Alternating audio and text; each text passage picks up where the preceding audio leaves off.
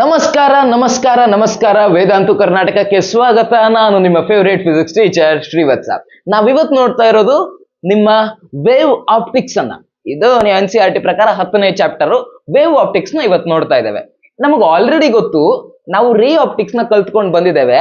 ಆ ರೇ ಆಪ್ಟಿಕ್ಸ್ ನಲ್ಲಿ ನಾವು ಮಾಡಿರೋದೇನು, ಲೈಟ್ ಅನ್ನ ಪಾರ್ಟಿಕಲ್ಸ್ ತರ ಕನ್ಸಿಡರ್ ಮಾಡಿದೀವಿ. ಲೈಟ್ ಈ ರೀತಿ ಬೀಳತ್ತೆ, ಬೌನ್ಸ್ ಬೇಕಾಗತ್ತೆ. ನಾವು ಬಾಲ್ ಅನ್ನ ಈ ರೀತಿ ಹೊರದಾಗ ಅದೇ ಯಾವ ರೀತಿ ಬೌನ್ಸ್ ಬೇಕಾಗುತ್ತೋ ಅದೇ ರೀತಿ ಲೈಟ್ ಬೌನ್ಸ್ ಬೇಕಾಗತ್ತೆ ಅನ್ನೋ ಕಲ್ಪನೆಯಲ್ಲಿ ನಾವು ಸ್ಟಡಿ ಮಾಡಿರೋದು. ಲೈಟ್ ರಿಫ್ರಾಕ್ಷನ್ ಆಗ್ಬೇಕಾದ್ರೆ ಅಲ್ಲಿ ವೇವ್ ಕಾನ್ಸೆಪ್ಟ್ ನ ತಂದಿರ್ಲಿಲ್ಲ, ಬಟ್ ಇವಾಗ ವೇವ್ ನ ಕಾನ್ಸೆಪ್ಟ್ ಅನ್ನ ತರ್ತಾ ಇದೀವಿ. ಯಾಕೆ ಈ ವೇವ್ ಕಾನ್ಸೆಪ್ಟ್ ನಮಗ್ ಬೇಕಾಯ್ತು? ಯಾಕಂದ್ರೆ ಲೈಟು ಬರೀ ರಿಫ್ಲೆಕ್ಟ್ ಆಗೋದು ರಿಫ್ರಾಕ್ಟ್ ಆಗೋದು ಮಾತ್ರ ಅಲ್ಲ, ಬೇರೆ ಪ್ರಾಪರ್ಟೀಸ್ ಕೂಡ ಶೋ ಮಾಡಕ್ ಸ್ಟಾರ್ಟ್ ಮಾಡ್ತು. ಫಾರ್ ಎಕ್ಸಾಂಪಲ್, ಈ ಲೈಟ್ ಇರತ್ತಲ್ವಾ, ಲೈಟ್ ಅನ್ನ ಒಂದು ಸ್ಲಿಟ್ ಮೂಲಕ ನೀವು ಆಲ್ರೆಡಿ ಕಲ್ತಿರ್ತೀರಾ, ತುಂಬಾ ಜನ ಕಲ್ತಿರ್ತೀರಾ. ಇನ್ ಕೆಲವರಿಗೆ ವೇವ್ ಆಪ್ಟಿಕ್ಸ್ ಹೊಸದಾಗಿರ್ಬೋದು. ನಿಮಗೆ ವೇವ್ ಆಪ್ಟಿಕ್ಸ್ ಹೊಸದು ಅಂತಾನೆ ತಲೆಯಲ್ಲಿ ಇಟ್ಕೊಂಡು ನಾನು ಹೋಗ್ತಾ ಇದ್ದೀನಿ, ಓಕೆನಾ. ಸ್ಲಿಟ್ ಅಂತ ಇರತ್ತೆ, ಒಂದ್ ಚಿಕ್ಕ ಜಾಗ, ಒಂದ್ ಚಿಕ್ಕ ಗ್ಯಾಪ್. ಆ ಚಿಕ್ಕ ಗ್ಯಾಪಿನ ಮೂಲಕ ನಾವು ಲೈಟ್ ಬಿಟ್ಟಾಗ ಏನಾಗ್ಬೇಕು? ಯೂಶ್ವಲಿ ಏನಾಗ್ಬೇಕು? ನನ್ನ ಹತ್ರ ಒಂದು ಚಿಕ್ಕ ಗ್ಯಾಪ್ ಇದೆ, ತುಂಬಾ ಚಿಕ್ಕದೊಂದು ಗ್ಯಾಪ್ ಇದೆ, ಅದಕ್ಕೆ ಸ್ಲಿಟ್ ಅಂತ ಕರೀತಾರೆ. ತುಂಬಾ ಚಿಕ್ಕ ಗ್ಯಾಪಿನ ಮೂಲಕ ನೀವು ಒಂದು ಲೇಸರ್ ಲೈಟ್ ತಗೊಂಡು ಹಿಂಗ್ ಬಿಡ್ತೀರಾ. ಆ ಲೇಸರ್ ಲೈಟ್ ಬಿಟ್ಟಾಗ ಏನಾಗಬಹುದು? ವಾಟ್ ಡು ಯು ಥಿಂಕ್ ಏನಾಗತ್ತೆ ಅಂತ ನಿಮ್ಗೆ ಅನ್ಸುತ್ತೆ? ನಿಮ್ಗೇನ್ ಅನ್ಸುತ್ತೆ ಅಂದ್ರೆ, ಸಿಂಪಲ್ ಆಗಿ ಈ ಲೈಟ್ ಇದ್ರ ಮೂಲಕ ಪಾಸ್ ಆಗಿ ಇಲ್ಲೊಂದ್ ಕಡೆ ಲೈಟ್ ಬೀಳತ್ತೆ ಅಂತ ನಮ್ಗೆ ಅನ್ಸುತ್ತೆ. ಬಟ್ ಆಕ್ಚುಲಿ ಏನಾಗತ್ತೆ ಗೊತ್ತಾ? ಈ ರೀತಿಯಾಗಿ ಆಗಲ್ಲ. ಅದು ಮಿಡ್ಲಲ್ಲಿ ಒಂದು ಬ್ರೈಟ್ ಸ್ಪಾಟ್ ಬರುತ್ತೆ, ಅದ್ರ ಪಕ್ಕದಲ್ಲಿ ಒಂದ್ ಚಿಕ್ಕ ಸ್ಪಾಟ್, ಅದ್ರ ಪಕ್ಕದಲ್ಲಿ ಮತ್ತು ಚಿಕ್ಕ ಮತ್ತು ಚಿಕ್ಕ ಮತ್ತು ಚಿಕ್ಕ, ಈ ರೀತಿ ಸ್ಪಾಟ್ ಬರುತ್ತೆ. ಅದೇ ಲೆಫ್ಟ್ ಸೈಡ್ ಅಲ್ಲೂ ಅದೇ ರೀತಿಲಿ ಬರುತ್ತೆ. ಬ್ರೈಟ್, ಇನ್ಕಿಂತ ಒಂದ್ ಸ್ವಲ್ಪ ಕಮ್ಮಿ ಬ್ರೈಟ್, ಆಮೇಲೆ ಒಂದ್ ಸ್ವಲ್ಪ ಕಮ್ಮಿ ಬ್ರೈಟ್, ಆಮೇಲೆ ಒಂದ್ ಸ್ವಲ್ಪ ಕಮ್ಮಿ ಬ್ರೈಟ್, ಈ ರೀತಿಯಾಗಿ ಆಗ್ತಾ ಹೋಗುತ್ತೆ, ಓಕೆನಾ. ಈ ರೀತಿಯಾಗಿರೋ ಪ್ಯಾಟರ್ನ್ ಕಾಣುತ್ತೆ. ಯೂಶ್ವಲಿ ಏನಾಗ್ಬೇಕಾಗಿತ್ತು, ಲೈಟು ತನ್ನ ಪಾಡಿಗೆ ತಾನು ಸ್ಟ್ರೇಟ್ ಲೈನ್ ಅಲ್ಲಿ ಟ್ರಾವೆಲ್ ಆಗುತ್ತೆ. ಅದನ್ನ ಲೈಟ್ ಅನ್ನ ನಾವು ಪಾರ್ಟಿಕಲ್ ಅಂತ ಕನ್ಸಿಡರ್ ಮಾಡಿದಾಗ ನಾವು ಇಲ್ಲಿಂದ ಬಿಟ್ಟು ಲೈಟ್ ಇಲ್ಲಿ ಸಿಗ್ಬೇಕಾಗಿತ್ತು. ಬಟ್ ಬರೀ ಒಂದ್ ಲೈಟ್ ಸಿಗ್ತಾ ಇಲ್ಲ, ಅದ್ರ ಪಕ್ಕದಲ್ಲಿ ಪ್ಯಾಟರ್ನ್ ಕಾಣ್ತಾ ಇದೆ. ಅಂದ್ರೆ ಇಲ್ಲೇನೋ ಮಸ್ಲಾ ಇದೆ, ಕರೆಕ್ಟಾ? ಏನ್ ಮಸ್ಲಾ ಅಂತ ನೋಡೋದಾದ್ರೆ, ನಾವ್ ಅದನ್ನ ಲೈಟ್ ಅನ್ನ ಪಾರ್ಟಿಕಲ್ ರೀತಿಯಾಗಿ ಮಾಡ್ಕೊಂಡು ಆ ರೀತಿಯಾಗಿ ಯೋಚನೆ ಮಾಡಿದ್ರೆ ನಮ್ಗದು ಉತ್ತರನೇ ಸಿಗಲ್ಲ. ಲೈಟ್ ಅನ್ನ ವೇವ್ ರೀತಿಯಲ್ಲಿ ನಾವು ಕನ್ಸಿಡರ್ ಮಾಡ್ಬೇಕು, ಆವಾಗ್ಲೇನೆ ನಮ್ಗೆ ಇದಕ್ಕೆಲ್ಲ ಉತ್ತರ ಸಿಗೋದು. ಇನ್ನು ತುಂಬಾ ಬರುತ್ತೆ, ಪ್ರಾಪರ್ಟೀಸ್ ಬರುತ್ತೆ, ಪೋಲರೈಸೇಷನ್ ಅಂತ ಬರುತ್ತೆ. ಅವಾಗ್ಲೂ ನಾವು ಲೈಟ್ ಅನ್ನ ಪಾರ್ಟಿಕಲ್ ರೀತಿಯಲ್ಲಿ ಕನ್ಸಿಡರ್ ಮಾಡ್ಕೊಂಡು ಹೋದ್ರೆ ಪೋಲರೈಸೇಷನ್ ಹೆಂಗಾಯ್ತು ಅಂತ ನಮ್ಮ ಅಪ್ರಣೆಗೂ ಅರ್ಥ ಆಗಲ್ಲ. ಬಟ್ ಲೈಟ್ ಅನ್ನ ಅದಕ್ಕೆಲ್ಲ ವೇವ್ ಅಂತ ಕನ್ಸಿಡರ್ ಮಾಡ್ಬೇಕು. ಲೈಟ್ ಅನ್ನ ವೇವ್ ಅಂತ ಕನ್ಸಿಡರ್ ಮಾಡಿದ್ರೆ ನಮ್ಗೆ ಲೈಟ್ ಬಗ್ಗೆ, ಲೈಟ್ ತೋರಿಸ್ತಾ ಇರುವಂತ ಈ ವಿಶೇಷ ಪ್ರಾಪರ್ಟಿಗಳ ಬಗ್ಗೆ ಒಂದೊಳ್ಳೆ ಐಡಿಯಾ ಬರುತ್ತೆ. ಹಾಗೆ ಅದನ್ನ ಅರ್ಥ ಮಾಡ್ಕೊಳ್ಳೋದಕ್ಕೆ ಹೆಲ್ಪ್ ಆಗತ್ತೆ. ಹೀಗಾಗಿನೇ ನಮ್ಗೆ ಈ ಚಾಪ್ಟರ್ ಇರೋದು, ವೇವ್ ಆಪ್ಟಿಕ್ಸ್ ಇರೋದು. ಇದನ್ನ ಒಂದೊಂದಾಗಿ ಅರ್ಥ ಮಾಡ್ಕೋತಾ ಹೋಗುವ, ಇದನ್ನ ಬೇಸಿಕ್ ನಿಂದ ತಿಳ್ಕೊಂತ ಹೋಗೋಣ. ಇಲ್ಲೇ NCERT ಓಪನ್ ಮಾಡಿ ಇಟ್ಕೊಂಡಿದ್ದೇನೆ. ನಿಮ್ಮ ಬುಕ್ ನಲ್ಲಿ ನೆಕ್ಸ್ಟ್ ಕೊಟ್ಟಿರೋದು ವೇವ್ ಫ್ರಂಟ್ ಬಗ್ಗೆ ಕೊಟ್ಟಿದ್ದಾರೆ. ಆ ವೇವ್ ಫ್ರಂಟ್ ಅಂದ್ರೆ ಏನು ಅಂತ ತಿಳ್ಕೊಳ್ಳೋಣ. ಎಕ್ಸಾಮ್ ದೃಷ್ಟಿಯಿಂದ ಅದು ಇಂಪಾರ್ಟೆಂಟ್. ಸರ್, ನಾವು ಬ್ಲೂ ಪ್ರಿಂಟ್ ನೋಡಿದ್ವಿ ಸರ್. ಈ ಚಾಪ್ಟರ್ ಇಂದ ಬರೀ 1 ಮಾರ್ಕಿನ ಕ್ವಶನ್ ಕೇಳ್ತಾರೆ, ಆರ್ 1 ಮಾರ್ಕಿನ ಕ್ವಶನ್ ಅನ್ನ 2 ಕೇಳ್ತಾರೆ, ಗೊತ್ತಲ್ವಾ? 1 ಮಾರ್ಕಿನ ಕ್ವಶನ್ ಕೇಳ್ತಾರೆ ಅಥವಾ 5 ಮಾರ್ಕಿನ ಕ್ವಶನ್ ಕೇಳ್ತಾರೆ ಸರ್. ಈ ವೇವ್ ಫ್ರಂಟ್ ಅಂದ್ರೆ 1 ಮಾರ್ಕ್ ಅಂದ್ರೆ MCQ, fill in the blanks ಇವೆಲ್ಲ ಕೇಳ್ತಾರೆ. ಸೊ ಈ ವೇವ್ ಫ್ರಂಟ್ ಅಂದ್ರೇನು? ಈ ತರ ಎಲ್ಲ ಕ್ವಶನ್ಸ್ ಬರಕ್ ಸಾಧ್ಯನೇ ಇಲ್ಲ ಸರ್. ಯಾಕೆ ಸಾಧ್ಯ ಇಲ್ಲ? ಕೇಳಿದಾರಲ್ವಾ ನೀವು ಮಾಡೆಲ್ ಪೇಪರ್ ಅಲ್ಲಿ ಈ 5 ಮಾರ್ಕಿನ ಕ್ವಶನ್ ಅನ್ನ ಅವ್ರು ಯಾವ ರೀತಿ ಕೊಡ್ತಾರೆ ಅಂದ್ರೆ, ಕೆಲವೊಂದ್ಸಲ ಈ 5 ಮಾರ್ಕಿನ ಕ್ವಶನ್ ಅನ್ನ ಅವರು ಸ್ಪ್ಲಿಟ್ ಮಾಡಿ ಕೊಡ್ತಾರೆ. 2 ಮಾರ್ಕಿಂದ ಒಂದು ಕ್ವಶನ್, 3 ಮಾರ್ಕಿಂದ ಒಂದು ಕ್ವಶನ್ ಕೇಳ್ಬಹುದು, 4 ಮಾರ್ಕಿಂದ ಒಂದು ಕ್ವಶನ್, 1 ಮಾರ್ಕಿಂದ ಒಂದು ಕ್ವಶನ್, ಈ ರೀತಿಯಾಗಿ ಕೇಳ್ಬಹುದು.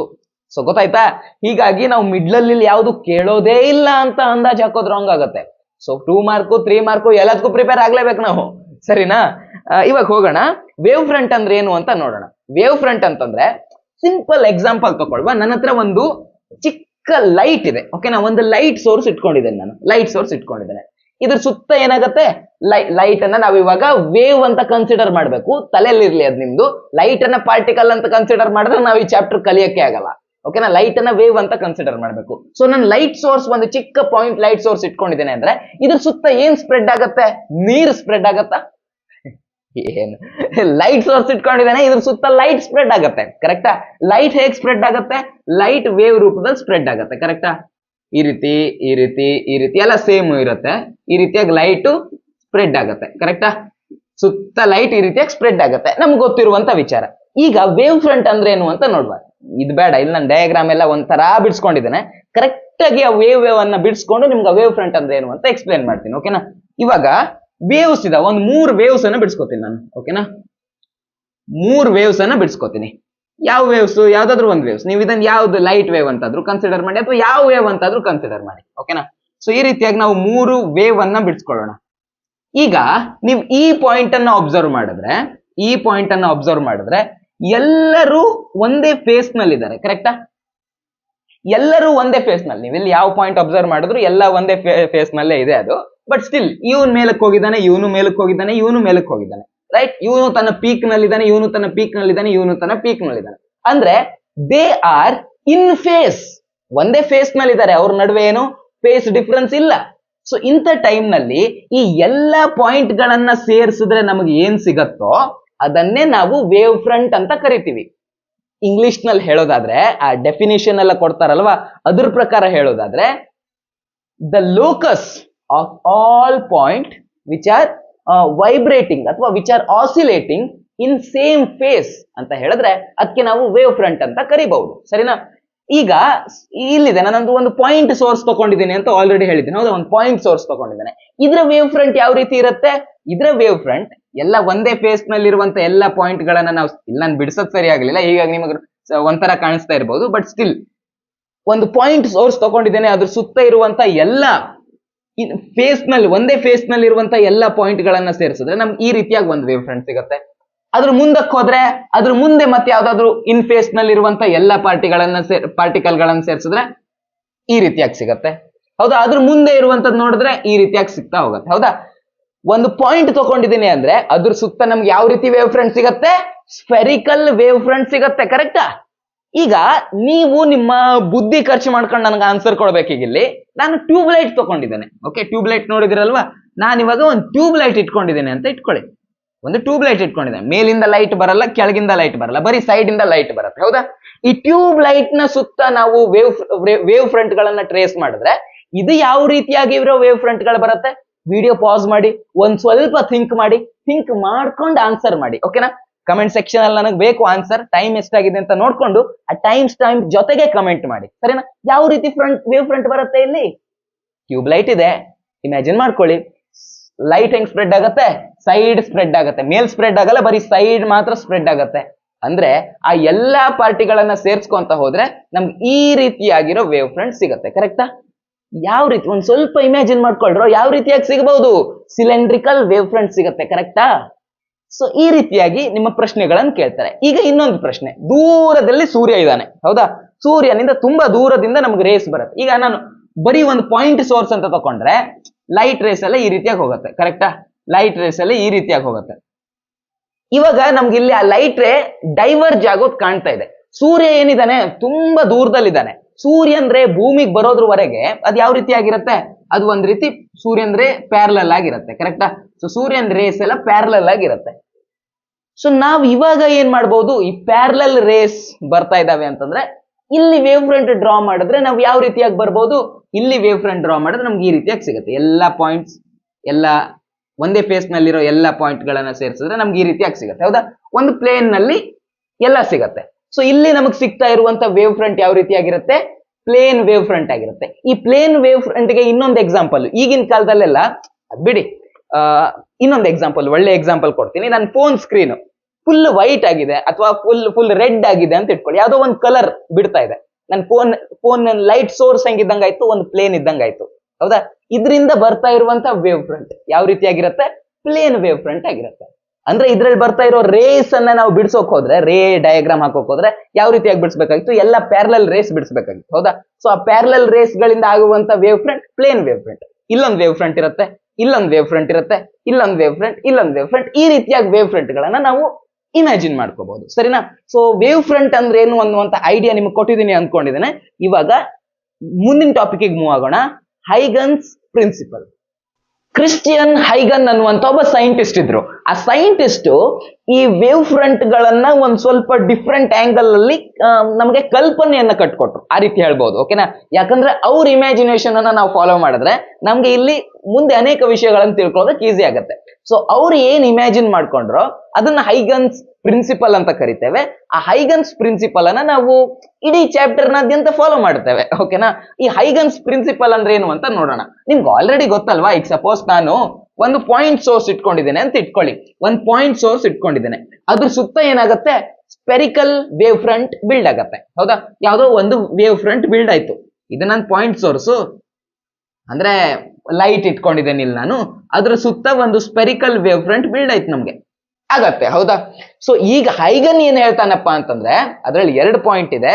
ಪಾಯಿಂಟ್ ನಂಬರ್ 1, ಈ ವೇವ್ ಫ್ರಂಟ್ ಏನಿದೆಯಲ್ವಾ, ಏನ್ ವೇವ್ ಫ್ರಂಟ್ ಬಿಲ್ಡ್ ಆಗಿದೆಯಲ್ವಾ, ಇದರಲ್ಲಿರುವಂತಹ ಪ್ರತಿಯೊಂದು ಪಾಯಿಂಟ್ ಬೇರೆ ವೇವ್ಲೆಟ್ಗೆ ಅಂದ್ರೆ ಸೆಕೆಂಡರಿ ವೇವ್ಲೆಟ್ಗೆ ಜನ್ಮವನ್ನ ಕೊಡುತ್ತೆ. ಇದರಲ್ಲಿರುವಂತಹ ಪ್ರತಿ ಪಾಯಿಂಟ್ ಸೆಕೆಂಡರಿ ವೇವ್ಲೆಟ್ ಅನ್ನ ಸೆಕೆಂಡರಿ ವೇವ್ಲೆಟ್ ಅನ್ನ ಪ್ರೊಡ್ಯೂಸ್ ಮಾಡುತ್ತೆ. ಓಕೆನಾ, ಇದರಲ್ಲಿರುವಂತಹ ಪ್ರತಿ ಪಾಯಿಂಟ್ ಸೆಕೆಂಡರಿ ವೇವ್ಲೆಟ್ ಅನ್ನ ಪ್ರೊಡ್ಯೂಸ್ ಮಾಡುತ್ತೆ. ಸೊ ಈ ರೀತಿಯಾಗಿ ಸೆಕೆಂಡರಿ ವೇವ್ಲೆಟ್ ಅನ್ನ ಇದು ಪ್ರೊಡ್ಯೂಸ್ ಮಾಡುತ್ತೆ. ಓಕೆ, ಪ್ರತಿ ಪಾಯಿಂಟ್ ಇಲ್ಲಿರುವಂತದ್ದು ಸೆಕೆಂಡರಿ ವೇವ್ಲೆಟ್ ಅನ್ನ ಪ್ರೊಡ್ಯೂಸ್ ಮಾಡುತ್ತೆ. ಓಕೆನಾ, ಪ್ರತಿ ಪಾಯಿಂಟ್ ಸೋರ್ಸ್ ರೀತಿಲಿ ಆಕ್ಟ್ ಆಗುತ್ತೆ. ಸೆಕೆಂಡರಿ ವೇವ್ಲೆಟ್ಗೆ ಇಲ್ಲಿರುವಂತ ಫಸ್ಟ್ ವೇವ್ಲೆಟ್ ನಲ್ಲಿರುವಂತ ಪ್ರತಿ ಪಾಯಿಂಟ್ ಸೆಕೆಂಡರಿ ವೇವ್ಲೆಟ್ಗೆ ಸೋರ್ಸ್ ರೀತಿಲಿ ಆಕ್ಟ್ ಆಗುತ್ತೆ, ಅಂದ್ರೆ ಸೆಕೆಂಡರಿ ವೇವ್ಲೆಟ್ ಅನ್ನ ಪ್ರೊಡ್ಯೂಸ್ ಮಾಡುತ್ತೆ. ಓಕೆನಾ, ಇದು ಪಾಯಿಂಟ್ ನಂಬರ್ 1. ಮತ್ತೆ ಇದರ ಸ್ಪೀಡ್ ಎಷ್ಟಿರುತ್ತೆ? ಆಬ್ವಿಯಸ್ಲಿ ಲೈಟ್ ಸ್ಪೀಡ್ ಇರಬೇಕಾಯ್ತು. ಹೌದಾ, ಯಾವ ವೇವ್ ಇಲ್ಲಿ ಲೈಟ್ ವೇವ್ ಹೋಗ್ತಾ ಇರೋದು, ಆ ಲೈಟ್ ವೇವ್ ಏನ್ ಸ್ಪೀಡ್ ಅಲ್ಲಿ ಇರುತ್ತೋ ಅದೇ ಸ್ಪೀಡ್ ಇದಕ್ಕಿರತ್ತೆ. ಓಕೆನಾ, ಏನ ವೇವ್ಲೆಟ್ಸ್ ಏನಿದಾವೋ ಅದಕ್ಕೆಲ್ಲ ಅದೇ ಸ್ಪೀಡ್ ಇರುತ್ತೆ, ಅದೇ ಸ್ಪೀಡ್ ನಲ್ಲಿ ಅದು ಸ್ಪ್ರೆಡ್ ಆಗತ್ತೆ. ಓಕೆನಾ, ಇದು ಪಾಯಿಂಟ್ ನಂಬರ್ 1. ಪಾಯಿಂಟ್ ನಂಬರ್ 2 ಏನ್ ಹೇಳ್ತಾರಪ್ಪ ಅಂತಂದ್ರೆ ಇದರ ಮುಂದ್ಗಡೆಗಿರುವಂತಹ ಪಾಯಿಂಟ್ಸ್ ಗಳನ್ನ ಸೇರಿಸ್ಕೊಂಡಾಗ ಯಾವುದು ಸೆಕೆಂಡರಿ ವೇವ್ಲೆಟ್ ಏನ್ ಕ್ರಿಯೇಟ್ ಆಗಿದೆಯೋ ಆ ಸೆಕೆಂಡರಿ ವೇವ್ಲೆಟ್ ಗಳ ಮುಂದ್ಗಡೆ ಇರುವಂತಹ ಪಾಯಿಂಟ್, ಫ್ರಂಟ್ ಎಂಡ್ ನಲ್ಲಿ ನಿಂತಿರುವಂತಹ ಪಾಯಿಂಟ್ ಗಳನ್ನ ಸೇರಿಸಿಕೊಂಡಾಗ ನಮ್ಗೆ ಏನ್ ಸಿಗತ್ತೆ? ನೀವೇ ಹೇಳಿ, ಏನ್ ಸಿಗತ್ತೆ? ಹೊಸದೊಂದು ವೇವ್ ಫ್ರಂಟ್ ಸಿಗತ್ತೆ.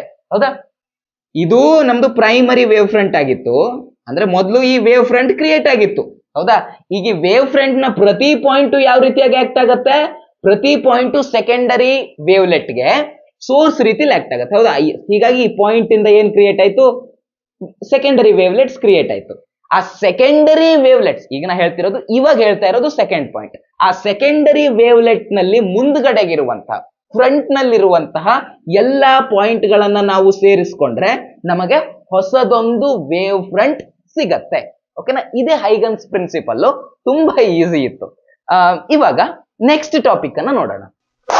ಇವಾಗ ಇದೇ ಹೈಗನ್ ಲಾ ಅನ್ನ ಯೂಸ್ ಮಾಡಿಕೊಂಡು ನಾವು ರಿಫ್ರಾಕ್ಷನ್ ಅನ್ನ ಹೇಗೆ ಪ್ರೂವ್ ಮಾಡಬಹುದು, ಸ್ನೆಲ್ಸ್ ಲಾ ಆಫ್ ರಿಫ್ರಾಕ್ಷನ್ ಅನ್ನ ಯಾವ ರೀತಿಯಾಗಿ ಪ್ರೂವ್ ಮಾಡಬಹುದು ಅಂತ ನೋಡ್ತಾ ಹೋಗೋಣ. ನಿಮ್ಮ ಎಕ್ಸಾಮ್ ದೃಷ್ಟಿಯಿಂದ ಇದು ತುಂಬಾ ಇಂಪಾರ್ಟೆಂಟ್ ಆಗಿರುವಂತ ಪ್ರಶ್ನೆ ಕೇಳ್ಬೇಕಾದ್ರೆ ಯಾವ ರೀತಿ ಕೇಳ್ತಾರಪ್ಪ ಅಂತಂದ್ರೆ, using Huygens wave theory of light derive the ಸ್ನೆಲ್ಸ್ law of refraction ಅಂತ ಕೇಳ್ತಾರೆ. ನಾವು ರಿಫ್ರಾಕ್ಷನ್ ಬಗ್ಗೆ ಡಿರೈವೇಶನ್ ಕೇಳ್ತಾ ಇದಾರೆ ಅಂದ್ಮೇಲೆ ನಾವು ರಿಫ್ರಾಕ್ಷನ್ ಆಗೋ ರೀತಿಲಿ ಎಲ್ಲ ವ್ಯವಸ್ಥೆ ಮಾಡ್ಕೋಬೇಕು ಡಯಾಗ್ರಾಮ್ ಅಲ್ಲಿ, ಕರೆಕ್ಟಾ? ಸೊ ನಾವೇನ್ ಮಾಡೋಣ, 2 ಮೀಡಿಯಂ ತಗೊಳ್ಳೋಣ. ಮೇಲ್ಗಡೆಗೆ ರೇರರ್ ಮೀಡಿಯಂ ಇದೆ, ಗಾಳಿ ಅಂತ ಅನ್ಕೊಳ್ಳಿ. ಮೇಲ್ಗಡೆಗೆ ಯಾವ ಮೀಡಿಯಂ ಇದೆ? ರೇರರ್ ಮೀಡಿಯಂ ಇದೆ, ಗಾಳಿ ಮೀಡಿಯಂ ಇದೆ ಅಂತ ಅನ್ಕೊಳ್ಳಿ. ಕೆಳಗಡೆಗೆ ಡೆನ್ಸರ್ ಮೀಡಿಯಂ ಇದೆ ಅಂತ ಅನ್ಕೊಳ್ಳಿ. ಓಕೆನಾ, ಡೆನ್ಸರ್ ಮೀಡಿಯಂ ಕೆಳಗಡೆಗಿದೆ ಅಂತ ಅನ್ಕೊಳ್ಳಿ. ನಾವೀಗ ಏನ್ ಮಾಡೋಣ, ರಿಫ್ರಾಕ್ಷನ್ ಮಾಡ್ಬೇಕು ಅಂದ್ರೆ ಲೈಟ್ ಬಿಡ್ಬೇಕು. ಹೌದಾ, ಸೊ ನಾನು ಲೈಟ್ ನ ಒಂದು ಬೀಮ್ ಅನ್ನ ಬಿಡ್ತೇನೆ. ಒಂದು ಲೇಸರ್ ಲೈಟ್ ತಗೊಂಡು ಹೀಗ್ ಬಿಟ್ರಾಗತ್ತ ರಿಫ್ರಾಕ್ಷನ್? ಇಲ್ಲ, ಸ್ಟ್ರೇಟ್ ಆಗಿ ಹೋಗ್ಬಿಡತ್ತೆ, ಕರೆಕ್ಟಾ? ಬಟ್ ರಿಫ್ರಾಕ್ಷನ್ ಆಗ್ಬೇಕು ಅಂತಂದ್ರೆ ನಾನೇನ್ ಮಾಡ್ಬೇಕು, ಒಂದ್ ಸ್ವಲ್ಪ ಓರೆಯಾಗಿ ಬಿಡ್ಬೇಕು. ಹೀಗಾಗಿ ಲೇಸರ್ ಲೈಟ್ ಅನ್ನ ನಾನು ಹಿಂಗ್ ಚಾಲು ಮಾಡ್ತೇನೆ. ಲೈಟ್ ಇಂದು ಬೀಮ್ ಅನ್ನ ಕನ್ಸಿಡರ್ ಮಾಡ್ತೇನೆ. ಓಕೆ, ಒಂದು ಲೈಟ್ ನ ಬೀಮ್ ಅನ್ನ ಕನ್ಸಿಡರ್ ಮಾಡಿ. ಒಂದು ಲೈಟ್ ಬೀಮ್ ಅನ್ನ ನಾನು ಹೀಗ್ ಬಿಡ್ತೇನೆ. ಸೊ ಈ ರೀತಿಯಾಗಿ ಬರುತ್ತದು, ಕರೆಕ್ಟಾ? ಒಂದು ಲೈಟ್ ಬೀಮ್ ಅನ್ನ ನಾನು ಈ ರೀತಿಯಾಗಿ ಬಿಡಿಸಿದ್ದೇನೆ. ಒಂದ್ ಸ್ವಲ್ಪ ಅಗಲ ಬಿಡಿಸ್ಕೊಳ್ಳಿ, ಯಾಕಂದ್ರೆ ನಿಮ್ಗೆ ನೆಕ್ಸ್ಟ್ ಡಯಾಗ್ರಾಮ್ ಹಾಕೋಕೆ ಅದನ್ನ ಎಲ್ಲ ಮಾಡಕ್ ಈಸಿ ಆಗತ್ತೆ. ಸೊ ಈ ರೀತಿಯಾಗಿ ನ್ಯಾರೋ ಬಿಡಿಸ್ಕೋಬೇಡಿ, ಒಂದ್ ಸ್ವಲ್ಪ ಅಗಲ ಬಿಡಿಸಿ. ಓಕೆನಾ? ಸೊ ಲೈಟ್ ಬೀಮ್ ಅನ್ನ ಒಂದ್ ಸ್ವಲ್ಪ ದೊಡ್ಡದಾಗಿ ಬಿಡಿಸ್ಕೊಳ್ಳಿ. ಇದು ನಮ್ಮ ಲೈಟ್ ಬೀಮ್. ಓಕೆ, 2 ಪ್ಯಾರಲಲ್ ಆಗಿರ್ಬೇಕು, ನೆನ್ಪಿರ್ಲಿ. ಓಕೆ, ಈ ರೀತಿ ಲೈಟ್ ಬೀಮ್ ಇದೆ. ನಾನೇನ್ ಮಾಡ್ತೀನಿ, ಲೈಟ್ ಬೀಮ್ ಅಲ್ಲಿ ಮಿಡ್ಲಲ್ಲೆಲ್ಲ ಲೈಟ್ ರೇಸ್ ಇರುತ್ತೆ, ಬಟ್ ಆ ಲೈಟ್ ರೇ ನಮ್ ಮಿಡ್ಲ್ ಅಲ್ಲಿ ಇರೋದು ಕನ್ಸಿಡರ್ ಮಾಡಕ್ ಹೋಗಲ್ಲ, ಬರೀ ಸೈಡ್ ಇರೋದು ಕನ್ಸಿಡರ್ ಮಾಡ್ಕೋತೀನಿ. ಓಕೆ, ಇಲ್ಲೊಂದು ಲೈಟ್ ರೇ ಇದೆ, ಇಲ್ಲೊಂದು ಲೈಟ್ ರೇ ಇದೆ ಅನ್ನೋದು ಅಷ್ಟೇ ನಾನು ಕನ್ಸಿಡರ್ ಮಾಡ್ಕೋತೀನಿ. ಇವಾಗ ನಾನು ಈ ರೀತಿಯಾಗಿ ಒಂದು ಲೈಟ್ ರೇಸ್ ಇದಾವಂತ ಇಟ್ಕೊಳ್ಳಿ ನೀವು ಪ್ಯಾರಲಲ್ ಆಗಿ. ಈ ರೀತಿಯಾಗಿ ಲೈಟ್ ರೇಸ್ ಹೋಗ್ತಾ ಇದೆ. ಓಕೆನಾ, ಈ ರೀತಿಯಾಗಿ ಲೈಟ್ ರೇಸ್ ಎಲ್ಲ ಹೋಗ್ತಾ ಇದೆ. ನನಗೆ ಇದ್ರ ವೇವ್ ಫ್ರಂಟ್ ಬೇಕು ಅಂದ್ರೆ ನಾನು ಏನ್ ಮಾಡ್ಬೇಕು, ಎಲ್ಲವನ್ನ ಯಾವ್ದಾದ್ರು ಒಂದೇ ಫೇಸ್ ನಲ್ಲಿರುವಂತಹ ಪಾಯಿಂಟ್ಸ್ ಗಳನ್ನ ನಾನು ಈ ರೀತಿಯಾಗಿ ಜೋಡಿಸ್ಕೋಬೇಕು. ಹೌದಾ? ಆಬ್ವಿಯಸ್ಲಿ ಆವಾಗ ನನಗೆ ಇಲ್ಲೊಂದು ವೇವ್ ಫ್ರಂಟ್ ಸಿಗತ್ತೆ. ಸೊ ಈ ವೇವ್ ಫ್ರಂಟ್ ಅನ್ನ ನಾವು ಕರೆಕ್ಟ್ ಆಗಿ ಅಬ್ಸರ್ವ್ ಮಾಡಿದ್ರೆ ಈ ವೇವ್ ಫ್ರಂಟ್ ಅನ್ನೋದು ಪ್ರತಿ ಲೈಟ್ ರೇ ಜೊತೆಗೂ 90 ಡಿಗ್ರಿ ಆಂಗಲ್ ಅನ್ನ ಕ್ರಿಯೇಟ್ ಮಾಡ್ತಾ ಇರುತ್ತೆ, ರೈಟ್? ಇವೆಲ್ಲ ಬೇಸಿಕ್ ಐಡಿಯಾಸ್ ನಮ್ಗಿರ್ಲೇಬೇಕು, ಸರಿನಾ? ಇವಾಗ ನಾವು ಇಲ್ಲಿ ಒಂದು ಲೈಟ್ ರೇ ಬಂದಿದ್ಯಲ್ವಾ, ಲೈಟ್ ನ ಬೀಮ್ ಬಂದಿದ್ಯಲ್ವಾ, ಅಲ್ಲಿ ಒಂದು ವೇವ್ ಫ್ರಂಟ್ ಅನ್ನ ನೋಡೋಣ. ಎಲ್ಲಿ ವೇವ್ ಫ್ರಂಟ್ ಅನ್ನ ನೋಡೋಣ ಅಂತಂದ್ರೆ ಎಕ್ಸಾಕ್ಟ್ಲಿ ಈ ಪಾಯಿಂಟ್ ಅಲ್ಲಿ ಒಂದು ವೇವ್ ಫ್ರಂಟ್ ಅನ್ನ ನೋಡೋಣ, ಓಕೆನಾ? ಈ ಪಾಯಿಂಟ್ ಅಲ್ಲಿ ವೇವ್ ಫ್ರಂಟ್ ಅನ್ನ ನೋಡೋಣ. ಯಾವ ರೀತಿ ಬರ್ಬೇಕು? ಅದು 90 ಡಿಗ್ರಿ ಇರ್ಬೇಕು, ಹೌದಾ? ಸೊ ಬರ್ತಾ ಇರೋ ವೇವ್ ಫ್ರಂಟ್ ಅನ್ನ ನಾವು ಈ ರೀತಿಯಾಗಿ ಬಿಡಿಸ್ಕೋತೇನೆ, ಓಕೆ? ಈ ರೀತಿಯಾಗಿದೆ ಬರ್ತಾ ಇರೋ ವೇವ್ ಫ್ರಂಟ್. ಯಾವ ರೀತಿ ಇದೆ? ಈ ರೀತಿಯಾಗಿ ಬರ್ತಾ ಇದೆ ಅಂತ ಅರ್ಥ. ಈ ವೇವ್ ಫ್ರಂಟ್ ಹೆಂಗ್ ಬರ್ತಾ ಇದೆ? ಹಿಂಗ್ ಬರ್ತಾ ಇದೆ ವೇವ್ ಫ್ರಂಟ್, ಓಕೆನಾ? ಇದು ನಮ್ಮ ತಲೆಯಲ್ಲಿ ಇರ್ಬೇಕು. ಈಗ ಇಲ್ಲಿ ಒಂದು ಲೈಟ್ ರೇ ಬಂದಿದೆ ಅಂದ್ಮೇಲೆ ಇಲ್ಲಿ ಮೀಡಿಯಂ ಚೇಂಜ್ ಆಗ್ತಾ ಇದೆ. ರೇರರ್ ಮೀಡಿಯಂ ಇಂದ ಡೆನ್ಸರ್ ಮೀಡಿಯಂಗೆ ಹೋಗ್ತಾ ಇದೆ ಅಂದ್ರೆ ಅದೇನಾಗತ್ತೆ? ರಿಫ್ರಾಕ್ಟ್ ಆಗತ್ತೆ, ತನ್ನ ಡೈರೆಕ್ಷನ್ ಅನ್ನ ಚೇಂಜ್ ಮಾಡ್ಕೊಳತ್ತೆ. ಸುಮ್ನೆ ತನ್ನ ಪಾಡಿಗೆ ತಾನು ಹೋದ್ರೆ ಹೆಂಗ್ ಹೋಗ್ತಾ ಇತ್ತು? ಹಿಂಗ್ ಹೋಗ್ತಾ ಇತ್ತು, ಹೌದಾ? ಈಗ ಅದೇನ್ ಮಾಡತ್ತೆ? ತನ್ನ ಡೈರೆಕ್ಷನ್ ಅನ್ನ ಚೇಂಜ್ ಮಾಡ್ಕೊಂಡು ಹೋಗತ್ತೆ, ಕರೆಕ್ಟಾ? ಸೊ ಸಪೋಸ್ ಇದು ನಮ್ಮ ನಾರ್ಮಲ್ ಅಂತಂದ್ರೆ ರಿಫ್ರಾಕ್ಷನ್ ಆಗೋ ಪಾಯಿಂಟ್ ಅಲ್ಲಿ ನಾವು ಒಂದು ನಾರ್ಮಲ್ ಅನ್ನ ಹೇಳ್ಕೊತೇವೆ, ಗೊತ್ತಲ್ವಾ ನಿಮ್ಗೆ? ರೇ ಆಪ್ಟಿಕ್ಸ್ ಅಲ್ಲಿ ಕಲ್ತಿಲ್ವಾ? ಸೊ ಈ ರೀತಿಯಾಗಿ ಒಂದು ನಾರ್ಮಲ್ ಅನ್ನ ಹೇಳ್ಕೊತೇವೆ. ಈಗ ರೇರರ್ ಮೀಡಿಯಂ ನಿಂದ ಡೆನ್ಸರ್ ಮೀಡಿಯಂಗೆ ಹೋಗ್ತಾ ಇದೆ. ಒಂದು ಪಾಯಿಂಟ್ ರೇ ಆಪ್ಟಿಕ್ಸ್ ಕಲ್ಸ್ಬೇಕಾದ್ರೆ ಒಂದು ಪಾಯಿಂಟ್ ನೆನ್ಪಿಟ್ಕೊಳ್ಳಕ್ ಹೇಳಿದೆ, DRA, ಡ್ರಾ ನೆನ್ಪಿಟ್ಕೊಳ್ಳಕ್ ಹೇಳಿದೆ, ಹೌದಾ? ಡೆನ್ಸರ್ ಮೀಡಿಯಂ ನಿಂದ ಡೆನ್ಸರ್ ಟು ರೇರರ್ ಹೋಗ್ಬೇಕಾದ್ರೆ ಅವೇ ಫ್ರಾಮ್ ದ ನಾರ್ಮಲ್ ಹೋಗುತ್ತೆ ಅಂತ ಹೇಳ್ತೇನೆ. ಇವಾಗ ಏನಾಗ್ತಾ ಇದೆ? ಡೆನ್ಸರ್ ಟು ರೇರರ್ ಹೋಗ್ತಾ ಇದೆಯೋ, ರೇರರ್ ಟು ಡೆನ್ಸರ್ ಹೋಗ್ತಾ ಇದೆಯೋ? ರೇರರ್ ಟು ಡೆನ್ಸರ್ ಬರ್ತದೆ. ಹೀಗಾಗಿ ಅವೇ ಫ್ರಮ್ ನಾರ್ಮಲ್ ಆಗಲ್ಲ, ಅದು ಉಲ್ಟಾ ಆಗತ್ತೆ, ಟುವರ್ಡ್ಸ್ ದ ನಾರ್ಮಲ್ ಆಗುತ್ತೆ. ಲೈಟ್ ರೇ ಹೀಗೆ ಹೋಗ್ಬೇಕಾಗಿತ್ತು, ಬಟ್ ಅದು ನಾರ್ಮಲ್ ಕಡೆಗೆ ಬೆಂಡ್ ಆಗುತ್ತೆ. ಹೀಗಾಗಿ ನಮ್ಮ ಲೈಟ್ ರೇ ಈ ರೀತಿಯಾಗಿ ಹೋಗುತ್ತೆ. ಕ್ಲಿಯರಾ? ಸೊ ಬರೀ ಈ ಪಾಯಿಂಟ್ ಮಾತ್ರ, ಈ ರೇ ಮಾತ್ರ ರಿಫ್ರಾಕ್ಟ್ ಆಗತ್ತಾ? ಇದು ಕೂಡ ರಿಫ್ರಾಕ್ಟ್ ಆಗುತ್ತೆ. ಬೀಮ್ ಅಲ್ಲಿರೋ ಪ್ರತಿಯೊಂದು ರೇಸು ರಿಫ್ರಾಕ್ಟ್ ಆಗುತ್ತೆ, ಹೌದಾ? ಸೊ ಹೀಗಾಗಿ ಈ ರೇ ಕೂಡ ಅದೇ ರೀತಿಯಲ್ಲಿ ರಿಫ್ರಾಕ್ಟ್ ಆಗತ್ತೆ, ಓಕೆನಾ? ಸೊ ಫಸ್ಟ್ ಸ್ಟಾರ್ಟಿಂಗ್ ಬರ್ಬೇಕಾದ್ರೆ ಪ್ಯಾರಲಲ್ ಇತ್ತು ಅಂದ್ಮೇಲೆ ರಿಫ್ರಾಕ್ಷನ್ ಆದ್ಮೇಲೂ ಅವು ಪ್ಯಾರಲಲ್ ಇರೋ ರೀತಿನೇ ಬಿಡಿಸ್ಕೊಳ್ಳಿ, ಓಕೆನಾ? ಯಾಕಂದ್ರೆ ಪ್ಯಾರಲಲ್ಲೇ ಇರುತ್ತೆ ಅದು, ಓಕೆನಾ? ಈ ರೀತಿಯಾಗಿ ಆಗಿದೆ. ನಾನು ಆಲ್ರೆಡಿ ಹೇಳಿರುವಂತೆ ಇಲ್ಲಿ ಏನಾಗತ್ತೆ? ಈ ನಮ್ದು ರೇ ಜೊತೆಗೆ ನಮ್ಮ ವೇವ್ ಫ್ರಂಟ್ ಏನಿದೆಯೋ ಇದು 90 ಡಿಗ್ರಿ ಆಂಗಲ್ ಅನ್ನ ಕ್ರಿಯೇಟ್ ಮಾಡಿರುತ್ತೆ, ಕರೆಕ್ಟಾ? ಸೊ ಈ ಆಂಗಲ್ ಎಷ್ಟಾಗಬೇಕಾಯ್ತು? ಈ ಆಂಗಲ್ 90 ಇರಬೇಕಾಯ್ತು. ಆಬ್ವಿಯಸ್ಲಿ ಇದು ಕೂಡ 90, ಇದು ಕೂಡ 90. ಹಾಗೆ ಇದು ಪೂರ್ತಿ ಕನ್ಸಿಡರ್ ಮಾಡಿದ್ರೆ ಅದು ಪೂರ್ತಿ ಕನ್ಸಿಡರ್ ಮಾಡಕ್ ಆಗಲ್ಲ ಬಿಡಿ, ಬಟ್ ಇದು ಕೂಡ 90 ಡಿಗ್ರಿ ಇರ್ಬೇಕಾಗತ್ತೆ. ಯಾಕಂದ್ರೆ ಇಲ್ಲಿ ಕನ್ಸಿಡರ್ ಮಾಡಕ್ ಹೋದ್ರೆ 90 ಬರಲ್ಲ, 90ಕ್ಕಿಂತ ಜಾಸ್ತಿ ಬರುತ್ತೆ. ಯಾಕಂದ್ರೆ ಇಲ್ಲಿ ಈ ಪಾಯಿಂಟ್ ಅಲ್ಲಿ ಲೈಟ್ ರೇ ಬೆಂಡ್ ಆಗಿದೆ, ಸೊ ಆ ಪಾಯಿಂಟ್ ಅಲ್ಲ. ಬಟ್ ಇಲ್ಲಿ ಕನ್ಸಿಡರ್ ಮಾಡಿದ್ರೆ ನಿಮ್ಗೆ 90 ಡಿಗ್ರಿ ಸಿಗತ್ತೆ. ಬಟ್ ನಮಗೆ ಮೇನ್ ಬೇಕಾಗಿರೋದು ಇದು 90 ಡಿಗ್ರಿ ಇದೆ ಅನ್ನೋದು ನಮ್ಮ ತಲೆಯಲ್ಲಿ ಇರಬೇಕು.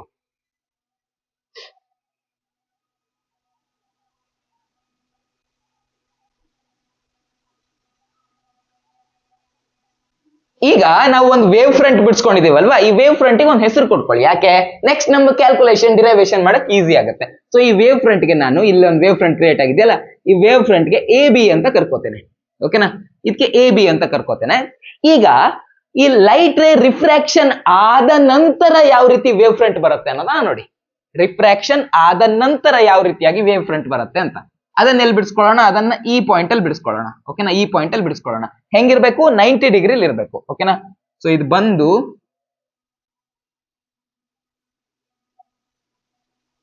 90 ಡಿಗ್ರಿಲಿ ಇರೋ ತರ ಬಿಡಿಸ್ಕೊಳ್ಳಿ. ನೋಡಿದ್ರು ಅದು 90 ಡಿಗ್ರಿಲಿ ಇರೋ ತರ ಅನ್ಸ್ಬೇಕು, ಓಕೆನಾ? ಸೊ ಈಗ ನೋಡಿ ಇಲ್ಲಿ 90 ಡಿಗ್ರಿ ಇದೆ, ಹೌದಾ? ಇಲ್ಲೂ ಏನಾಗತ್ತೆ? 90 ಡಿಗ್ರಿ ಇರುತ್ತೆ, ಕರೆಕ್ಟಾ? ಸೊ ಇದೊಂದು ವೇವ್ ಫ್ರಂಟ್ ಬರ್ಬೇಕಾದ್ರೆ ಇದು ನಮ್ಮ ಇನ್ಸಿಡೆಂಟ್ ವೇವ್ ಫ್ರಂಟ್ ಅಂತ ನಾವು ಇದಕ್ಕೆ ಕರಿಬಹುದು. ಹಾಗೆ ಈ ವೇವ್ ಫ್ರಂಟ್ ಅನ್ನ ನಾವು ರಿಫ್ರಾಕ್ಷನ್ ಆದ್ಮೇಲೆ ಹೋಗಿದೆ ಅಲ್ವಾ, ಸೊ ಈ ವೇವ್ ಫ್ರಂಟ್ ಅನ್ನ ನಾವು ರಿಫ್ರಾಕ್ಟೆಡ್ ವೇವ್ ಫ್ರಂಟ್ ಅಂತ ಕರಿಬಹುದು. ಹೇಗೆ ನಾವು ಇದಕ್ಕೆ ಇನ್ಸಿಡೆಂಟ್ ರೇ, ಇದಕ್ಕೆ ರಿಫ್ರಾಕ್ಟೆಡ್ ರೇ ಅಂತ ಕರಿತಿದ್ವೋ, ಅದೇ ರೀತಿ ಈ ವೇವ್ ಫ್ರಂಟ್ ಗೆ ಇನ್ಸಿಡೆಂಟ್ ವೇವ್ ಫ್ರಂಟ್, ಹಾಗೆ ಇದು ರಿಫ್ರಾಕ್ಟ್ ಆದ ನಂತರ ಬಂದಿರುವಂತದ್ದು ರಿಫ್ರಾಕ್ಟೆಡ್ ವೇವ್ ಫ್ರಂಟ್ ಅಂತಾನು ಕರಿಬಹುದು, ಸರಿನಾ? ಇದಕ್ಕೆ AB ಕೊಟ್ಟೆ, ಇದಕ್ಕೆ ಬೇಕಾದ್ರೆ CD ಅಂತ ಕೊಟ್ಕೊಳ್ಳೋಣ. ಕ್ಲಿಯರಾ? ಸೊ ಈ ರೀತಿಯಾಗಿ ನಮ್ಮ ಡಯಾಗ್ರಾಮ್ ರೆಡಿ ಆಗಿದೆ. ಈಗ ಈ ಡಯಾಗ್ರಾಮ್ ಅಲ್ಲಿ ನಾವು ಒಂದಿಷ್ಟು ವಿಷಯಗಳನ್ನ ನಾವು ಅರ್ಥ ಮಾಡ್ಕೋಬೇಕು. ಏನಂದ್ರೆ ಇಲ್ಲಿ ಇನ್ಸಿಡೆಂಟ್ ರೇ ಇದು, ಹೌದಾ? ನಮಗೆ ಆಂಗಲ್ ಆಫ್ ಇನ್ಸಿಡೆನ್ಸ್ ಬೇಕು ಅಂದ್ರೆ ನಾವೇನ್ ಮಾಡ್ಬೇಕು? ಇನ್ಸಿಡೆಂಟ್ ರೇ ಮತ್ತೆ ನಾರ್ಮಲ್ ಜೊತೆಗೆ ಯಾವ ಆಂಗಲ್ ಕ್ರಿಯೇಟ್ ಆಗ್ತಾ ಇದೆಯೋ ಅದನ್ನ ನಾನು ಆಂಗಲ್ ಆಫ್ ಇನ್ಸಿಡೆನ್ಸ್ ಅಂತ ಕರಿಬಹುದು, ಕರೆಕ್ಟಾ? ಇದು I, ಆಂಗಲ್ ಆಫ್ ಇನ್ಸಿಡೆನ್ಸ್. ಹಾಗೆ ಆಂಗಲ್ ಆಫ್ ರಿಫ್ರಾಕ್ಷನ್ ಬೇಕು ಅಂದ್ರೆ ನಾನು ಏನ್ ಮಾಡ್ಬೇಕು? ನಾರ್ಮಲ್ ಜೊತೆಗೆ ರಿಫ್ರಾಕ್ಟೆಡ್ ರೇ ಅಂದ್ರೆ ಇದು ತಾನೆ, ಇದು ಏನ್ ಆಂಗಲ್ ಕ್ರಿಯೇಟ್ ಮಾಡ್ತಾ ಇದೆಯೋ ಅದನ್ನ ನಾನು ಆಂಗಲ್ ಆಫ್ ರಿಫ್ರಾಕ್ಷನ್ ಅಂತ ಕರಿಬಹುದು. ಹೀಗಾಗಿ ಇದನ್ನ ನಾನು ಆಂಗಲ್ ಆಫ್ ರಿಫ್ರಾಕ್ಷನ್ ಅಂತ ಕರ್ಕೋತೇನೆ, ಓಕೆನಾ? ಸಪೋಸ್ ಈ ಆಂಗಲ್ ಐ ಇದ್ರೆ ಈ ಆಂಗಲ್ ಕೂಡ ಐ ಇರತ್ತೆ. ಸರ್ ಅದೇಂಗೆ ಸರ್ ಅದೇಂಗೆ ಹೇಳ್ತೀರಿ? ನಾನು ಬಾಕಿಯವ್ರ ತರ ಅಲ್ಲ, ಇದು ಹಿಂಗ್ ಐ ಇದ್ರೆ ಇದು ಐ ಇರತ್ತೆ ಅಂತ ನೆನ್ಪಿಟ್ಕೊಳ್ಳಿ ಅಂತ ಹೇಳಲ್ಲ, ಬಟ್ ನಿಮ್ಗೆ ಕ್ಲಿಯರ್ ಆಗಿ ಅರ್ಥ ಮಾಡ್ತೀನಿ. ಓಕೆನಾ? ಸ್ವಲ್ಪ ಟ್ರಿಕಿ ಇದೆ, ಸ್ವಲ್ಪ ಕಿವಿ ಅಗಲ ಮಾಡ್ಕೊಂಡು ಕೇಳಿ. ಇದು ಐ ಇದ್ರೆ ಇದು ಯಾಕೆ ಅಷ್ಟೇ ಆಂಗಲ್ ಇರುತ್ತೆ, ಇದು ಕೂಡ ಐ ಯಾಕೆ ಆಗಿರುತ್ತೆ ಅಂತ ಕೇಳಿ, ಕರೆಕ್ಟ್ ಆಗಿ ಕೇಳಿ. ಡೈರೆಕ್ಟ್ ಆಗಿ ಬರ್ದ್ಬಿಡಲ್ಲ, ನಾನು ಅರ್ಥ ಮಾಡ್ತೀನಿ. ಓಕೆನಾ? ಈಗ ನೀವು ಹೇಳ್ರಪ್ಪ, ಇದು 90 ಡಿಗ್ರಿ ಇರುತ್ತೆ, ಕರೆಕ್ಟಾ? ಇದು 90 ಡಿಗ್ರಿ ಇದೆ, ಕರೆಕ್ಟಾ? ಇದು 90 ಡಿಗ್ರಿಯಲ್ಲಿ ನಾವೇನ್ ಮಾಡ್ಕೊಂಡಿದ್ದೇವೆ, ಇದು ಐ ಇದೆ, ಹೌದಾ? ಸೊ ಇದು 90ಯಲ್ಲಿ ಐ ಮೈನಸ್ ಮಾಡ್ಕೊಂಡಿದ್ದೇನೆ. ಸೊ ಉಳ್ಕೊಂಡಿರೋ ಆಂಗಲ್ ಏನಾಗ್ಬೇಕಾಯ್ತು, ಈ ಆಂಗಲ್ ಏನಾಗಿರ್ಬೇಕಾಯ್ತು, 90 ಮೈನಸ್ ಐ ಆಗಿರ್ಬೇಕಾಯ್ತು, ಕರೆಕ್ಟಾ?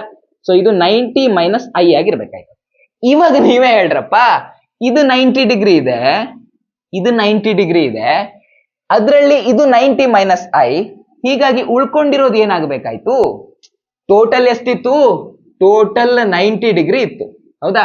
ಈ 90 ಡಿಗ್ರಿನಲ್ಲಿ ನಮ್ಗೆ ಈ ಆಂಗಲ್ ಬೇಕು ಅಂದ್ರೆ ನಾವು ಇದನ್ನ ಮೈನಸ್ ಮಾಡ್ಕೋಬೇಕು, ಹೌದಾ? ಇದನ್ನ ಮೈನಸ್ ಮಾಡ್ಕೋಬೇಕು. ಯಾವುದನ್ನ ಮೈನಸ್ ಮಾಡ್ಕೋಬೇಕು, 90 ಮೈನಸ್ ಐ ಅನ್ನ ಮೈನಸ್ ಮಾಡ್ಕೋಬೇಕು, ಹೌದಾ? ಸೊ 90 ಮೈನಸ್ ಐ ಅನ್ನ ನಾವು ಮೈನಸ್ ಮಾಡ್ಕೋಬೇಕು, ಕ್ಲಿಯರಾ? ಆವಾಗ ನಮ್ಗೆ ಇದು ಸಿಗತ್ತೆ. ಸೊ ಇಲ್ಲಿ ಇದನ್ನ ಮಾಡಿದ್ರೆ ಏನಾಗುತ್ತೆ, ನಮ್ಮ ನೆಕ್ಸ್ಟ್ ಸ್ಟೆಪ್ ಮ್ಯಾಥ್ಸ್ ಅಲ್ಲಿ ಏನಾಗುತ್ತೆ, 90 ಇದು ಇದ್ದಾಗೆ ಇರುತ್ತೆ, ಮೈನಸ್ ಇಲ್ಲಿ ಮೈನಸ್ ಒಳಗಡೆ ಬಂದ್ರೆ ಮೈನಸ್ 90 ಆಗುತ್ತೆ, ಕರೆಕ್ಟಾ? ಈ ಮೈನಸ್ ಇದ್ರ ಜೊತೆಗೆ ಸೇರ್ಕೊಂಡಾಗ ಏನಾಗುತ್ತೆ, ಮೈನಸ್ ಇಂಟು ಮೈನಸ್ ಪ್ಲಸ್ ಆಗುತ್ತೆ, ಇದು ಐ ಆಗುತ್ತೆ, ಹೌದಾ? ಇದು 90, ಇಲ್ಲಿ ಮೈನಸ್ 90 ಕ್ಯಾನ್ಸಲ್ ಆಗುತ್ತೆ, ಉಳ್ಕೊಂಡಿರೋದೇನು, ಐ ಅನ್ನೋದು ಉಳ್ಕೊಳ್ಳುತ್ತೆ, ಹೌದಾ? ಹೀಗಾಗಿ ಈ ಆಂಗಲ್ ಏನಿದೆಯೋ ಇದು ಐ ಆಗತ್ತೆ, ಕ್ಲಿಯರ್? ಅದೇ ರೀತಿಯಲ್ಲಿ ಇಲ್ಲಿರೋದು ಆಂಗಲ್ ಆಫ್ ರಿಫ್ರಾಕ್ಷನ್, ಕರೆಕ್ಟಾ? ಇಲ್ಲಿರೋದು ಆಂಗಲ್ ಆಫ್ ರಿಫ್ರಾಕ್ಷನ್. ನಾವು ಬೇಕಾದ್ರೆ ಏನ್ ಮಾಡೋಣ, ಈ ಪಾಯಿಂಟ್ ಅಲ್ಲೂ ಒಂದು ನಾರ್ಮಲ್, ಇಲ್ಲೂ ರಿಫ್ರಾಕ್ಷನ್ ನಡೀತಾ ಇದೆ ತಾನೆ, ಈ ಪಾಯಿಂಟ್ ಅಲ್ಲೂ ನಾವು ಬೇಕಾದ್ರೆ ಒಂದು ನಾರ್ಮಲ್ ಅನ್ನ ಹೇಳ್ಕೊಳ್ಳೋಣ, ಕ್ಲಿಯರ್? ಈ ಪಾಯಿಂಟ್ ಅಲ್ಲೂ ನಾವು ಒಂದು ನಾರ್ಮಲ್ ಅನ್ನ ಹೇಳ್ಕೊಳ್ಳೋಣ. ಆವಾಗ ಇಲ್ಲಿ ಆಂಗಲ್ ಆಫ್ ಇನ್ಸಿಡೆನ್ಸ್ ಯಾವ್ದಾಗ್ಬೇಕಾಯ್ತು, ಇದು ಆಂಗಲ್ ಆಫ್ ಇನ್ಸಿಡೆನ್ಸ್ ಆಗ್ಬೇಕಾಯ್ತು. ಅದೇ ರೀತಿಯಲ್ಲಿ ಇದೇನಿದೆಯೋ ಇದು ಆಂಗಲ್ ಆಫ್ ರಿಫ್ರಾಕ್ಷನ್ ಆಗ್ಬೇಕಾಯ್ತು, ಕರೆಕ್ಟಾ? ಇದು ಆಂಗಲ್ ಆಫ್ ರಿಫ್ರಾಕ್ಷನ್ ಅಂದ್ಮೇಲೆ ಇದು ಕೂಡ ಏನಾಗ್ಬೇಕು, ಆರ್ ಆಗ್ಬೇಕು, ಕರೆಕ್ಟಾ? ಇದ್ದಿದ್ದಷ್ಟೇ ಇದಿರ್ಬೇಕು. ಯಾಕೆ? Same reason. ಇದು 90 ಡಿಗ್ರಿ ಇರುತ್ತೆ, ಸೊ ಈ ಆಂಗಲ್ ಏನಾಗತ್ತೆ, ಇದು 90 ಮೈನಸ್ ಆರ್ ಆಗತ್ತೆ. ಸೊ ಇದು 90 ಮೈನಸ್ ಆರ್ ಅಂದ್ರೆ ಅಗೇನ್ ಇದು 90 ಡಿಗ್ರಿ ಇರುತ್ತೆ, ಈ ಆಂಗಲ್ ಏನಿದೆಯೋ ಇದು 90 ಡಿಗ್ರಿ ಇರುತ್ತೆ. 90 ಡಿಗ್ರಿಲಿ 90 ಮೈನಸ್ ಆರ್ ಅನ್ನ ತೆಗೆದ್ರೆ ನಮ್ಗೆ ಆರ್ ಸಿಗುತ್ತೆ, ಕ್ಲಿಯರ್? Same explanation. ಇವಾಗ ನಮಗೆ ಮೇನ್ ನಾವು ಎರಡು ಕೋನಗಳನ್ನ, ಎರಡು ಆಂಗಲ್ ಗಳನ್ನ ಬರ್ಕೊಂಡಿದೀವಿ. ಯಾವ್ದದು? ಇದು ಒಂದು ಆಂಗಲ್, ಹಾಗೆ ಇದು ಒಂದು ಆಂಗಲ್. ಇದು ಹೆಂಗೆ ಐ ಬಂತು ಅನ್ನೋದು ನಿಮ್ಗೆ ಗೊತ್ತಾಗಿದೆಯಾ? ಗೊತ್ತಾಯ್ತು ಅನ್ಕೊಂಡಿದ್ದೇನೆ. ಇದು ಹೆಂಗೆ, ಸೇಮ್ ರೀಸನ್, ಇದು ಹೆಂಗೆ ಐ ಬಂತೋ ಅದೇ ರೀತಿಯಲ್ಲಿ ಇದು ಆರ್ ಬಂದಿರುತ್ತೆ, ಓಕೆನಾ? ಸೊ ಇವಾಗ ಇಷ್ಟು ಮಾಡ್ಕೊಂಡಿದೀರಾ, ಇಷ್ಟನ್ನ ಅರ್ಥ ಮಾಡ್ಕೊಂಡಿದೀರಾ ಅಂತಂದ್ರೆ ಬಾಕಿ ಡಿರೈವೇಶನ್ ಮಾಡೋದು ತುಂಬಾ ತುಂಬಾ ತುಂಬಾ ಈಸಿ. ನಾವಿವಾಗ ಒಂದು ಎಸಂಪ್ಷನ್ ಮಾಡ್ಕೊಂಡು, ಅಂದ್ರೆ ಈಗ ಮೀಡಿಯಂ ಲೈಟ್ ಒಂದು ಮೀಡಿಯಂ ಇಂದ ಇನ್ನೊಂದು ಮೀಡಿಯಂ ಹೋಗ್ತಾ ಇದೆ, ರೇರರ್ ಮೀಡಿಯಂ ನಿಂದ ಡೆನ್ಸರ್ ಮೀಡಿಯಂ ಹೋಗ್ತಾ ಇದೆ. ಸಪೋಸ್ ನಾವು ಗಾಳಿಯಿಂದ ನೀರಿಗೆ ಲೈಟ್ ಹೋಗ್ತಾ ಇದೆ ಅಂತ ಇಟ್ಕೊಳ್ಳಿ. ಗಾಳಿಲಿ ಇರ್ಬೇಕಾದ್ರೆ ಲೈಟ್ ಸ್ಪೀಡ್ ಆಗಿ ಹೋಗುತ್ತೆ, ನೀರಿಗೆ ಹೋದ್ಮೇಲೆ ಒಂದ್ ಸ್ವಲ್ಪ ಸ್ಲೋ ಆಗುತ್ತೆ, ಹೌದಾ? ಯಾಕಂದ್ರೆ ಗಾಳಿಲಿ ನೀರಿನ ವೆಲಾಸಿಟಿ ಗಾಳಿಯಲ್ಲಿ ಲೈಟ್ ನ ವೆಲಾಸಿಟಿ ಜಾಸ್ತಿ ಇರುತ್ತೆ, ನೀರಿಗೆ ಹೋದ ತಕ್ಷಣ ಆ ಲೈಟ್ ನ ವೆಲಾಸಿಟಿ ಕಡಿಮೆ ಆಗತ್ತೆ, ಓಕೆನಾ? ಸೊ ಗಾಳಿಲಿ ಇರ್ಬೇಕಾದ್ರೆ ಅಂದ್ರೆ ಫಸ್ಟ್ ಮೀಡಿಯಂ ನಲ್ಲಿ ಇರ್ಬೇಕಾದ್ರೆ ಅದರ ವೆಲಾಸಿಟಿಯನ್ನ ನಾವು v1 ಅಂತ ಕರ್ಕೊಳ್ಳೋಣ. ಹಾಗೆ ಸೆಕೆಂಡ್ ಮೀಡಿಯಂಗೆ ಎಂಟರ್ ಆದ ತಕ್ಷಣ ಆ ಲೈಟ್ ನ ವೆಲಾಸಿಟಿಯನ್ನ ನಾವು v2 ಅಂತ ಕರ್ಕೊಳ್ಳೋಣ, ಓಕೆನಾ? ಸೊ ಸಪೋಸ್ ಇಲ್ಲಿ v ಇದ್ರೆ ನಾವು ಈ ಡಿಸ್ಟೆನ್ಸ್ ಅನ್ನ ಹೇಗೆ ಬರ್ಕೋಬಹುದು, ಒಂದು ಟೈಮ್ ಇಂಟರ್ವಲ್ ತಗೊಳ್ಳೋಣ. ನಾವು ಟೈಮ್ ಇಂಟರ್ವಲ್ ಅನ್ನ ಟಿ ಅಂತ ತಗೊಳ್ಳೋಣ, ಓಕೆ? ಟಿ ಟೈಮ್ ಅಂತ ತಗೊಳ್ಳೋಣ, ಟೈಮ್ ಅನ್ನ ನಾವು ಟಿ ಅಂತ ಕನ್ಸಿಡರ್ ಮಾಡೋಣ. ಇಲ್ಲಿಂದ ಇಲ್ಲಿ ಬರ್ಲಿಕ್ಕೆ ನಮ್ಮ ಲೈಟ್ ರೇ ಟಿ ಟೈಮ್ ಅನ್ನ ತಗೊಳತ್ತೆ ಅಂತ ಇಟ್ಕೊಳ್ಳಿ. ಸೊ ಹೀಗಾಗಿ ಈ ಡಿಸ್ಟೆನ್ಸ್ ಅನ್ನ ನಾವು ಏನಂತ ಬರಿಬಹುದು, ನಮಗೆ ಸ್ಪೀಡ್ ಗೊತ್ತುಂಟು, ಹಾಗೆ ಟೈಮ್ ಅನ್ನ ನಾವು ಟಿ ಅಂತ ಕರ್ಕೊಂಡಿದೀವಿ. ಸೊ ಡಿಸ್ಟೆನ್ಸ್ ಬೇಕು ಅಂದ್ರೆ ನಾವು ಏನು ಮಾಡ್ಬೇಕು, ಸಿಂಪಲ್ ಕಂಡ್ರೋ. ನಿಮ್ಗೆ ವೆಲಾಸಿಟಿ ಬಗ್ಗೆ ಗೊತ್ತು ತಾನೆ? ವೆಲಾಸಿಟಿ ಅಂತಂದ್ರೇನು ಅಥವಾ ಸ್ಪೀಡ್ ಅಂತಂದ್ರೇನು? ಚಲಿಸಿದ ದೂರ ಭಾಗಿಸು ತೆಗೆದುಕೊಂಡ ಕಾಲ, ಹೌದಾ? ಡಿಸ್ಟೆನ್ಸ್ ಬೈ ಟೈಮ್, ಹೌದಾ? ನನಗೆ ಡಿಸ್ಟೆನ್ಸ್ ಬೇಕು ಅಂದ್ರೆ ನಾನು ಟೈಮ್ ಅನ್ನ ಈ ಕಡೆ ತಗೊಂಡ್ಬರ್ಬೇಕು, ಅಂದ್ರೆ ವೆಲಾಸಿಟಿ ಮತ್ತೆ ಟೈಮ್ ಅನ್ನ ಮಲ್ಟಿಪ್ಲೈ ಮಾಡಿದ್ರೆ ನಮ್ಗೆ ಡಿಸ್ಟೆನ್ಸ್ ಸಿಗತ್ತೆ, ಕ್ಲಿಯರ್? ಸೊ ನನಗೆ ಇಲ್ಲಿಂದ ಇಲ್ಲಿ ಬರ್ಲಿಕ್ಕೆ v1 ವೆಲಾಸಿಟಿ ಇರುತ್ತೆ, ಟಿ ಟೈಮ್ ತಗೊಳತ್ತೆ. ಹೀಗಾಗಿ ನಾನು ಈ ಡಿಸ್ಟೆನ್ಸ್ ಅನ್ನ ಹೇಗೆ ಬರ್ಕೋಬಹುದು, ಬಿ ಸಿ ಅನ್ನೋ ಡಿಸ್ಟೆನ್ಸ್ ಅನ್ನ ಹೇಗೆ ಬರ್ಕೋಬಹುದು, ವೆಲಾಸಿಟಿ ಇಂಟು ಟೈಮ್ ಅಂತ ಬರ್ಕೋಬಹುದು. ಇಲ್ಲಿ ಫಸ್ಟ್ ಮೀಡಿಯಂ ನಲ್ಲಿ ವೆಲಾಸಿಟಿ ಎಷ್ಟಿದೆ, ವೆಲಾಸಿಟಿ ಇರೋದು v1, ಟೈಮ್ ಎಷ್ಟು ತಗೋತಾ ಇದೆ, ಟೈಮ್ ತಗೋತಾ ಇರೋದು ಟಿ, ಹೌದಾ? ಅಷ್ಟೇ ಟೈಮ್ ತಗೋತಾ ಇದೆ, ಟೈಮ್ ಟಿ ಇದೆ. ಇವಾಗ ನೋಡೋಣ. ಇವಾಗ ಇಲ್ಲಿ ನಮಗ್ ಕಾಣಿಸ್ತಾ ಇದೆಯಲ್ವಾ AD, ಈ ಡಿಸ್ಟೆನ್ಸ್ ಎಷ್ಟಾಗ್ಬೋದು ಅಂತ ಬರ್ಕೊಳ್ಬೇಕು. ಸೇಮ್ ಡಿಸ್ಟೆನ್ಸ್ ಬೇಕು ಅಂದ್ರೆ ನಾವು ವೆಲಾಸಿಟಿ ಮತ್ತೆ ಟೈಮ್ ಅನ್ನ ಮಲ್ಟಿಪ್ಲೈ ಮಾಡ್ಕೋಬೇಕು. ಇಲ್ಲಿಂದ ಇಲ್ಲಿ ಬರ್ಲಿಕ್ಕೆ ಎಷ್ಟು ಟೈಮ್ ತಗೊಂಡಿದ್ಯೋ ಇಲ್ಲಿಂದ ಇಲ್ಲಿ ಹೋಗೋಕ್ಕೂ ಅಷ್ಟೇ ಟೈಮ್ ತಗೊಂಡಿರುತ್ತೆ. ಗಾಳಿಲಿ ಸ್ಪೀಡ್ ಜಾಸ್ತಿ ಇರುತ್ತೆ, ರೇರರ್ ಮೀಡಿಯಂ ಅಲ್ಲಿ ಸ್ಪೀಡ್ ಜಾಸ್ತಿ ಇರುತ್ತೆ, ಹೀಗಾಗಿ ಟ್ರಾವೆಲ್ ಮಾಡಿರುವಂತ ಡಿಸ್ಟೆನ್ಸ್ ತುಂಬಾ ಜಾಸ್ತಿ ಇದೆ. ಡೆನ್ಸರ್ ಮೀಡಿಯಂಗೆ ಬಂದ ತಕ್ಷಣ ಅದ್ರ ಸ್ಪೀಡ್ ಸ್ಲೋ ಇರುತ್ತೆ, ಹೀಗಾಗಿ ಅಷ್ಟೇ ಟೈಮ್ ಅಲ್ಲಿ ಅದು ಟ್ರಾವೆಲ್ ಮಾಡಿರುವಂತ ಡಿಸ್ಟೆನ್ಸ್ ಕಮ್ಮಿ ಇದೆ. ಸೊ ಹೀಗಾಗಿ ಇಲ್ಲಿ ದೊಡ್ಡ ಡಿಸ್ಟೆನ್ಸ್, ಇಲ್ಲಿ ಚಿಕ್ಕ ಡಿಸ್ಟೆನ್ಸ್ ಬಂದಿರೋದು. ನಿಮ್ ಡಯಾಗ್ರಾಮ್ ಅಲ್ಲಿ ಇವೆಲ್ಲ ಗೊತ್ತಾಗಬೇಕು, ಓಕೆನಾ? ಸೊ ಇವೆಲ್ಲ ಕಾಣೋ ರೀತಿಯಲ್ಲಿ ನಿಮ್ ಡಯಾಗ್ರಾಮ್ ಬಿಡಿಸಿ, ಬಿರಿ ಒಂದು ಡಯಾಗ್ರಾಮ್ ಎಳೆದ್ ಬಿಡಬೇಡಿ ಅಲ್ಲಿ, ಸರಿನಾ? ಈಗ ಈ ಡಿಸ್ಟೆನ್ಸ್ ಅನ್ನ ಹೇಗ್ ಬರ್ಕೋಬಹುದು ನಾವು? Velocity into time. Second medium ನಲ್ಲಿ ಆ ಲೈಟ್ ನ ವೆಲಾಸಿಟಿ ಎಷ್ಟಿದೆ? v2 ಇದೆ. ಟೈಮ್ ಇಲ್ಲಿಂದ ಇಲ್ಲಿ ಎಷ್ಟು ಬರ್ಲಿಕ್ಕೆ ಏನ್ ಟೈಮ್ ತಗೊಂಡಿತ್ತು, ಇಲ್ಲಿಂದ ಇಲ್ಲಿ ಹೋಗೋಕ್ಕೂ ಅಷ್ಟೇ ಟೈಮ್ ತಗೊಂಡಿದೆ, ಹೀಗಾಗಿ ಟೈಮ್ ಜಾಗದಲ್ಲಿ t ಅಂತ ಬರ್ಕೊಳ್ಳೋಣ. ಇಲ್ಲಿ ಡಿಸ್ಟೆನ್ಸ್ v1t, ಇಲ್ಲಿದು ಡಿಸ್ಟೆನ್ಸ್ v2t ಅಂತ ಆಯ್ತು. ಇವಾಗ ನಮಗ್ ಸ್ನೆಲ್ಸ್ ಲಾ ಬೇಕು ಅಂದ್ರೆ ನಾವ್ ಏನ್ ಮಾಡ್ಬೇಕಪ್ಪ? ಸ್ನೆಲ್ಸ್ ಲಾ ಅಂದ್ರೆ ಏನಿರುತ್ತೆ? ಸ್ನೆಲ್ಸ್ ಲಾ ನಲ್ಲಿ ನಾವು sin i by sin r ನೋಡ್ತೇವೆ, ಹೌದಾ? ಸೊ sin i ಏನಾಗುತ್ತೆ ಅಂತ ನೋಡಿ. ಫಸ್ಟ್ sin i ಏನಾಗುತ್ತೆ? ಈ ಟ್ರಯಾಂಗಲ್ ಅನ್ನ ಕರೆಕ್ಟ್ ಅಬ್ಸರ್ವ್ ಮಾಡಿ, ಇಲ್ಲೊಂದು ರೈಟ್ ಆಂಗಲ್ ಟ್ರಯಾಂಗಲ್ ಇದೆ, ಹೌದಾ? sin i ಬೇಕು ಅಂದ್ರೆ ನಾವು opposite side divided by hypotenuse ಮಾಡ್ಕೋಬೇಕು. ಇದು i ಇದೆ, ಆಂಗಲ್ ಇಲ್ಲಿದೆ, ಸೊ ಅಪೋಸಿಟ್ ಸೈಡ್ ಯಾವ್ದಾಗ್ಬೇಕಾಯ್ತು? ಇದಾಗಬೇಕಾಯ್ತು. ಹೈಪೋಟೆನ್ಯೂಸ್ ಯಾವುದು? ಈ 90 ಡಿಗ್ರಿ ಏನ್ ಆಂಗಲ್ ಇದೆ ಇದಕ್ಕೆ ಅಪೋಸಿಟ್ ಇರೋದು, ಸೊ ಇದು ಹೈಪೋಟೆನ್ಯೂಸ್. ಅತ್ಯಂತ ದೊಡ್ಡ ಬಾಹು, ಅತ್ಯಂತ ದೊಡ್ಡ ಸೈಡ್ಗೆ ನಾವು ವಿಕರ್ಣ ಅಥವಾ ಹೈಪೋಟೆನ್ಯೂಸ್ ಅಂತ ಕರಿತೀವಿ. ಇದು ಹೈಪೋಟೆನ್ಯೂಸ್, ಇದು opposite side. So sin i ಬೇಕು ಅಂದ್ರೆ opposite side divided by hypotenuse. Opposite side ಇರೋದು BC, ಹೈಪೋಟೆನ್ಯೂಸ್ ಇರೋದು AC, ಕರೆಕ್ಟಾ? BC ಅಂದ್ರೆ ಏನಿದೆ? ಈ ಡಿಸ್ಟೆನ್ಸ್ ಏನಿದೆ? v1t ಇದೆ. ಸೊ ಇದನ್ನ ನಾನು v1t ಅಂತ ಬರ್ಕೋತೇನೆ, ಡಿವೈಡೆಡ್ ಬೈ AC ಏನಿದೆ? AC ಇರೋದು AC ಅನ್ನು AC ಅಂತಾನೆ ಬರ್ಕೊಳ್ಳೋಣ, ಓಕೆ, ನೋ ಪ್ರಾಬ್ಲಮ್, ಓಕೆನಾ? ಸೊ sin r ಏನಾಗುತ್ತೆ ನೋಡಿ. ಇವಾಗ sin r ಏನಾಗುತ್ತೆ? sin r ಇಲ್ಲಿದೆ, ಈ ಟ್ರಯಾಂಗಲ್ ಅನ್ನು ಅಬ್ಸರ್ವ್ ಮಾಡಿ, r ಇರೋದು ಇಲ್ಲಿ. ಸೊ ಹೀಗಾಗಿ opposite side divided by hypotenuse ಮಾಡ್ಕೋಬೇಕು. ಅಪೋಸಿಟ್ ಸೈಡ್ ಎಷ್ಟಿದೆ? AD ಇದೆ.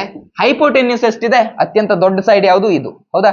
ಸೊ ಹೈಪೋಟೆನ್ಯೂಸ್ ಇರೋದು AC, ಸೊ AC ಅಂತ ಬರ್ಕೋತೇನೆ. ಈಸ್ ಈಕ್ವಲ್ ಟು AD ಅಂತಂದ್ರೆ ಈ ಡಿಸ್ಟೆನ್ಸ್ ಅಂದ್ರೆ ಏನು? v2 ಇಂಟು t, ಹೌದಾ? ಸೊ ಇದು v2t ಡಿವೈಡೆಡ್ ಬೈ AC. ಗೆ ನಾವು ಸ್ಪೆಷಲ್ ಏನು ಹೆಸರು ಕೊಟ್ಕೊಂಡಿಲ್ಲ, ಅದನ್ನ ಸ್ಪೆಷಲ್ ಲೆಕ್ಕ ಮಾಡ್ಕೊಂಡಿಲ್ಲ, ಹೀಗಾಗಿ AC ಅಂತಾನೆ ಬರ್ಕೊಂಡ್ಬಿಡೋಣ. ಇವಾಗ ನಾವು ಸ್ನೆಲ್ಸ್ ಲಾ ಹೇಳ್ಬೇಕು ಅಂದ್ರೆ ನಾವು sin i divided by sin r ಮಾಡ್ಕೋತೀವಿ. sin i divided by sin r ಅಂತ ಮಾಡ್ಕೋತೀವಿ. sin i ಎಷ್ಟಿದೆ? ಇಷ್ಟಿದೆ. So v1t divided by AC ಇದೆ, ಡಿವೈಡೆಡ್ ಬೈ ಇದು v2t ಡಿವೈಡೆಡ್ ಬೈ AC ಇದೆ. So v2t divided by AC ಅಂತ ಇದೆ.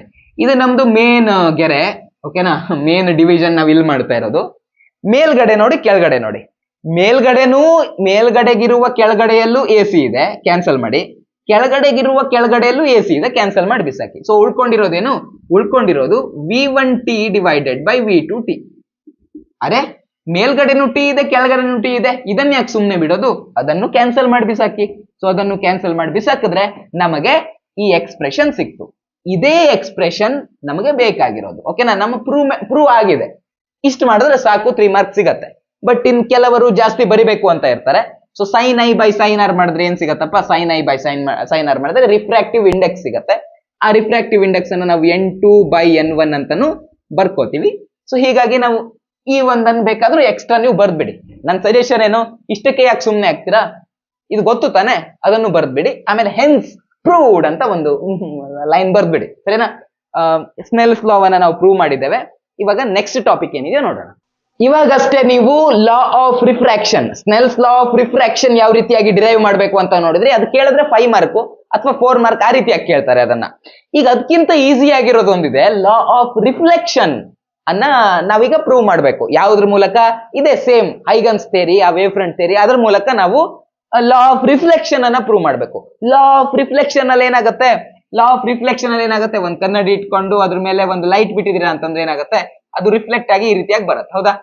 ಇದು ನಾರ್ಮಲ್ ಅಂತ ಅನ್ಕೊಂಡ್ರೆ ನಮ್ಮ ಆಂಗಲ್ ಆಫ್ ಇನ್ಸಿಡೆನ್ಸ್ ಹಾಗೆ ಆಂಗಲ್ ಆಫ್ ರಿಫ್ಲೆಕ್ಷನ್ ಎರಡು ಏನಿರ್ಬೇಕು?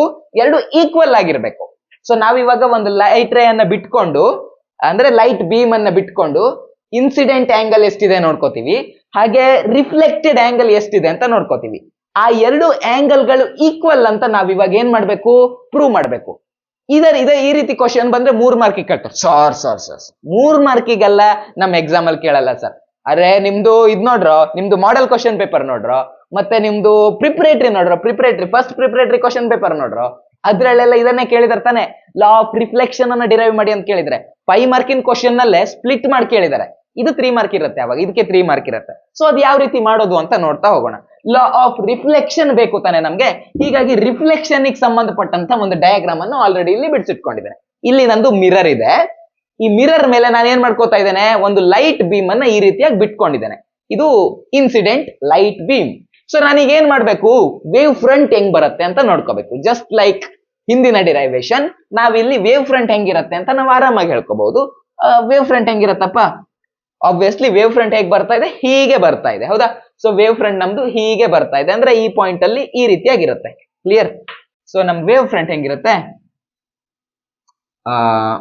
It should be 90 degree. ಅದನ್ನು ನೀವು ತಲೆಯಲ್ಲಿ ಇಟ್ಕೋಬೇಕು, ಓಕೆನಾ? ಬಿಡಿಸಿದಾಗ ಅದು 90 ಡಿಗ್ರಿ ಇದೆ ಅನ್ನೋ ರೀತಿಯಲ್ಲಿ ಕಾಣಿಸ್ಬೇಕು, ಓಕೆನಾ? ಸೊ ಈ ರೀತಿಯಾಗಿ ನಮ್ಮ ವೇವ್ ಫ್ರಂಟ್ ಇದೆ, ಸರಿನಾ? ಇದು ನಮ್ಮ ವೇವ್ ಫ್ರಂಟ್. ಇದು ನಮ್ದು ಯಾವ wave front? Incident wave front. Okay, incident wave front. So ನಮ್ಮ ಇನ್ಸಿಡೆಂಟ್ ವೇವ್ ಫ್ರಂಟ್ ಈ ರೀತಿಯಾಗಿದೆ. ನಾವು ಬರೀ ಲೈಟ್ ಕನ್ನಡಿ ಮೇಲೆ ಬೀಳೋದನ್ನಷ್ಟೇ ಬಿಡಿಸಿದೀನಿ, ರಿಫ್ಲೆಕ್ಟ್ ಆಗಿ ಹೋದ್ಮೇಲೆ ಯಾವ ರೀತಿ ಬರುತ್ತೆ ಅಂತ ಇನ್ನೂ ಬಿಡಿಸಿಲ್ಲ. ಸೊ ಇವಾಗ ಅದನ್ನ ನೋಡೋಣ, ರಿಫ್ಲೆಕ್ಟ್ ಆಗಿ ಹೋದ್ಮೇಲೆ ಯಾವ ರೀತಿಯಾಗಿ ಆಗತ್ತೆ ಅಂತ. ಸೊ ಇದು ಲೈಟ್ ಈ ರೀತಿಯಾಗಿ ಬಿದ್ದಿದೆ ಅಂತಂದ್ರೆ ಆಂಗಲ್ ಆಫ್ ಇನ್ಸಿಡೆನ್ಸ್ ಯಾವ್ದಾಗ್ಬೇಕಾಯ್ತು? ಆಂಗಲ್ ಆಫ್ ಇನ್ಸಿಡೆನ್ಸ್ ಅಥವಾ ಆಂಗಲ್ ಆಫ್ ರಿಫ್ರಾಕ್ಷನ್ ಯಾವುದೇ ಇದ್ರೂ ನಾವು ಹೇಗೆ ಕೌಂಟ್ ಮಾಡ್ತೀವಿ, ನಾವು ನಾರ್ಮಲ್ ಇಂದ ಕೌಂಟ್ ಮಾಡ್ತೀವಿ. ಸೊ ಇದು ಆಂಗಲ್ ಆಫ್ ಇನ್ಸಿಡೆನ್ಸ್, ಹಾಗೆ ಇದು ಸಹ ಆಂಗಲ್ ಆಫ್ ಇನ್ಸಿಡೆನ್ಸ್. ಯಾಕಂದ್ರೆ ಇದು ಇನ್ಸಿಡೆಂಟ್ರೆ, ಸೊ ಇದು ಆಂಗಲ್ ಆಫ್ ಇನ್ಸಿಡೆನ್ಸ್ ಆಗಬೇಕಾಯ್ತು, ಸರಿನಾ? ಈಗ ರಿಫ್ಲೆಕ್ಷನ್ ಆದ್ಮೇಲೆ ಏನ್ ಕತೆ ಆಗತ್ತೆ ಅಂತ ನೋಡೋಣ. ರಿಫ್ಲೆಕ್ಷನ್ ಆದ್ಮೇಲೆ ಏನಾಗತ್ತೆ ನೋಡೋಣ. ರಿಫ್ಲೆಕ್ಷನ್ ಆದ್ಮೇಲೆ ಏನಾಗತ್ತೆ, ಈ ಲೈಟ್ ರೇ ಬಂದಿರೋದು ಹೀಗೆ ಹೊರಡತ್ತೆ, ಹಾಗೆ ಇಲ್ಲಿ ಲೈಟ್ ರೇ ಏನ್ ಬಿದ್ದಿದೆಯೋ ಅದು ಹೇಗೆ ಹೊರಡತ್ತೆ, ಅದು ಹೀಗೆ ಹೊರಡತ್ತೆ. ಕ್ಲಿಯರ್? ಈ ಲೈಟ್ ರೇ ಬಂದು ಹೀಗೆ ಹೊರಡ್ತು, ಅದೇ ಲೈಟ್ ರೇ ಇಲ್ಲೊಂದು ಪಕ್ಕದಲ್ಲಿ ಒಂದು ಲೈಟ್ ರೇ ಇದೆಯಲ್ವಾ, ಈ ಲೈಟ್ ರೇ ಬಿದ್ದು ಹೀಗೆ ಹೊರಡ್ತು. ಇವಾಗ ನಾವೇನ್ ಮಾಡೋಣ, ಹೊರಗಡೆಗೆ ರಿಫ್ಲೆಕ್ಷನ್ ಆದ ನಂತರ ಏನ್ ಹೋಗ್ತಾ ಇದೆಯೋ ಆ ವೇವ್ ಫ್ರಂಟ್ ಯಾವ ರೀತಿ ನೋಡೋಣ. ವೇವ್ ಫ್ರಂಟ್ ಹೇಗಿದೆಯಪ್ಪ, ರಿಫ್ಲೆಕ್ಷನ್ ಆದ್ಮೇಲೆ ಈ ರೀತಿಯಾಗಿ ಹೊರಟಿದೆ, ನಮ್ಮ ವೇವ್ ಫ್ರಂಟ್ ಈ ರೀತಿಯಾಗಿ ಹೊರಟಿದೆ. ಸೊ ಅಲ್ಲೊಂದು ವೇವ್ ಫ್ರಂಟ್ ಅನ್ನ ಬಿಡಿಸ್ಕೊಂಡಿರೋಣ. ಓಕೆ, ಸೊ ವೇವ್ ಫ್ರಂಟ್ ಹೆಂಗಿದೆ, ಹಿಂಗಿದೆ, ಹೌದಾ? ಸೊ ನಮ್ಮ ವೇವ್ ಫ್ರಂಟ್ ಇರೋದು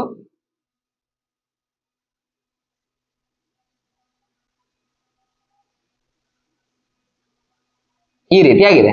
ಇದು ನಮ್ದು reflected wave front, reflected wave front. Okay, ಅದು ಪೂರ್ತಿಯಾಗಿ ಬರೆಯಕ್ ಹೋಗಿಲ್ಲ, ಅಷ್ಟೇ ಬರ್ಕೊಂಡಿದ್ದೀನಿ.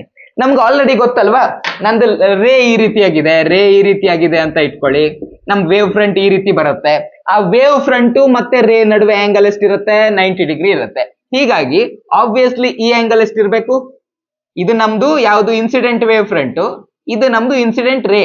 ಸೊ ಈ ಆಂಗಲ್ 90 ಡಿಗ್ರಿ ಇರುತ್ತೆ ಆಬ್ವಿಯಸ್ಲಿ. ಕ್ಲಿಯರ್ ಅಲ್ವಾ? ಸೊ ಇದು ರಿಫ್ಲೆಕ್ಟೆಡ್ ಬೀಮ್ ಅಂದ್ರೆ ಇದೇನಾಗ್ಬೇಕಾಯ್ತು, ಇದು ರಿಫ್ಲೆಕ್ಟೆಡ್ ವೇವ್ ಫ್ರಂಟ್. ಹಾಗೆ ಈ ಆಂಗಲ್ ಎಷ್ಟಿರುತ್ತೆ, ಇದು ಕೂಡ ಎಷ್ಟಿರುತ್ತೆ, 90 ಡಿಗ್ರಿ ಇರುತ್ತೆ. ಕ್ಲಿಯರಾ? ಸೊ ಈ ರೀತಿಯಾಗಿರುತ್ತೆ. ಈಗ ನಾವ್ ಇದಕ್ಕೊಂದು ಹೆಸರು ಕೊಟ್ಕೊಳ್ಳೋಣ. ಈ ಪಾಯಿಂಟಿಗೆ ನಾನು ಎ ಅಂತ ಕರಿತೇನೆ, ಈ ಪಾಯಿಂಟಿಗೆ ಬಿ ಅಂತ ಕರಿತೇನೆ, ಈ ಪಾಯಿಂಟಿಗೆ ಸಿ ಅಂತ ಕರಿತೇನೆ, ಹಾಗೆ ಈ ಪಾಯಿಂಟಿಗೆ ಡಿ ಅಂತ ಕರ್ಕೋತೇನೆ. ನಾವ್ ಯಾವ್ದೇ ಹೆಸರು ಬೇಕಾದ್ರೂ ಕೊಟ್ಕೋಬಹುದು ನಮ್ಮ ಅನುಕೂಲಕ್ಕೆ ತಕ್ಕ ಹಾಗೆ. ಈಗ ಈ ರೀತಿಯಾಗಿದೆಯಲ್ವಾ, ನಾವಿವಾಗ ಒಂದ್ ಸ್ವಲ್ಪ 10th ಸ್ಟ್ಯಾಂಡರ್ಡ್ ಅಲ್ಲಿ ಮ್ಯಾಥ್ಸ್ ಎಲ್ಲ ಕಲ್ತ್ಕೊ ಬಂದಿದ್ರಲ್ವಾ, ಅದಕ್ಕೆ ಹೋಗ್ಬೇಕು. ನಾನು Kannada medium, pure Kannada medium vibes. ಈ 2 ತ್ರಿಕೋನಗಳು ಸರ್ವಸಮ ಎಂದು ಸಾಧಿಸಿ ಅಂತ ಕೇಳ್ತಾ ಇದ್ರು. ನಿಮ್ಗೆ ಇಂಗ್ಲಿಷ್ ಮೀಡಿಯಂನವರಾದ್ರೆ ಕಾಂಗ್ರುಯೆಂಟ್ ಟ್ರಯಾಂಗಲ್ ಅಂತ ಪ್ರೂವ್ ಮಾಡಿ ಅಂತ ಕೇಳ್ತಾ ಇದ್ರು. ಸೊ ಈ ರೀತಿಯಾಗಿ ಅವೆಲ್ಲ ಗೊತ್ತಿತ್ತಲ್ವಾ. ಕನ್ನಡದಲ್ಲಿ ಬಾ ಪ್ರಮೇಯ ಅಂದ್ರೆ 3 ಬಾಹುಗಳು 3 ಸೈಡ್ಸ್ ಸೇಮ್ ಇದ್ರೆ ಆ 2 ಟ್ರಯಾಂಗಲ್ಸ್ ಕಾಂಗ್ರುಯೆಂಟ್ ಟ್ರಯಾಂಗಲ್ ಅಂತ ಕರಿತೀವಿ. ಅಥವಾ ಬಾ ಪ್ರಮೇಯ ಅಂದ್ರೆ 2 ಬಾಹು ಅಂದ್ರೆ 2 ಸೈಡ್ ಮತ್ತೆ ಯಾವ್ದಾದ್ರು ಒಂದು ಆಂಗಲ್ ಈಕ್ವಲ್ ಇದ್ರೆ ಆ 2 ಟ್ರಯಾಂಗಲ್ಸ್ ಕಾಂಗ್ರುಯೆಂಟ್ ಆಗಿರುತ್ತೆ. ಆ 2 ಟ್ರಯಾಂಗಲ್ ಎಕ್ಸಾಕ್ಟ್ಲಿ ಸೇಮ್ ಇರುತ್ತೆ, ಬರೀ ಕಾಣಕ್ ಮಾತ್ರ ಸೇಮ್ ಅಲ್ಲ, ಸೈಜ್ ಅಲ್ಲೂ ಸೇಮ್ ಇರುತ್ತೆ ಅಂತ. ಹೌದಾ? ಸೊ ಇವನ್ನೆಲ್ಲ ನಾವು ಇಲ್ಲಿ ಅಪ್ಲೈ ಮಾಡ್ಕೋತಾ ಇದೀವಿ. ಸೊ ಅದನ್ನ ಅಪ್ಲೈ ಮಾಡ್ಕೊಂಡ್ರೆ ನಮ್ಮ ಡಿರೈವೇಶನ್ ತುಂಬಾ ಈಸಿಯಾಗಿ ಆಗೋಗಿ ಬಿಡತ್ತೆ. ಓಕೆನಾ? ಇವಾಗ ನೀವು ಹೇಳಿ, ಈ ಆಂಗಲ್ ಐ ಇದೆ, ಸೊ ಆಬ್ವಿಯಸ್ಲಿ ಈ ಆಂಗಲ್ ಎಷ್ಟಿರ್ಬೇಕಾಯ್ತು, ಸಾರಿ, ಈ ಆಂಗಲ್ ಐ ಇದೆ ಅಂತಂದ್ರೆ ಈ ಆಂಗಲ್, ಈ ಪೂರ್ತಿ ಆಂಗಲ್ ಎಷ್ಟಿರ್ಬೇಕಾಯ್ತು 90 ಮೈನಸ್ ಐ ಇರ್ಬೇಕಾಯ್ತು. ಹೌದಾ? ಇದು 90 ಡಿಗ್ರಿ ಇದೆ, ಇದು 90 ಮೈನಸ್ ಐ ಇದೆ. ಹೀಗಾಗಿ ಈ ಆಂಗಲ್ ಎಷ್ಟಿರ್ಬೇಕಾಯ್ತು? ಈ ಆಂಗಲ್ ಇರ್ಬೇಕಾಗಿರೋದು ಐ. ಕರೆಕ್ಟಾ? ಅದೇ ರೀತಿಲಿ ಈ ಬ್ಲೂ ಕಲರ್ ಅಲ್ಲಿರೋದನ್ನ ಅಬ್ಸರ್ವ್ ಮಾಡಿ, ಬ್ಲೂ ಕಲರ್ ಅಲ್ಲಿರೋದನ್ನ ಅಬ್ಸರ್ವ್ ಮಾಡಿ.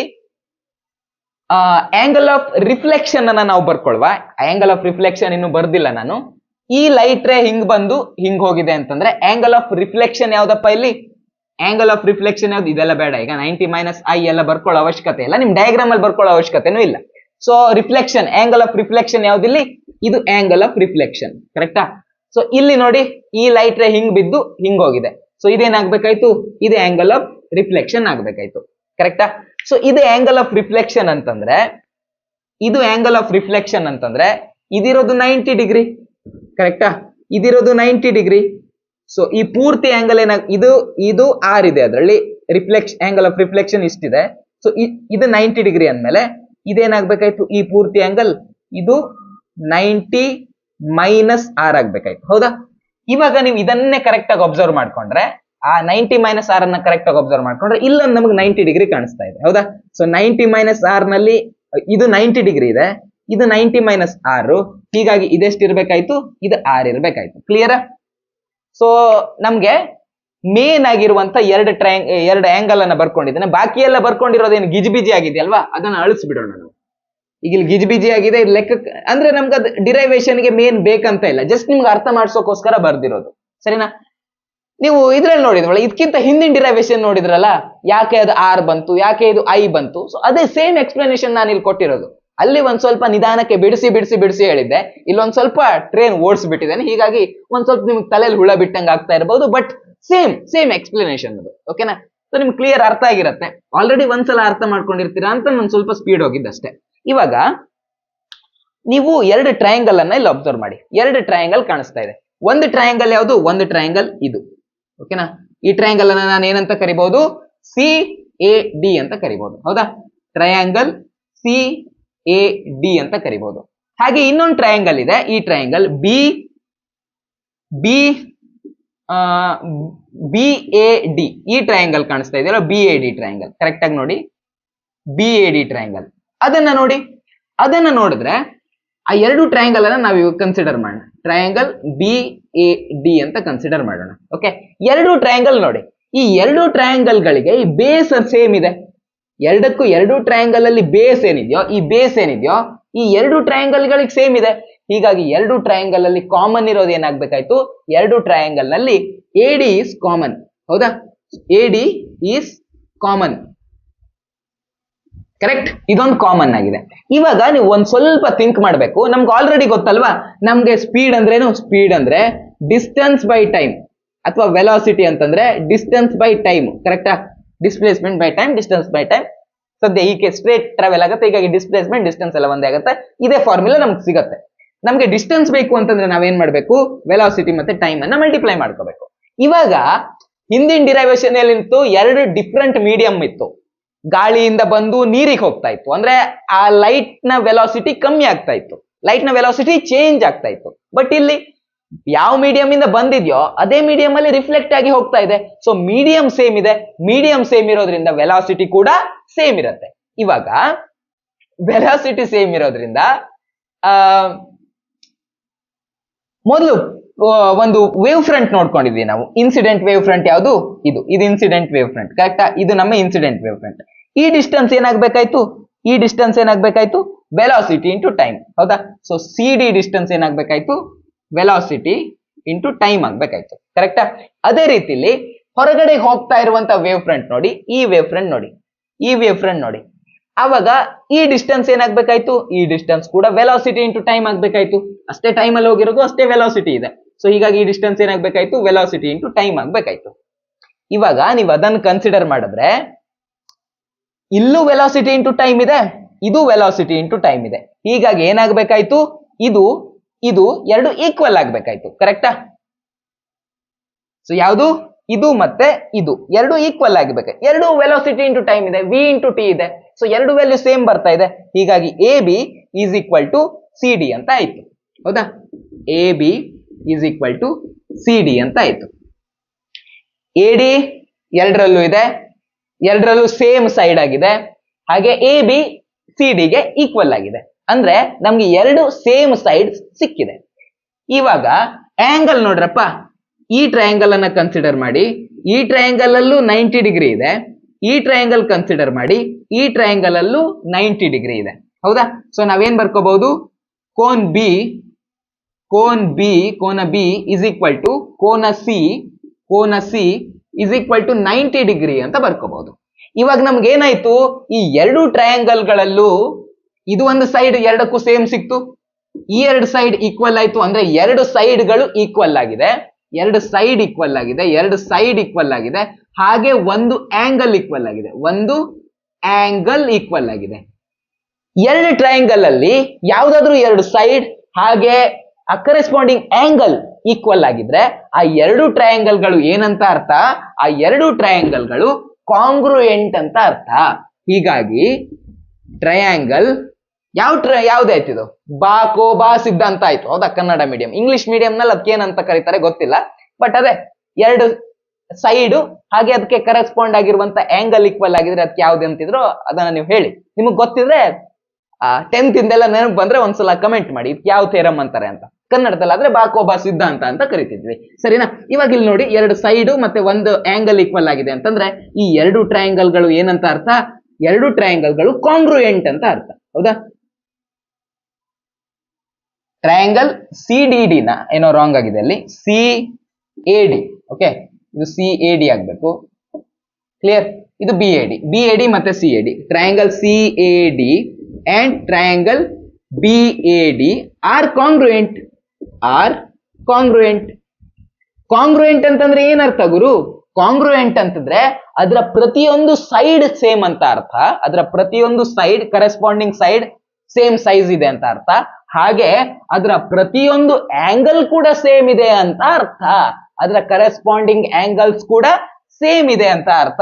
ಸೊ ಅವೆರಡರದು ಕರೆಸ್ಪಾಂಡಿಂಗ್ ಆಂಗಲ್ಸ್ ಸೇಮ್ ಇರಬೇಕು ಅಂತಂದ್ರೆ ನಮ್ಮ ಐ ಯಾವ್ದಕ್ಕೆ ಈಕ್ವಲ್ ಆಗಿರ್ಬೇಕಾಯ್ತು? ಆರ್ಗೆ ಈಕ್ವಲ್ ಆಗಿರ್ಬೇಕಾಯ್ತು. ಹೀಗಾಗಿ ಕರೆಸ್ಪಾಂಡಿಂಗ್ ಆಂಗಲ್ಸ್ ಯಾವ್ದು ಕರೆಸ್ಪಾಂಡಿಂಗ್ ಆಂಗಲ್ಸ್ ಇದೆ? ಐ, ಈ ಟ್ರಯಾಂಗಲ್ ಅಲ್ಲಿ ಐ ಸಿಕ್ಕಿದೆ ನಮ್ಗೆ, ಆ ಐ. ಹಾಗೆ ಈ ಟ್ರಯಾಂಗಲ್ ಅಲ್ಲಿ ಏನ್ ಸಿಕ್ಕಿದೆ? ಈ ಟ್ರಯಾಂಗಲ್ ಅಲ್ಲಿ ನಮ್ಗೆ ಆರ್ ಸಿಕ್ಕಿದೆ. ಹಾಗೆ ಆರ್ ಈಕ್ವಲ್ ಅಂದ್ರೆ I is equal to R ಅಂತ ನಾವು ಹೇಳ್ಬಹುದು. ಸೊ ಇಲ್ಲಿ ಲಾ ಆಫ್ ರಿಫ್ಲೆಕ್ಷನ್ ಪ್ರೂವ್ ಆಯ್ತಲ್ವಾ? ಹೆನ್ಸ್ ಪ್ರೂವ್ಡ್ ಅಂತ ಒಂದು ಸೆಂಟೆನ್ಸ್ ಅನ್ನ ಬರೆದು ಬಿಟ್ರೆ ನಮ್ಮ ಡಿರೈವೇಶನ್ ಮುಗೀತು. ನಿಮ್ಮ ಟೆಕ್ಸ್ಟ್ ಬುಕ್ ನಲ್ಲಿ ನೆಕ್ಸ್ಟ್ ಕೊಟ್ಟಿರುವಂತಹ ಟಾಪಿಕ್ ಕೋಹರೆಂಟ್ ಸೋರ್ಸ್ ಹಾಗೆ ಇನ್ಕೋಹರೆಂಟ್ ಸೋರ್ಸ್ ಬಗ್ಗೆ ಅವರು ಹೇಳಿದ್ದಾರೆ. ಏನು ಕೋಹರೆಂಟ್ ಸೋರ್ಸ್, ಏನು ಇನ್ಕೋಹರೆಂಟ್ ಸೋರ್ಸ್ ಅಂತಂದ್ರೆ ನೋಡ್ತಾ ಹೋಗೋಣ ಒನ್ ಬೈ ಒನ್. ಓಕೆನಾ? ಸೋರ್ಸ್ ಬಗ್ಗೆ ಮಾತಾಡಿದ್ದಾರೆ. ಕೋಹರೆಂಟ್ ಸೋರ್ಸ್ ಇರ್ಲಿ ಅಥವಾ ಕೋಹರೆಂಟ್ ಸೋರ್ಸ್ ಇರ್ಲಿ, ಸೋರ್ಸ್ ಬಗ್ಗೆ ಮಾತಾಡಿದ್ದಾರೆ. ಸೊ ಯಾವ್ದಾದ್ರು ಎರಡು ಸೋರ್ಸ್, ಒಂದು ಸೋರ್ಸ್ ಇಲ್ಲಿ S1 ಅಂತ ಕನ್ಸಿಡರ್ ಮಾಡೋಣ, ಇನ್ನೊಂದು ಸೋರ್ಸ್ ಅನ್ನ ನಾವು S2 ಅಂತ ಕನ್ಸಿಡರ್ ಮಾಡೋಣ. ಅಂದ್ರೆ ಇದರಿಂದನೂ ಲೈಟ್ ಬರುತ್ತೆ, ಇದರಿಂದನೂ ಲೈಟ್ ಬರುತ್ತೆ. ಈ ಎರಡೂ ಸೋರ್ಸ್ಗಳು ಕೋಹರೆಂಟ್ ಸೋರ್ಸ್ ಆಗಿರ್ಬೇಕು ಅಂತಂದ್ರೆ ಇವೆರಡರದು ಫ್ರೀಕ್ವೆನ್ಸಿ ಸೇಮ್ ಇರಬೇಕು. ಸೊ ಎರಡು ಕೋಹರೆಂಟ್ ಆಗಿರ್ಬೇಕು ಅಂದ್ರೆ ಮೊದಲನೇ ಕಂಡೀಷನ್ ಇವೆರಡರದು ಫ್ರೀಕ್ವೆನ್ಸಿ ಸೇಮ್ ಇರಬೇಕು. ಫ್ರೀಕ್ವೆನ್ಸಿ ಸೇಮ್ ಇರುತ್ತೆ ಅಂತಂದ್ರೆ ಆಬ್ವಿಯಸ್ಲಿ ಅವುಗಳ ವೇವ್ ಲೆಂತ್ ಕೂಡ ಸೇಮ್ ಇರುತ್ತೆ. ಹೌದಾ? ಸೊ ಹೀಗಾಗಿ ಮೊದಲನೇ ಪಾಯಿಂಟ್ ಅನ್ನು ನಾವೇನ್ ಬರಿಬಹುದು? ಫ್ರೀಕ್ವೆನ್ಸಿ ಸೇಮ್ ಇರಬೇಕು ಅಂತ ಬರಿಬಹುದು. ಫ್ರೀಕ್ವೆನ್ಸಿ ಅಥವಾ ವೇವ್ ಲೆಂತ್ ಸೇಮ್ ಇರುತ್ತೆ ಅಂತ ಹೇಳ್ಬಹುದು. ಓಕೆನಾ? ಫ್ರೀಕ್ವೆನ್ಸಿ. ಎರಡನೇ ಪಾಯಿಂಟ್ ಏನಪ್ಪಾ ಅಂತಂದ್ರೆ ಈ ಎರಡೂ ಸೋರ್ಸ್ಗಳು ಕೋಹರೆಂಟ್ ಸೋರ್ಸ್ ಆಗಿರ್ಬೇಕಂದ್ರೆ ಆ ಎರಡೂ ಸೋರ್ಸ್ ಗಳಲ್ಲಿ ಏನೋ ಇದು ವೇವ್ ಅನ್ನ ಜನರೇಟ್ ಮಾಡುತ್ತೆ. ಹೌದಾ? ಇದು ವೇವ್ ಜನರೇಟ್ ಮಾಡುತ್ತೆ, ಇದು ವೇವ್ ಜನರೇಟ್ ಮಾಡುತ್ತೆ. ಎರಡದು ವೇವ್ ಲೆಂತ್ ಅಂತೂ ಸೇಮ್ ಇರುತ್ತೆ. ವೇವ್ ಲೆಂತ್ ಸೇಮ್ ಅಂದ್ರೆ ಫ್ರೀಕ್ವೆನ್ಸಿ ಸೇಮ್ ಅಂತ ಅರ್ಥ. ಅವು ಎರಡು ಸೇಮ್ ಇರುತ್ತೆ. ಆ ಎರಡು ಫ್ರೀಕ್ವೆನ್ಸಿ ಅಥವಾ ಅದು ವೇವ್ ಯಾವ ರೀತಿ ಆಸಿಲೇಟ್ ಆಗ್ತದಲ್ಲ ಅವುಗಳ ನಡುವೆ ಇರುವಂತಹ ಫೇಸ್ ಡಿಫರೆನ್ಸ್ ಏನಿದೆಯೋ ಅದು ಕಾನ್ಸ್ಟಂಟ್ ಆಗಿರ್ಬೇಕು. ಓಕೆನಾ? ಎರಡನೇ ಪಾಯಿಂಟ್ ಏನಪ್ಪಾ ಅಂತಂದ್ರೆ ಫೇಸ್ ಡಿಫರೆನ್ಸ್ ಏನಿದೆಯೋ ಇದು ಕಾನ್ಸ್ಟಂಟ್ ಆಗಿರ್ಬೇಕು. ಓಕೆನಾ? ಕೋಹರೆಂಟ್ ಸೋರ್ಸ್ ಆಗಲಿಕ್ಕೆ ಎರಡು ಕಂಡೀಷನ್. ಮೊದಲನೇ ಕಂಡೀಷನ್ ಅವುಗಳ ಫ್ರೀಕ್ವೆನ್ಸಿ ಅಥವಾ ವೇವ್ ಲೆಂತ್ ಸೇಮ್ ಇರಬೇಕು. ಎರಡನೇದು ಅವುಗಳ ನಡುವಿನ ಫೇಸ್ ಡಿಫರೆನ್ಸ್ ಕಾನ್ಸ್ಟೆಂಟ್ ಆಗಿರ್ಬೇಕು. ಸೊ ನೋ ಫೇಸ್ ಡಿಫರೆನ್ಸ್ ಅಂತಂದ್ರೆ ಸಪೋಸ್ ಎರಡು ಸೋರ್ಸ್ ಇದೆ, ಅವುಗಳ ನಡುವೆ ಫೇಸ್ ಡಿಫರೆನ್ಸ್ ಇಲ್ಲ, ನೋ ಫೇಸ್ ಡಿಫರೆನ್ಸ್ ಅಂತ ಹೇಳಿದ್ದಾರೆ. ಎರಡರದು ವೇವ್ ಲೆಂತ್ ಅಥವಾ ವೇವ್ ಲೆಂತ್ ಸೇಮ್ ಇದೆ, ಮತ್ತೆ ಅವುಗಳ ನಡುವೆ ಫೇಸ್ ಡಿಫರೆನ್ಸ್ ಇಲ್ಲ ಅಂತ ಹೇಳಿದ್ದಾರೆ. ಇವಾಗ ಅದು ಕೋಹರೆಂಟ್ ಸೋರ್ಸ್? ಹೌದು, coherent source. Wave length same ಇದೆ ಅಂತ ಆಲ್ರೆಡಿ ಹೇಳಿದ್ದಾರೆ, ಫೇಸ್ ಡಿಫರೆನ್ಸ್ ಇಲ್ಲ ಅಂದಿದ್ದಾರೆ. ಇಲ್ಲ ಅಂತಂದ್ರೆ ಏನರ್ಥ? ಫೇಸ್ ಡಿಫರೆನ್ಸ್ 0 ಅಂತ ಅರ್ಥ. ಹೌದಾ? 0 ಯಾವತ್ತೂ ಆ ಫೇಸ್ ಡಿಫರೆನ್ಸ್ 0 ಆಗೇ ಇರುತ್ತೆ. 0 ಇಸ್ ಅ ಕಾನ್ಸ್ಟೆಂಟ್ ನಂಬರ್. ಹೌದಾ? ಸೊ ಫೇಸ್ ಡಿಫರೆನ್ಸ್ ಕಾನ್ಸ್ಟೆಂಟ್ ಆದಾಗಾಯ್ತು, ಫ್ರೀಕ್ವೆನ್ಸಿ ಎರಡರದು ಸೇಮ್ ಇದ್ದಂಗಾಯ್ತು ಅಂದ್ಮೇಲೆ ಆ ಎರಡು ಸೋರ್ಸಸ್ ಕೋಹರೆಂಟ್ ಸೋರ್ಸ್ ಅಂದಂಗಾಯ್ತು. ಇವಾಗ ಇನ್ ಕೋಹರೆಂಟ್ ಸೋರ್ಸ್ ಅಂದ್ರೆ ಏನು ಅಂತ ನೋಡೋಣ. ಇನ್ ಕೋಹರೆಂಟ್ ಸೋರ್ಸ್ ಅಂದ್ರೆ ಏನು ಅಂತ ನೋಡೋಣ. ಎಕ್ಸಾಕ್ಟ್ಲಿ ಇದ್ರ ಆಪೋಸಿಟ್ ಇರಬೇಕು. ಹೌದಾ? ಸೊ ಮೊದಲನೇ ಪಾಯಿಂಟ್ ಏನಿರ್ಬೇಕು? ಫ್ರೀಕ್ವೆನ್ಸಿ ಡಿಫರೆಂಟ್ ಆಗಿರ್ಬೇಕು. ಎರಡು ಸೋರ್ಸಿನ ಫ್ರೀಕ್ವೆನ್ಸಿ ಏನಿದೆಯೋ ಅದು ಡಿಫರೆಂಟ್ ಆಗಿರ್ಬೇಕು. ಹೌದಾ? ಹಾಗೆ ಎರಡನೇ ಪಾಯಿಂಟ್ ಏನ್ ಹೇಳ್ಬಹುದು? ಇಲ್ಲಿ ಫೇಸ್ ಡಿಫರೆನ್ಸ್ ಕಾನ್ಸ್ಟೆಂಟ್ ಇದೆ ಅಂತ ಹೇಳಿದ್ದಾರೆ. ಇಲ್ಲಿ ಫೇಸ್ ಡಿಫರೆನ್ಸ್ ಕಾನ್ಸ್ಟೆಂಟ್ ಇರಬಾರದು, ಅಂದ್ರೆ ಫೇಸ್ ಡಿಫರೆನ್ಸ್ ಚೇಂಜ್ ಆಗ್ತಾ ಇರಬೇಕು. Face difference should keep changing, ಅಥವಾ ಫೇಸ್ ಡಿಫರೆನ್ಸ್ ಏನಾಗಿರ್ಬೇಕು? ಇಲ್ಲಿ ವೇರಿಯೇಬಲ್ ಆಗಿರ್ಬೇಕು. ಓಕೆನಾ? ಇವಾಗ ನಂದೊಂದು ಪ್ರಶ್ನೆ. ಎರಡು ಲೈಟ್ ಸೋರ್ಸ್ ಇದೆ. ಓಕೆನಾ? ಎರಡು ಲೈಟ್ ಸೋರ್ಸ್ ಇದೆ. ಇದು ರೆಡ್ ಕಲರ್ ಇದೆ, ಇನ್ನೊಂದು ಬ್ಲೂ ಕಲರ್ ಇದೆ. ಈ ಎರಡು ಲೈಟ್ ಸೋರ್ಸ್ಗಳು ಕೋಹರೆಂಟ್ ಸೋರ್ಸ್ ಆಗೋದಕ್ಕೆ ಸಾಧ್ಯನಾ? ನನ್ನ ಪ್ರಶ್ನೆ. ಸ್ವಲ್ಪ ವಿಡಿಯೋ ಪಾಸ್ ಮಾಡ್ಕೊಳ್ಳಿ, ಒಂದ್ ಸ್ವಲ್ಪ ಥಿಂಕ್ ಮಾಡಿ, ಆಮೇಲೆ ಆನ್ಸರ್ ಮಾಡಿ. ಎರಡು ಕಲರ್ ಚೇಂಜ್ ಇದೆ. ಹೌದಾ? ಕಲರ್ ಚೇಂಜ್ ಇದೆ ಅಂತ ಹೇಳಿದೀನಿ. ಕಲರ್ ಚೇಂಜ್ ಇದೆ ಅಂತಂದ್ರೆ ಫ್ರೀಕ್ವೆನ್ಸಿ ಚೇಂಜ್ ಇದೆ ಅಂತ ಅರ್ಥ. ಹೌದಾ? ಸೊ ಎರಡರದು ಫ್ರೀಕ್ವೆನ್ಸಿ ಚೇಂಜ್ ಇರುತ್ತೆ. ಬ್ಲೂದು ಫ್ರೀಕ್ವೆನ್ಸಿ ಜಾಸ್ತಿ ಇರುತ್ತೆ, ರೆಡ್ ಇನ್ ಫ್ರೀಕ್ವೆನ್ಸಿ ಕಮ್ಮಿ ಇರುತ್ತೆ. ಸೊ ಫ್ರೀಕ್ವೆನ್ಸಿನೇ ಚೇಂಜ್ ಇದೆ ಅಂದ್ಮೇಲೆ ಅದು ಕೋಹರೆಂಟ್ ಸೋರ್ಸ್ ಆಗೋದಕ್ಕೆ ಸಾಧ್ಯನೇ ಇಲ್ಲ. 100% ಇನ್ಕೋಹರೆಂಟ್ ಸೋರ್ಸ್. ಇವಾಗ ಕೋಹರೆಂಟ್ ಸೋರ್ಸ್, ಕೋಹರೆಂಟ್ ಸೋರ್ಸ್ ನಡುವೆ ಇರುವ ಡಿಫರೆನ್ಸ್ ನಿಮ್ಗೆ ಅರ್ಥ ಆಗಿದೆ. ಇವಾಗ ಇದೇ ಟಾಪಿಕ್ ನಲ್ಲಿ ಅವರು ಮುಂದುವರೆದು ಆ ಎರಡು ಸೋರ್ಸ್ ಏನಿದೆಯೋ, ಈ ರೀತಿಯ ಲೈಟ್ ಸೋರ್ಸ್ ಏನಿದೆಯೋ, ಅವುಗಳು ಸೂಪರ್ ಪೋಸ್ ಆಗೋದಂದ್ರೆ ಇಲ್ಲಿಂದ ಒಂದ್ ಸ್ವಲ್ಪ ವೇವ್ಸ್ ಬರುತ್ತೆ, ಇದರಿಂದ ವೇವ್ಸ್ ಬರುತ್ತೆ. ಆ ಎರಡು ವೇವ್ಸ್ ಗಳು ಸೇರ್ಕೊಂಡಾಗ ಏನಾಗತ್ತೆ ಅನ್ನೋದನ್ನ ಕೊಟ್ಟಿದ್ದಾರೆ. ಸೊ ಅದು ಏನಾಗತ್ತೆ ಅನ್ನೋದನ್ನ ಅದ್ರ ಮೇಲೆನೆ ಒಂದು ಇಂಪಾರ್ಟೆಂಟ್ ಕ್ವಶನ್ ಕೂಡ ನಿಮ್ಮ ಕ್ವಶನ್ ಪೇಪರ್ ಅಲ್ಲಿ ಕೇಳ್ತಾರೆ. ಫಾರ್ ಎಕ್ಸಾಂಪಲ್, ನಿಮ್ದು ಇದು ಯಾವ್ದಿದು ಮಾಡೆಲ್ ಪೇಪರ್ 2 ನಲ್ಲಿ ಕೇಳಿದ್ದಾರೆ. ಮಾಡೆಲ್ ಪೇಪರ್ 2 ನಲ್ಲಿ ಕೇಳಿರುವಂತಹ 40ನೇ ಪ್ರಶ್ನೆ ನೋಡಿ. ಏನ್ ಕೇಳ್ತಾ ಇದ್ದಾರಪ್ಪ ಅಂತಂದ್ರೆ, ಇದನ್ನ ಈ ಹಿಂದೆ ಬೋರ್ಡ್ ಎಕ್ಸಾಮ್ ನಲ್ಲಿ ಕೇಳಿರೋದು ತುಂಬಾ ರೇರ್ ಆಗಿತ್ತು, ಕೇಳದೇ ಇಲ್ಲ ಆಗಿದ್ರು. ಆಲ್ಮೋಸ್ಟ್ ಇಂಪಾರ್ಟೆಂಟ್ ಕ್ವಶನ್ ಅಲ್ಲ ಅಂತೆಲ್ಲ ಸ್ಕಿಪ್ ಮಾಡ್ಕೊಂಡು ಹೋಗ್ತಾ ಇದ್ರು. ಬಟ್ ನಿಮ್ ಮಾಡೆಲ್ ಪೇಪರ್ ಅಲ್ಲೂ ಕೇಳಿದ್ದಾರೆ, ನಿಮ್ ಪ್ರಿಪರೇಟರಿನಲ್ಲೂ ಕೇಳಿದ್ದಾರೆ. ಸೊ ಆ ಲೆಕ್ಕದಲ್ಲಿ ಇದನ್ನ ನಾನು ಇಂಪಾರ್ಟೆಂಟ್ ಅಂತಾನೆ ಕನ್ಸಿಡರ್ ಮಾಡ್ತಾ ಇದ್ದೀನಿ. ಏನ್ ಕೇಳಿದಾರಪ್ಪ ಅಂತಂದ್ರೆ, 2 coherent waves of same amplitude and constant face difference. ಎರಡು ಕೋಹರೆಂಟ್ ಸೋರ್ಸ್ ಇದೆ, ಕೋಹರೆಂಟ್ ಸೋರ್ಸ್ ಅಂತ ಅವ್ರು ಹೇಳ್ಬಿಟ್ಟಿದ್ದಾರೆ. ಸೊ ಕೋಹರೆಂಟ್ ಸೋರ್ಸ್ ಇದೆ ಅಂತೆ, ಹಾಗೆ ಸೇಮ್ ಆಂಪ್ಲಿಟ್ಯೂಡ್ ಮತ್ತೆ constant face difference. Amplitude same ಇದೆ, ಫೇಸ್ ಡಿಫರೆನ್ಸ್ ಕಾನ್ಸ್ಟೆಂಟ್ ಇದೆ. ಕೋಹರೆಂಟ್ ಸೋರ್ಸ್ ಅಂದ್ಮೇಲೆ ಫೇಸ್ ಡಿಫರೆನ್ಸ್ ಕಾನ್ಸ್ಟೆಂಟ್ ಇರಲೇಬೇಕು.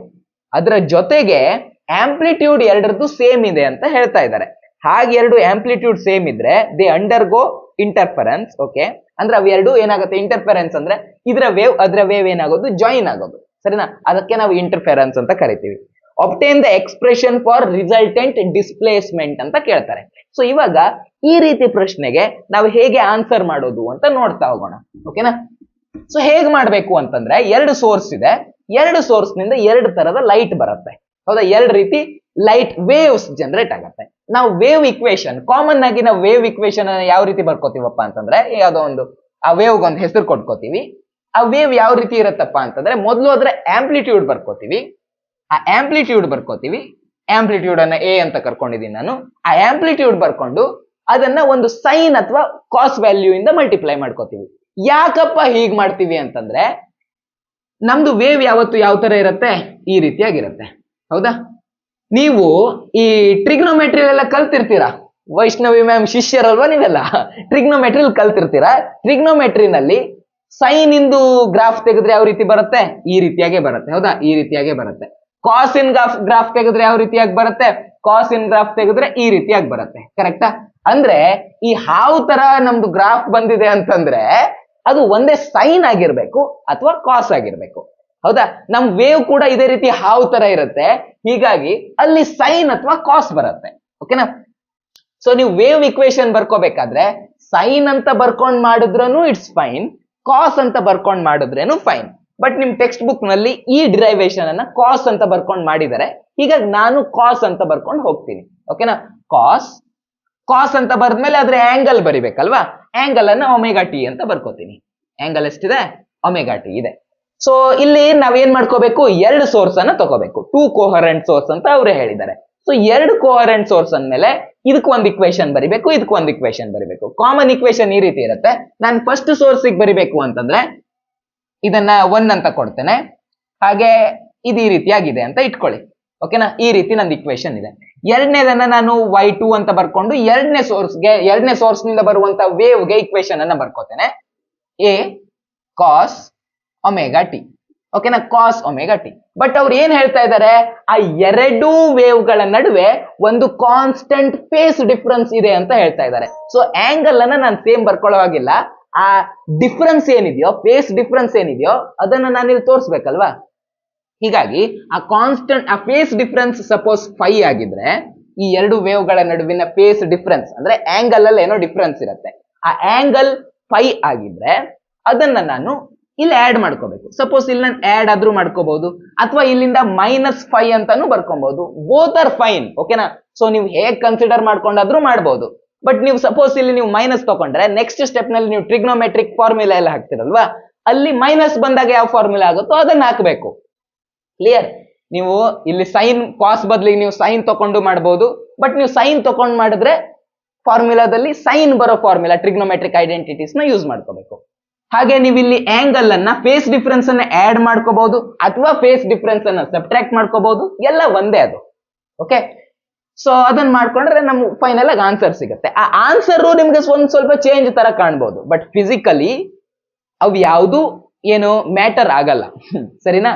ಸೊ ಹೀಗಾಗಿ ನಾನು ಏನ್ ಮಾಡ್ತಾ ಇದ್ದೇನೆ, ನಿಮ್ NCERT ನಲ್ಲಿ ಯಾವ ನೊಟೇಶನ್ ಕೊಟ್ಕೊಂಡಿದಾರೋ ಅದೇ ನೊಟೇಶನ್ ಕೊಟ್ಕೊಂಡು ಈ ಡಿರೈವೇಶನ್ ಅನ್ನ ಮಾಡ್ಕೋತಾ ಹೋಗ್ತೇನೆ. ನಮಗೀಗ ಏನ್ ಮಾಡ್ಬೇಕು, ರಿಸಲ್ಟೆಂಟ್ ತೆಗಿಬೇಕು. ಹೌದಾ? ಸೊ ರಿಸಲ್ಟೆಂಟ್ ತೆಗಿಬೇಕು ಅಂದ್ರೆ ನಾನು ಏನ್ ಮಾಡ್ಕೋತೇನೆ, ನಮ್ ಟೋಟಲ್ ರಿಸಲ್ಟೆಂಟ್ ಡಿಸ್ಪ್ಲೇಸ್ಮೆಂಟ್ ಬೇಕು ಅಂದ್ರೆ ನಾನು ಈ ಎರಡು ವೇವ್ ಗಳನ್ನ ಸೂಪರ್ ಪೋಸ್ ಆದಾಗ ಏನಾಗುತ್ತೆ ನೋಡ್ತೇನೆ, ಆ ಎರಡು ವೇವ್ ಗಳು ಸೇರ್ಕೊಂಡಾಗ ಏನಾಗುತ್ತೆ ಅಂತ ನೋಡ್ತೇನೆ. ಹೀಗಾಗಿ y ಇಸ್ ಈಕ್ವಲ್ ಟು ಈ ಎರಡು ವೇವ್ ಗಳನ್ನ ಸೇರ್ಸ್ಕೊಂಡ್ ಬಿಡ್ತೇನೆ, y1 ಪ್ಲಸ್ y2 ಅಂತ ಮಾಡ್ಕೋತೇನೆ. ಸೊ ಅವಾಗ ಏನಾಗುತ್ತೆ, y is equal to y1 ಜಾಗದಲ್ಲಿ ಇದನ್ನ ಬರ್ಕೋಬೇಕು. ಹೌದಾ? So a cos omega T plus y2 ಜಾಗದಲ್ಲಿ ಏನನ್ನ ಬರ್ಕೋಬೇಕು, ಇದನ್ನ ಬರ್ಕೋಬೇಕು, a cos omega T plus phi ಅಂತ ಬರ್ಕೋಬೇಕು. ಓಕೆನಾ? ಇವಾಗ ನೀವ್ ಇದನ್ನ ಕರೆಕ್ಟ್ ಆಗಿ ನೋಡಿದ್ರೆ ಇದ್ರಲ್ಲೂ ಎ ಇದೆ, ಇದ್ರಲ್ಲೂ ಎ ಇದೆ. ಯಾಕೆ ನಾವ್ ಇದ್ರಲ್ಲಿ A1 ಅಂತ ಬರ್ಕೊಂಡಿಲ್ಲ, ಇದ್ರಲ್ಲಿ A2 ಅಂತ ಯಾಕೆ ಬರ್ಕೊಂಡಿಲ್ಲ ಅಂದ್ರೆ ಕ್ವಶನ್ ಅಲ್ಲಿ ಅವರೇ ಹೇಳಿದಾರಲ್ವಾ, ಸೇಮ್ ಆಂಪ್ಲಿಟ್ಯೂಡ್ ಅಂತ ಹೇಳಿದ್ದಾರೆ. ಇಲ್ಲಿ ಎ ಅಂತಂದ್ರೆ ಆಂಪ್ಲಿಟ್ಯೂಡ್, ಎರಡರದು ಆಂಪ್ಲಿಟ್ಯೂಡ್ ಸೇಮ್ ಇರೋದ್ರಿಂದ ಇಲ್ಲೂ ಎ ಅಂತಾನೆ ಬರ್ಕೊಂಡಿದ್ದೀನಿ, ಇಲ್ಲೂ ಎ ಅಂತಾನೆ ಬರ್ಕೊಂಡಿದ್ದೀನಿ. ಓಕೆನಾ? ಸೊ ಆ ರೀತಿಯಾಗಿ ಬರ್ಕೊಂಡೆ. ಈಗ ಇಲ್ಲಿ ನೋಡಿ ಎ ಎರಡರಲ್ಲೂ ಕಾಮನ್ ಇದೆ, ಹೀಗಾಗಿ ಎ ಅನ್ನ ಹೊರಗಡೆ ತಕೊಂಡ್ಬಿಡಿ. ಸೊ ಎ ಅನ್ನ ಹೊರಗಡೆ ತಕೊಂಡ್ರೆ ಏನಾಗುತ್ತೆ, ಇಲ್ಲಿಂದನೂ ಹೊರಗಡೆ ತೆಗಿತೀನಿ, ಇಲ್ಲಿಂದನೂ ಹೊರಗಡೆ ತೆಗಿತೀನಿ. ಸೊ ಒಂದು ಬ್ರಾಕೆಟ್ ಹಾಕೊಂಡು ಹೊರಗಡೆ ತೆಗೆದ್ಬಿಡೋಣ. ಕ್ಲಿಯರಾ? ಇವಾಗ ನೋಡಿ cos something plus cos something ಅಂತ ಇದೆ. ಅಂದ್ರೆ ನಾವಿಲ್ಲಿ cos A plus cos B formula ಹಾಕೋಬಹುದು. ಹೌದಾ? Cos A plus cos B formula ಹಾಕೋಬಹುದು. ನೀವೆಲ್ಲ ವೈಷ್ಣವಿ ಮ್ಯಾಮಿನ ಪ್ರೀತಿಯ ಶಿಷ್ಯರು. ಇದು ಫಾರ್ಮುಲಾ ಏನಾಗತ್ತಪ್ಪ ಟ್ರಿಗ್ನೋಮೆಟ್ರಿಲಿ, cos A plus cos B is equal to 2 cos A plus B by 2 a plus b by 2 cos a minus b by 2. ಕರೆಕ್ಟಾ? a minus b by 2. Suppose ಏನಾದ್ರು ರಾಂಗ್ ಇದ್ರೆ ಆಮೇಲೆ ಮತ್ತೆ ಪ್ರಾಬ್ಲಮ್ ಆಗುತ್ತೆ. ನೋಡ NCERT ಬುಕ್ ಇಲ್ಲೇ ಇದೆ. Correct ಇದೆ, ನಾನೇನ್ ತಪ್ಪು ಬರ್ಕೊಂಡಿಲ್ಲ, ಸರಿನೇ ಇದೆ.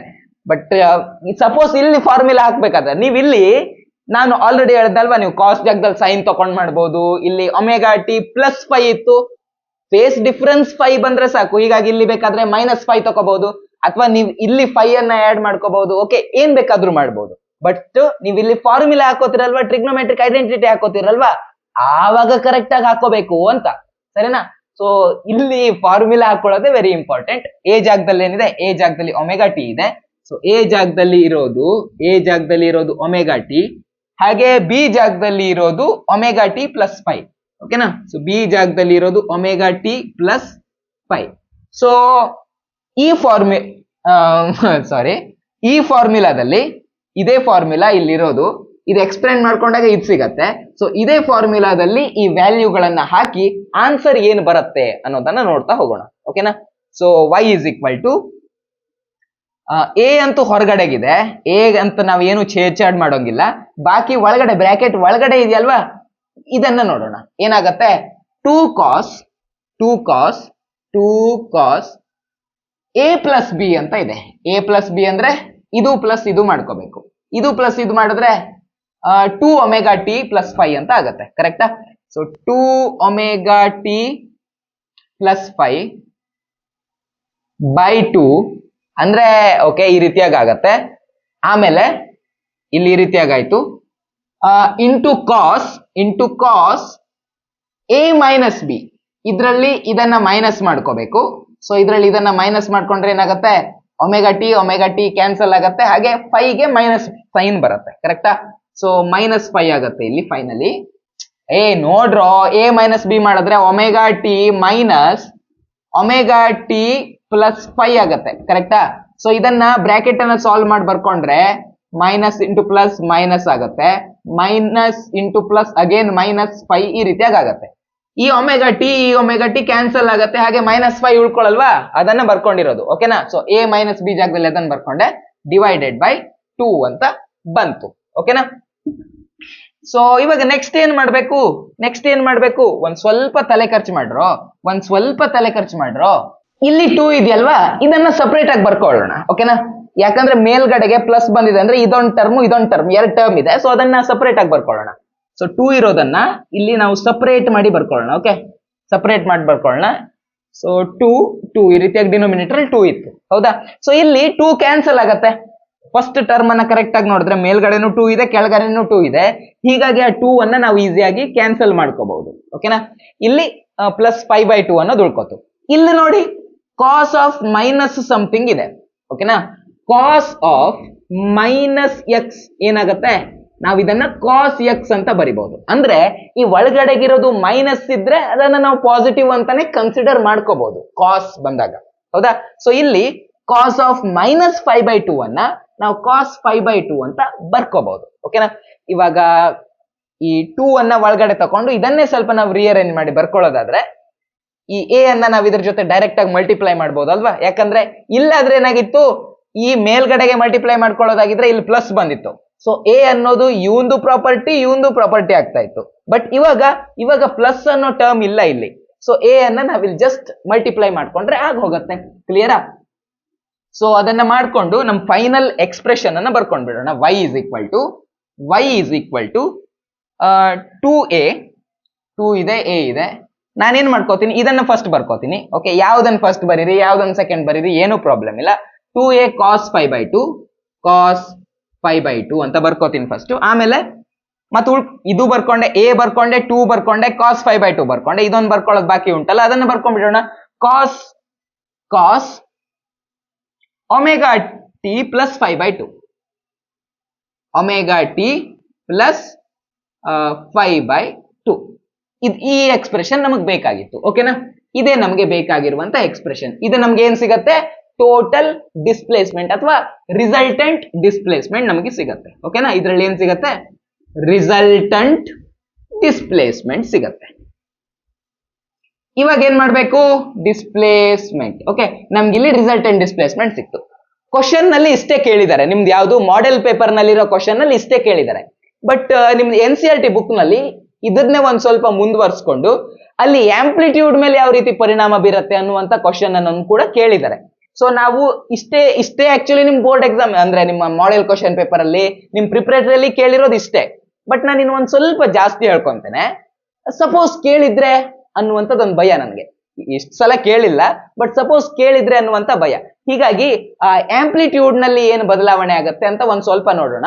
ಹಾಗೆ ಯಾಕೆ ಅದನ್ನ ಹೇಳ್ತಾ ಇದೀನಿ ಅಂತಂದ್ರೆ ನಿಮ್ಗೆ ನೆಕ್ಸ್ಟ್ ನಾನು ಕನ್ಸ್ಟ್ರಕ್ಟಿವ್ ಇಂಟರ್ಫೆರೆನ್ಸ್ ಹೇಳ್ಬೇಕು, ಡಿಸ್ಟ್ರಕ್ಟಿವ್ ಇಂಟರ್ಫೆರೆನ್ಸ್ ಹೇಳ್ಬೇಕು. ನಾನು ಈ ಡಿರೈವೇಶನ್ ಅನ್ನೇ ಕಂಟಿನ್ಯೂ ಮಾಡಿಸ್ಕೊಂಡ್ಬಿಟ್ರೆ ನಿಮ್ಗೆ ಮ್ಯಾಥಮೆಟಿಕಲ್ ಸ್ಟೆಪ್ ಅರ್ಥ ಆಗಿ ಹೋಗ್ಬಿಡತ್ತೆ. ಮತ್ತೆ ಕನ್ಸ್ಟ್ರಕ್ಟಿವ್ ಇಂಟರ್ಫೆರೆನ್ಸ್, ಡಿಸ್ಟ್ರಕ್ಟಿವ್ ಇಂಟರ್ಫೆರೆನ್ಸ್ ಜೊತೆಗೆ ನೀವು ಇದನ್ನ ಈಸಿಯಾಗಿ ರಿಲೇಟ್ ಮಾಡೋದಕ್ಕೂ ಹೆಲ್ಪ್ ಆಗುತ್ತೆ. ಸೊ ಅದನ್ನ ಕಂಟಿನ್ಯೂ ಮಾಡೋಣ. ಇವಾಗ ನಾನು ಏನ್ ಮಾಡ್ತೀನಪ್ಪ ಅಂತಂದ್ರೆ ಇದ್ರದ್ದೊಂದು ಸ್ಟ್ಯಾಂಡರ್ಡ್ ಫಾರ್ಮ್ ಬರ್ಕೋತೀನಿ. ವೇವ್ ಇಕ್ವೇಶನ್ ಇದು ಸ್ಟ್ಯಾಂಡರ್ಡ್ ಫಾರ್ಮ್ ಏನಿರುತ್ತೆ, y is equal to amplitude of wave ಜೊತೆಗೆ ಕಾಸ್, ಕರೆಕ್ಟಾ, ಕಾಸ್ ಮತ್ತೆ ಆಂಗಲ್, ಅದ್ರ ಒಳಗಡೆ ಆಂಗಲ್ ಬರ್ಕೋಬೇಕು ನಾನು. ಹೌದಾ, ಆಂಗಲ್ ಬರ್ಕೋಬೇಕು. ಹಾಗೆ ಬೇಕಾದ್ರೆ ಫೇಸ್ ಡಿಫ್ರೆನ್ಸ್ ಏನಾದ್ರೂ ಇದ್ರೆ ಫೇಸ್ ಬರ್ಕೋಬೇಕು. ಹೌದಾ, ಪ್ಲಸ್ ಫೇಸ್ ಬರ್ಕೋಬೇಕು. ಇವಾಗ ನಮ್ ಕೇಸ್ ನಲ್ಲಿ ಏನಾಗಿದೆ ಅಂತಂದ್ರೆ ಆಂಗಲ್ ಎಷ್ಟಿದೆ, ಆಂಗಲ್ ಒಮೆಗಾ ಟಿ ಇದೆ. ಹೌದಾ, ಆಂಗಲ್ ಇರೋದು ಒಮೆಗಾ ಟಿ. ಸೊ ನಮ್ಗೆ ಬೇಕಾದ ರೀತಿ ಅದನ್ನ ಮಾಡಿಫೈ ಮಾಡ್ಕೋತಾ ಇದ್ದೇನೆ. ಫೇಸ್ ಇರೋದೆಷ್ಟು, ಟೋಟಲ್ ಅವನ್ನ ಆಡ್ ಮಾಡಿದಾಗ ನಮ್ಗೆ ಬಂದಿರೋ ಫೇಸ್ ಎಷ್ಟು, ಫೇಸ್ ಇಷ್ಟು ಬಂದಿದೆ. ಹೌದಾ, 5/2 ಅನ್ನೋ ಫೇಸ್ ಬಂದಿದೆ. ಕರೆಕ್ಟಾ, ಸೊ ಫೇಸ್ ಜಾಗದಲ್ಲಿ ನಾನು 5/2 ಅಂತ ಬರ್ಕೋತೇನೆ. ಓಕೆನಾ, 5/2, ಸಾರಿ 5/5 ಅಲ್ಲ, 5/2. ಕ್ಲಿಯರ್. ಸೊ ಈ ರೀತಿಯಾಗಿ ಬರ್ಕೋತೇನೆ. ಓಕೆನಾ, ಇವಾಗ ನೋಡಿ ನಮ್ದು ವೇವ್ ನಲ್ಲಿ ಸ್ಟಾರ್ಟಿಂಗ್ ನಲ್ಲಿ ನಾವು 2 ಚಿಕ್ಕ ವೇವ್ಸ್ ಅನ್ನ ತಗೊಂಡಿದ್ವಿ. ಹೌದಾ, 2 ಚಿಕ್ಕ ವೇವ್ಸ್ ಆಫ್ ಸೇಮ್ ಆಂಪ್ಲಿಟ್ಯೂಡ್ ತಗೊಂಡಿದ್ವಿ. ಯಾವುದು, ಈ 2 ವೇವ್ಸ್ ನಲ್ಲಿ ಸ್ಮಾಲ್ ಎ ಅಂತ ಕನ್ಸಿಡರ್ ಮಾಡಿದ್ವಿ. ಇಲ್ಲಿ ಕ್ಯಾಪಿಟಲ್ ಎ ಅಂತ ಕನ್ಸಿಡರ್ ಮಾಡ್ತಾ ಇದ್ದೀನಿ. ಸ್ಮಾಲ್ ಎ ಅಂತ ಯಾಕೆ ಕನ್ಸಿಡರ್ ಮಾಡಿದ್ದು ಅಂತಂದ್ರೆ ಆ 2 ಚಿಕ್ಕ ವೇವ್ ಇಂದು ಎಂತ ಆಂಪ್ಲಿಟ್ಯೂಡ್ ಇತ್ತು. ಇಲ್ಲಿ ಕ್ಯಾಪಿಟಲ್ ಎ ಅಂತ ಕನ್ಸಿಡರ್ ಮಾಡ್ತಿದ್ದೀನಿ ಯಾಕಂದ್ರೆ ಆ 2 ವೇವ್ ಗಳನ್ನ ಆಡ್ ಮಾಡಿದಾಗ ಅವುಗಳ ಆಂಪ್ಲಿಟ್ಯೂಡ್ ಏನ್ ಆಡ್ ಆಗತ್ತೋ ಆ ಆಂಪ್ಲಿಟ್ಯೂಡ್ ಅಂದ್ರೆ ಕ್ಯಾಪಿಟಲ್ ಎ ಅಂದ್ರೆ ಈ 2 ಎ ಗಳನ್ನ ಈ 2 ಆಂಪ್ಲಿಟ್ಯೂಡ್ ಕೂಡ ಸೇರ್ಕೊಳ್ಳುತ್ತಲ್ಲ, ಆ ಸೇರ್ಕೊಂಡಾದಾಗ ಸಿಕ್ಕಿರುವಂತಹ ರಿಸಲ್ಟೆಂಟ್ ಆಂಪ್ಲಿಟ್ಯೂಡ್ ಎ ಅಂತಂದ್ರೆ. ಓಕೆನಾ, ಸೊ ಇವಾಗ ಇದ್ ಇಸ್ ಈಕ್ವಲ್ ಟು ವೈ, ಇದಂದ್ರೇನು ವೈ. ಹೌದಾ, ಸೊ ನಾವು y ಜಾಗದಲ್ಲಿ ಇದನ್ನ ಬರ್ಕೋಬಹುದು. ಈ ಇಕ್ವೇಶನ್ ನಲ್ಲಿ y ಜಾಗದಲ್ಲಿ ನಾವು ಇದನ್ನ ಬರ್ಕೋಬಹುದು. ಅವಾಗ ಏನಾಗುತ್ತೆ, a cos omega T plus 5/2. ಹೌದಾ, ಇದನ್ನ ಇಲ್ಲಿ ಬರ್ಕೊಂಡೆ ಈಸ್ ಈಕ್ವಲ್ ಟು ಸೇಮ್ ಇದೇ ಫಾರ್ಮುಲಾದಲ್ಲಿ y ಜಾಗದಲ್ಲಿ ಇದನ್ನ ಬರ್ಕೊಂಡೆ. ಓಕೆನಾ, ಈಸ್ ಈಕ್ವಲ್ ಟು ಏನಿದೆ, 2a cos 5/2 into cos omega T plus 5/2. ಕರೆಕ್ಟಾ, ಈ ರೀತಿಯಾಗಿದೆ. ಇವಾಗ ಇಲ್ಲಿ ನೋಡಿ, ಇಲ್ಲೂ ಇರೋದೇನು ಕಾಸ್ ಒಮೆಗಾ ಟಿ ಪ್ಲಸ್ 5/2, ಈ ಕಡೆಗೂ ಇರೋದು cos omega T plus 5/2. So ಅವೆರಡನ್ನು ನಾನು ಏನ್ ಮಾಡ್ಕೋಬಹುದು, ಕ್ಯಾನ್ಸಲ್ ಮಾಡ್ಕೋಬಹುದು. ಸೊ ಇವೆರಡನ್ನು ನಾನು ಕ್ಯಾನ್ಸಲ್ ಮಾಡ್ಕೋತೀನಿ ಅಂತಂದ್ರೆ ಏನ್ ಉಳ್ಕೊಳ್ಳುತ್ತೆ, ನಮ್ಗೆ ರಿಸಲ್ಟೆಂಟ್ ಆಂಪ್ಲಿಟ್ಯೂಡ್. ಇದನ್ನ ಒಂದ್ ಸ್ವಲ್ಪ ಸೈಡಿಗೆ ಬರೀತೇನೆ, ದೂರ ಬರೆದ್ರೆ ಒಂಥರ ಕೆಟ್ಟದಾಗ ಕಾಣಿಸ್ತಾ ಇದೆ, ಇಲ್ಲೇ ಬರ್ಕೋತೇನೆ. ಸೊ ನಮಗ್ ಸಿಕ್ಕಿರೋದು ರಿಸಲ್ಟೆಂಟ್ ಆಂಪ್ಲಿಟ್ಯೂಡ್. ಕ್ಯಾಪಿಟಲ್ ಎ ಅಂತಂದ್ರೆ 2 ವೇವ್ ಗಳನ್ನ ಸೇರಿಸಿದಾಗ ಏನು ಟೋಟಲ್ ಆಂಪ್ಲಿಟ್ಯೂಡ್ ಸಿಗುತ್ತೋ ಅದು, ರಿಸಲ್ಟೆಂಟ್ ಆಂಪ್ಲಿಟ್ಯೂಡ್ ಏನ್ ಸಿಗುತ್ತೋ ಅದು. ಸೊ ರಿಸಲ್ಟೆಂಟ್ ಆಂಪ್ಲಿಟ್ಯೂಡ್ ಏನ್ ಸಿಕ್ಕಿದೆ, 2a ಇಂಟು ಕಾಸ್ 5/2 ಅಂತ ಸಿಕ್ಕಿದೆ. ಓಕೆನಾ, ಇವಾಗ ನಾವು ಕನ್ಸ್ಟ್ರಕ್ಟಿವ್ ಇಂಟರ್ಫೆರೆನ್ಸ್ ಮತ್ತೆ ಡಿಸ್ಟ್ರಕ್ಟಿವ್ ಇಂಟರ್ಫೆರೆನ್ಸ್ ಅನ್ನ ಒಂದ್ ಸ್ವಲ್ಪ ಅರ್ಥ ಮಾಡ್ಕೊಳ್ಳೋಣ. ಕನ್ಸ್ಟ್ರಕ್ಟಿವ್ ಇಂಟರ್ಫೆರೆನ್ಸ್ ಅಂತಂದ್ರೆ ಸಿಂಪಲ್ ಗುರು, ವೇವ್ ಬಿಡ್ಸ್ಕೊಂಡು ನಿಮ್ಗೆ ಅರ್ಥ ಮಾಡಿಸ್ತೀನಿ. ಓಕೆನಾ, ಈ ಡಿರೈವೇಶನ್ ಎಲ್ಲ ಆಯ್ತಲ್ವಾ, ವೇವ್ ಬಿಡ್ಸ್ಕೊಂಡು ಅರ್ಥ ಮಾಡ್ತೀನಿ. ನಾವು ಕನ್ಸ್ಟ್ರಕ್ಟಿವ್ ಇಂಟರ್ಫಿರೆನ್ಸ್ ಅವೆಲ್ಲ ನೋಡ್ಬೇಕಾದ್ರೆ ನಾವು ಏನ್ ತಗೋತೀವಿ, ಸೇಮ್ ಏನಂತಾರೆ ಅದಕ್ಕೆ, ಕೋಹರೆಂಟ್ ಸೋರ್ಸ್ ನಲ್ಲಿರೋ ವೇವ್ಸ್ ಅನ್ನ ತಗೋತೀವಿ. ಯಂಗ್ಸ್ ಡಬಲ್ ಸ್ಲಿಟ್ ಎಕ್ಸ್ಪೆರಿಮೆಂಟ್ ಮಾಡ್ಬೇಕಾದ್ರೂ ಹಂಗೇನೆ, ಮುಂದೆ ನೀವು ಕರೀತೀರಾ, ಅಲ್ಲಿ ತಗೊಳ್ಳುವಂತದ್ದು ಆ ಸ್ಲಿಟ್ 2 ಸ್ಲಿಟ್ ಮಾಡ್ಕೋತಿರಲ್ವಾ, ಆ ಸ್ಲಿಟ್ ಗಳು ಕೋಹರೆಂಟ್ ಸೋರ್ಸ್ ತರ ಆಕ್ಟ್ ಆಗ್ತವೆ ಅಂತಾನೆ ಕನ್ಸಿಡರ್ ಮಾಡ್ಕೋತೀವಿ. ಸೊ ನಾವು ತಗೊಳ್ಳೋದು ಕೋಹರೆಂಟ್ ಸೋರ್ಸ್ ಅನ್ನ, ಅಂದ್ರೆ ಅವುಗಳದ್ದು ಏನಿರ್ಬೇಕು, ಫ್ರೀಕ್ವೆನ್ಸಿ ಅನ್ನೋದು ಸೇಮ್ ಇರಬೇಕು. ಇದು ನಂದು ಒಂದು ಸೋರ್ಸ್ ನಲ್ಲಿ ಈ ರೀತಿಯಾಗಿ ವೇವ್ಸ್ ಇದೆ, ಇನ್ನೊಂದು ಸೋರ್ಸ್ ನಲ್ಲಿ ಇದೇ ರೀತಿಯಾಗಿ ವೇವ್ಸ್ ಬಂದಿದೆ ಅಂತ ಇಟ್ಕೊಳ್ಳಿ. ಓಕೆನಾ, ಇದೇ ರೀತಿಯಾಗಿ ವೇವ್ಸ್ ಇದೆ ಅಂತ ಇಟ್ಕೊಳ್ಳಿ. ಈಗ ಇವೆರಡು ಆಡ್ ಮಾಡಿದ್ರೆ, ಈಗ ಇವೆರಡನ್ನು ನಾನು ಆಡ್ ಮಾಡ್ಕೊಂಡ್ರೆ ನನಗೆ ಸಿಗುವಂತ ವೇವ್ ಯಾವ ರೀತಿ ಇರುತ್ತೆ, ಅದ್ರ ಆಂಪ್ಲಿಟ್ಯೂಡ್ ಜಾಸ್ತಿ ಆಗಿರುತ್ತೆ. ಯಾಕಂದ್ರೆ ಉಬ್ಬಿರೋ ಜಾಗ ಸೇರ್ಕೊಂಡು ತುಂಬಾ ಉಬ್ಬಿರೋ ಜಾಗ ಮಾಡುತ್ತೆ. ಹಾಗೆ ತಗ್ಗಿರೋ ಜಾಗ ಸೇರ್ಕೊಂಡು ತುಂಬಾ ತಗ್ಗಿರೋ ಜಾಗ ಮಾಡುತ್ತೆ. ಮತ್ತೆ ಉಬ್ಬಿರೋ ಜಾಗ ಸೇರ್ಕೊಂಡು ತುಂಬಾ ಉಬ್ಬಿರೋ ಜಾಗ ಮಾಡುತ್ತೆ.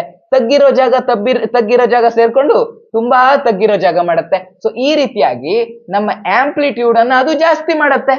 ಕರೆಕ್ಟಾ? ಇವಾಗ ನೀವು ಈ ಎರಡೂ ವೇವ್ಸ್ ಅನ್ನ ನೀವು ಕರೆಕ್ಟ್ ಆಗಿ ಅಬ್ಸರ್ವ್ ಮಾಡಿದ್ರೆ, ಎರಡೂ ವೇವ್ಸ್ ಅನ್ನ ನೀವು ಕರೆಕ್ಟ್ ಆಗಿ ಅಬ್ಸರ್ವ್ ಮಾಡಿದ್ರೆ, ಇದೆಲ್ಲ ಹೈಟ್ ಇದೆಯೋ ಅಲ್ಲೂ ಇದೆ ಹೈಟ್ ಆಗಿದೆ. ಇದು ಎಲ್ಲಿ ತಗ್ಗಿದೆಯೋ ಅಲ್ಲೂ ಇದು ತಗ್ ಬಂದಿದೆ. ಇದೆಲ್ಲ ಹೈಟ್ ಇದೆಯೋ ಅದು ಇಲ್ಲಿ ತಗ್ ಬಂದಿದೆ. ಅಂದ್ರೆ ಈ ಎರಡು ವೇವ್ಸ್ ಒಂದೇ ಫೇಸ್ ನಲ್ಲಿ ಇದೆ. ಜೊತೆಗೆ ಮೇಲೆ ಹೋಗ್ತಾರೆ, ಜೊತೆಗೆ ಕೆಳಗ್ ಬರ್ತಾರೆ, ಜೊತೆಗೆ ಮೇಲೆ ಹೋಗ್ತಾರೆ, ಜೊತೆಗೆ ಕೆಳಗ್ ಬರ್ತಾರೆ. ಅಂದ್ರೆ ಇವೆರಡು ಒಂದೇ ಫೇಸ್ ನಲ್ಲಿದೆ. ಒಂದೇ ಫೇಸ್ ನಲ್ಲಿದೆ ಅಂತಂದ್ರೆ ಇವುಗಳ ನಡುವೆ ಫೇಸ್ ಡಿಫ್ರೆನ್ಸ್ ಇಲ್ಲ. ಫೇಸ್ ಡಿಫ್ರೆನ್ಸ್ ಇಲ್ಲ ಅಂತಂದ್ರೆ ಫೇಸ್ ಡಿಫ್ರೆನ್ಸ್ ಝೀರೋ ಆದಂಗಾಯ್ತು. ಹೌದಾ? ಫೇಸ್ ಡಿಫ್ರೆನ್ಸ್ ಝೀರೋ ಆದಂಗಾಯ್ತು. ಫೇಸ್ ಡಿಫ್ರೆನ್ಸ್ ಝೀರೋ ಆದಾಗ ಏನಾಗಿದೆ? ನಮ್ಮ ಆಂಪ್ಲಿಟ್ಯೂಡ್ ಜಾಸ್ತಿ ಆಗಿದೆ. ಆ ಎರಡು ಆಂಪ್ಲಿಟ್ಯೂಡ್ಗಳು ಸೇರ್ಕೊಂಡಿದೆ. ಆ ಎರಡು ಆಂಪ್ಲಿಟ್ಯೂಡ್ಗಳು ಕನ್ಸ್ಟ್ರಕ್ಟ್ ಆಗಿ ಕನ್ಸ್ಟ್ರಕ್ಟಿವ್ ಇಂಟರ್ಫಿಯರೆನ್ಸ್ ಅನ್ನ ಉಂಟು ಮಾಡ್ತಾ ಇದೆ. ಹೌದಾ? ಸೊ ಫೇಸ್ ಡಿಫ್ರೆನ್ಸ್ ಝೀರೋ ಆದಾಗ ಎಕ್ಸ್ಪ್ರೆಷನ್ ಅನ್ನು ನೋಡಿ. ಫೇಸ್ ಡಿಫ್ರೆನ್ಸ್ ಝೀರೋ ಆದಾಗ ಏನಾಗುತ್ತೆ? 2a ಕಾಸ್ 5/2 ದಲ್ಲಿ 5 ವ್ಯಾಲ್ಯೂ ಝೀರೋ ಆಗಿದೆ, ಅಂದ್ರೆ ಕಾಸ್ ಝೀರೋ ಆಗುತ್ತೆ. ಹೌದಾ? ಕಾಸ್ ಝೀರೋ ಅಂತಂದ್ರೆ ಇದರ ವ್ಯಾಲ್ಯೂ 1, ಇದರ ವ್ಯಾಲ್ಯೂ 1 ಬರುತ್ತೆ.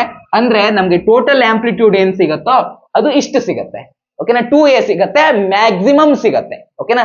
ಹೀಗಾಗಿ ಇದನ್ನ ನಾವು ಕನ್ಸ್ಟ್ರಕ್ಟಿವ್ ಇಂಟರ್ಫೆರೆನ್ಸ್ ಅಂತ ಕರಿತೀವಿ. ಇವಾಗ ಸಪೋಸ್ ಒಂದು ವೇವ್ ಉಲ್ಟಾ ಇದೆ ಅಂತ ಇಟ್ಕೊಳ್ಳಿ. ಅಂದ್ರೆ ಅವುಗಳ ನಡುವಿನ ಫೇಸ್ ಡಿಫ್ರೆನ್ಸ್ 180 ಡಿಗ್ರಿ ಇದೆ. ಸೀದಾ ಅಂದ್ರೆ ಹೀಗಿರ್ಬೇಕು. ಹೌದಾ? ಇವೆರಡು ಸೇಮ್ ಇದೆ ಅಂದ್ರೆ ಹೀಗಿರ್ಬೇಕು. ಎಕ್ಸಾಕ್ಟ್ಲಿ ಉಲ್ಟಾ ಇದ್ದಾನೆ ಅಂದ್ರೆ 180 ಡಿಗ್ರಿ ಉಲ್ಟಾ ಇರ್ಬೇಕು. ಹೌದಾ? ಸೊ ಹೀಗಾಗಿ 180 ಡಿಗ್ರಿ. ಇವಾಗ ಇದ್ರ ಎಕ್ಸಾಕ್ಟ್ಲಿ ಉಲ್ಟಾ ಅಂದ್ರೆ 180 ಡಿಗ್ರಿ ಫೇಸ್ ಡಿಫ್ರೆನ್ಸ್ ಅಲ್ಲಿ ಬಿಡ್ಸ್ಕೋಬೇಕಂದ್ರೆ ನಾನು ಏನ್ ಮಾಡ್ಬೇಕು? ಇದು ಉಬ್ಬಿರೋ ಜಾಗದಲ್ಲಿ ಇಲ್ಲಿ ತಗ್ಗಿರೋದನ್ನ ಬಿಡ್ಸ್ಕೋಬೇಕು. ಇದು ತಗ್ಗಿರೋ ಜಾಗದಲ್ಲಿ ಈ ವೇವ್ ಉಬ್ಬಿರೋದನ್ನ ಬಿಡ್ಸ್ಕೋಬೇಕು. ಇದು ಉಬ್ಬಿರೋ ಜಾಗದಲ್ಲಿ ಇದು ತಗ್ಗಿದೆ ಅಂತ ಹೇಳ್ಬೇಕು. ಇದು ತಗ್ಗಿರೋ ಜಾಗದಲ್ಲಿ ಇದು ಉಬ್ಬಿದೆ ಅಂತ ಹೇಳ್ಬೇಕು. ಸೊ ಈ ರೀತಿಯಾಗಿ ನಮ್ದು ವೇವ್ ಅನ್ನ ನಾವು ಬಿಡ್ಸ್ಕೋಬೇಕು. ಸೇಮ್ ವೇವ್ ಲೆಂತ್ ಇದೆಯಾ? ವೇವ್ ಲೆಂತ್ ಎರಡರದ್ದು ಸೇಮ್ ಇದೆ. ಹೌದಾ? ಸೊ ವೇವ್ ಲೆಂತ್ ಸೇಮ್ ಇದೆ ಅಂತಂದ್ರೆ ಈ ಎರಡರದ್ದು ವೇವ್ ಲೆಂತ್ ಕಂಪೇರ್ ಮಾಡ್ರೆ ವೇವ್ ಲೆಂತ್ ಸೇಮ್ ಇದೆ. ವೇವ್ ಲೆಂತ್ ಸೇಮ್ ಇದೆ ಅಂತಂದ್ರೆ ಫ್ರೀಕ್ವೆನ್ಸಿ ಸೇಮ್ ಇದೆ. They are coherent sources. ಅವುಗಳ ಫೇಸ್ ಏನಿದೆ ಯಾವತ್ತು ಕಾನ್ಸ್ಟಂಟ್ ಇದೆ. ಹೌದಾ? ಯಾವತ್ತು 180 ಡಿಗ್ರಿನೇ ಅದರ ಫೇಸ್ ಡಿಫ್ರೆನ್ಸ್ ಇದೆ.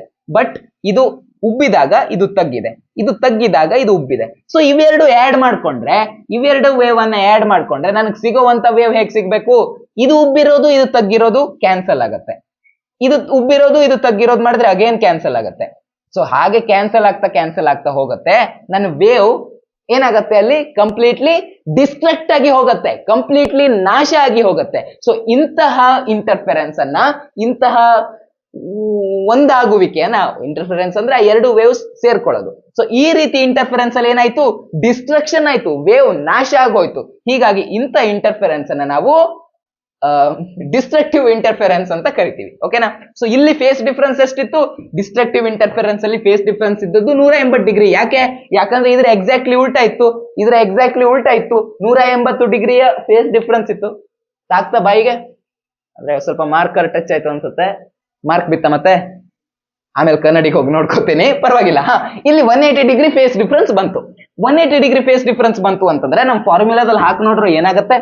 ಇಲ್ಲಿ 180 ಡಿಗ್ರಿ ಹಾಕಿದ್ರೆ 5 ಜಾಗದಲ್ಲಿ, ಅಂದ್ರೆ ನಮ್ದು a is equal to 2a cos 5 ಜಾಗದಲ್ಲಿ 180 ಹಾಕೋತೀನಿ, ಡಿವೈಡೆಡ್ ಬೈ 2 ಇದೆ. 180 ಡಿವೈಡೆಡ್ ಬೈ 2 ಅಂತಂದ್ರೆ 90 ಆಗತ್ತೆ. ಕಾಸ್ 90 ಡಿಗ್ರಿ ಅಂದ್ರೆ ಎಷ್ಟಪ್ಪ? ಕಾಸ್ 90 ಡಿಗ್ರಿ ಅಂತಂದ್ರೆ 0. ಸೊ ಇಡೀ ವ್ಯಾಲ್ಯೂ ಏನಾಗುತ್ತೆ? ಈ ಇಡೀ ವ್ಯಾಲ್ಯೂ 0 ಆಗುತ್ತೆ. ಹೀಗಾಗಿ ಎ ವ್ಯಾಲ್ಯೂ ಏನ್ ಸಿಗುತ್ತೆ? ನಮ್ಗೆ 0 ಅಂತ ಸಿಗುತ್ತೆ. ಅಂದ್ರೆ ಏನಾಗಿದೆ ಅಂತ ಅರ್ಥ? ನಮ್ ವೇವ್ ನಾಶ ಆಗಿದೆ ಅಂತ ಅರ್ಥ. ನೋಡಿದ್ರ? ಬರೀ ಒಂದು ಫಾರ್ಮುಲಾ ಹೇಗೆ ಇಡೀ ಥಿಯರಿನ ಎಕ್ಸ್ಪ್ಲೈನ್ ಮಾಡುತ್ತೆ ಅಂತ. This is the beauty of physics. ಇವಾಗ ನೆಕ್ಸ್ಟ್ ಟಾಪಿಕ್ ಗೆ ಮೂವ್ ಆಗೋಣ. ಇದೇನ್ರಪ್ಪ ಇದು? ಇದು ನನ್ನ ಇಯರ್ಫೋನ್ಸ್. ಸರ್ ಏನ್ ಸರ್ ಕ್ಲಾಸ್ ಮಾಡ್ಬೇಕಾದ್ರೆ ಹಾಡ್ ಕೇಳ್ತೀರಾ ಸರ್? ಹಾಡ್ ಕೇಳಲ್ಲಪ್ಪ. ನಾನು ಕ್ಲಾಸ್ ಮಾಡ್ಬೇಕಾದ್ರೆ ಸರಿಯಾಗಿ ಕ್ಲಾಸೇ ಮಾಡ್ತೀನಿ. ನೀವು ಹಂಗೆ ಓದ್ಬೇಕಾದ್ರೆ ಮುಚ್ಕೊಂಡು ಓದಿ, ಅದ್ ಬಿಟ್ಟು ಬಾಕಿ ಎಲ್ಲ ಮಾಡಕ್ ಹೋಗ್ಬೇಡಿ. ಸರ್ ಮತ್ತೆ ಯಾಕೆ ಸರ್ ಈ ಇಯರ್ಫೋನ್ಸ್? ಈ ಇಯರ್ಫೋನ್ಸ್ ಯಾಕಪ್ಪ ಅಂತಂದ್ರೆ ಇದ್ರಲ್ಲಿ ಒಂದು ಸ್ಪೆಷಾಲಿಟಿ ಇದೆ. ಇದು ನಾರ್ಮಲ್ ಇಯರ್ಫೋನ್ಸ್ ಅಲ್ಲ. ಇದು ಹಾಕೊಂಡ್ರೆ ಏನಾಗತ್ತಪ್ಪ ಅಂತಂದ್ರೆ ನನ್ ಸುತ್ತ ಇರುವಂತ ನಾಯ್ಸ್ ನನಗೆ ಕೇಳಿಸಲ್ಲ. ಇವಾಗ ಇಲ್ಲಿ ನನ್ ಫ್ಯಾನ್ ತಿರುಗ್ತಾ ಇದೆ, ಬಟ್ ಫ್ಯಾನ್ ತಿರುಗ್ತಾ ಇರೋ ಸೌಂಡ್ ನನಗೆ ಕೇಳಿಸಲ್ಲ. ಇದು ಯಾಕೆ ಕೇಳಿಸಲ್ಲ ಅಂದ್ರೆ ಇದು ಸುಮ್ನೆ ನನ್ ಕಿವಿ ಮುಚ್ಚತ್ತೆ ಅಂತ ಅಲ್ಲ. ಇದೇನ್ ಮಾಡತ್ತೆ ಅಂತಂದ್ರೆ ಇದ್ರಲ್ಲಿ ಒಂದು ಸ್ಪೆಷಲ್ ಫೀಚರ್ ಇದೆ, ನಾಯ್ಸ್ ಕ್ಯಾನ್ಸಲಿಂಗ್ ಫೀಚರ್ ಅಂತ ಕರೀತಾರೆ. ಸೊ ಈ ನಾಯ್ಸ್ ಕ್ಯಾನ್ಸಲಿಂಗ್ ಫೀಚರ್ ಯಾವ ರೀತಿ ವರ್ಕ್ ಆಗತ್ತಪ್ಪ ಅಂತಂದ್ರೆ, ಇವಾಗ ನೀವು ನೋಡಿದ್ರಲ್ವಾ ಡಿಸ್ಟ್ರಕ್ಟಿವ್ ಇಂಟರ್ಫಿಯರೆನ್ಸ್ ಯಾವ ರೀತಿ ವರ್ಕ್ ಆಗುತ್ತೆ ಅಂತ ನೋಡಿದ್ರಲ್ವಾ, ಎಕ್ಸಾಕ್ಟ್ಲಿ ಅದೇ ರೀತಿಲಿ ಈ ನಾಯ್ಸ್ ಕ್ಯಾನ್ಸಲಿಂಗ್ ಫೀಚರ್ ವರ್ಕ್ ಆಗತ್ತೆ. ಏನಾಗತ್ತಪ್ಪ ಅಂತಂದ್ರೆ ನಾನು ಇಯರ್ಫೋನ್ ಹಾಕೊಂಡಿದ್ದೀನಿ ಅಂತಂದ್ರೆ ಇದರಲ್ಲಿ ಮೈಕ್ಸ್ ಇದೆ.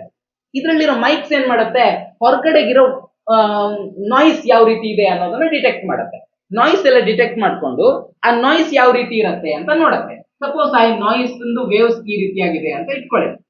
ಆವಾಗ ಈ ಇಯರ್ಫೋನ್ ಒಳಗಡೆ ಸ್ಪೀಕರ್ ಇರುತ್ತಲ್ವಾ, ಇದೆಲ್ಲ ಅದು ಲೆಕ್ಕ ಮಾಡುತ್ತೆ, ಎಷ್ಟಿದೆ, ಎಷ್ಟದ್ರದ್ದು ಆಂಪ್ಲಿಟ್ಯೂಡ್ ಎಷ್ಟಿದೆ, ಎಲ್ಲ ಎಷ್ಟಿದೆ ಅಂತ ಈ ವೇವ್ಸ್ ಇಂದೆಲ್ಲ ಲೆಕ್ಕ ಮಾಡುತ್ತೆ. ಹೊರಗಡೆ ನಾಯ್ಸಿನ ಆಂಪ್ಲಿಟ್ಯೂಡ್ ಎಷ್ಟಿದೆ, ಅದೆಷ್ಟಿದೆ, ಇದೆಷ್ಟಿದೆ ಎಲ್ಲ ಲೆಕ್ಕ ಮಾಡುತ್ತೆ.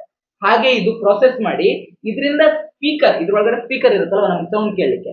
ಸೊ ಆ ಸ್ಪೀಕರ್ ನಲ್ಲಿ ಎಕ್ಸಾಕ್ಟ್ ನಮ್ಗೆ ಹೇಗೆ ಬಂದಿದ್ಯೋ ಅದಕ್ಕಿಂತ 180 ಡಿಗ್ರಿ ಫೇಸ್ ಡಿಫ್ರೆನ್ಸ್ ನಲ್ಲಿ, ಅಂದ್ರೆ ಈ ರೀತಿ ವೇವ್ ಹೊರಗಡೆ ಇರೋ ನಾಯ್ಸ್ ಇದೆ ಅಂತಂದ್ರೆ ಈ ನಮ್ದು ಸ್ಪೀಕರ್ ಇಂದ ಬರುವಂತ ವೇವ್ ಹೆಂಗಿರುತ್ತಪ್ಪ ಅಂತಂದ್ರೆ ಇದ್ರ ಎಕ್ಸಾಕ್ಟ್ಲಿ ಉಲ್ಟಾ ವೇವ್ ಅನ್ನ ನಮ್ಮ ಇಯರ್ಫೋನ್ ನಲ್ಲಿ ಇರುವಂತ ಸ್ಪೀಕರ್ ಜನರೇಟ್ ಮಾಡುತ್ತೆ.